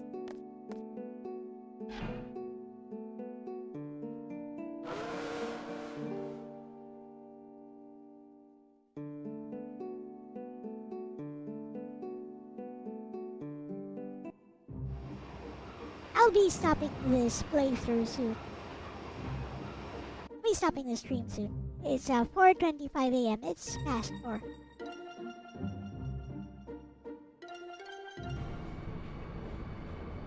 Ah, good. Perfect time.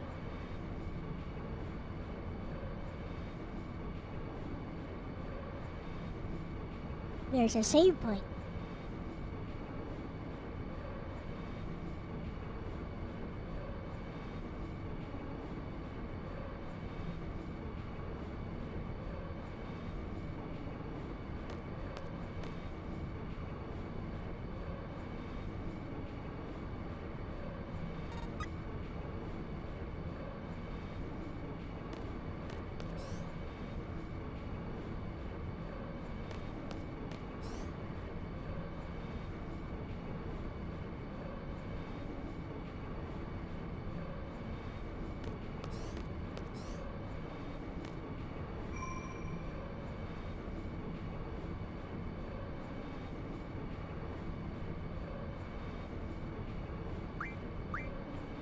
indeed a lot of progress made, and a lot of grinding.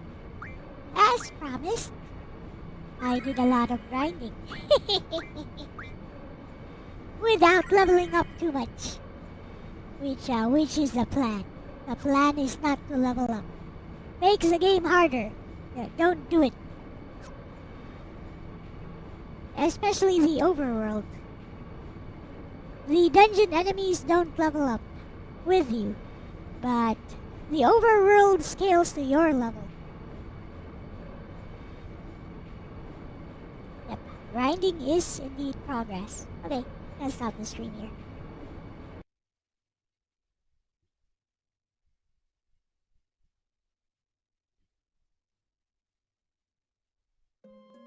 There we go.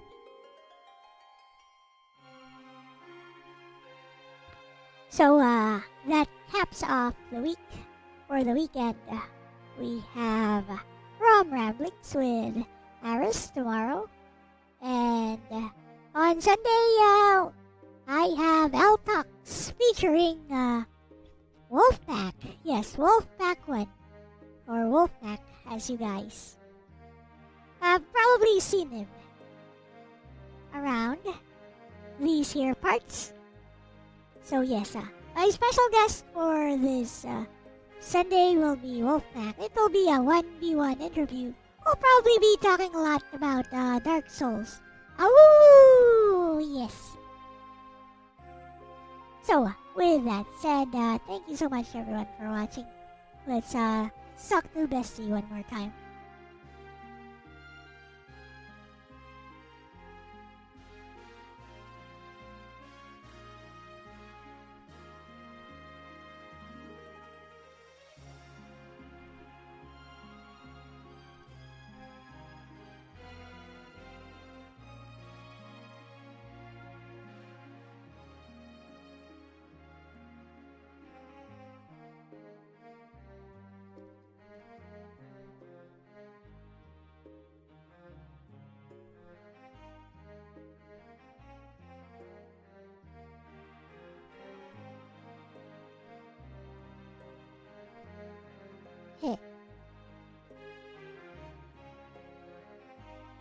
Nice work, bestie. T-Rex down? That's a flex. T-Rex collision. And all that magic grinding? Pure seed discipline. I'm proud of you. Sparkles. Here's a little outro for the stream. Microphone / Lexus voice. That's a wrap for today's Final Fantasy VIII journey, folks.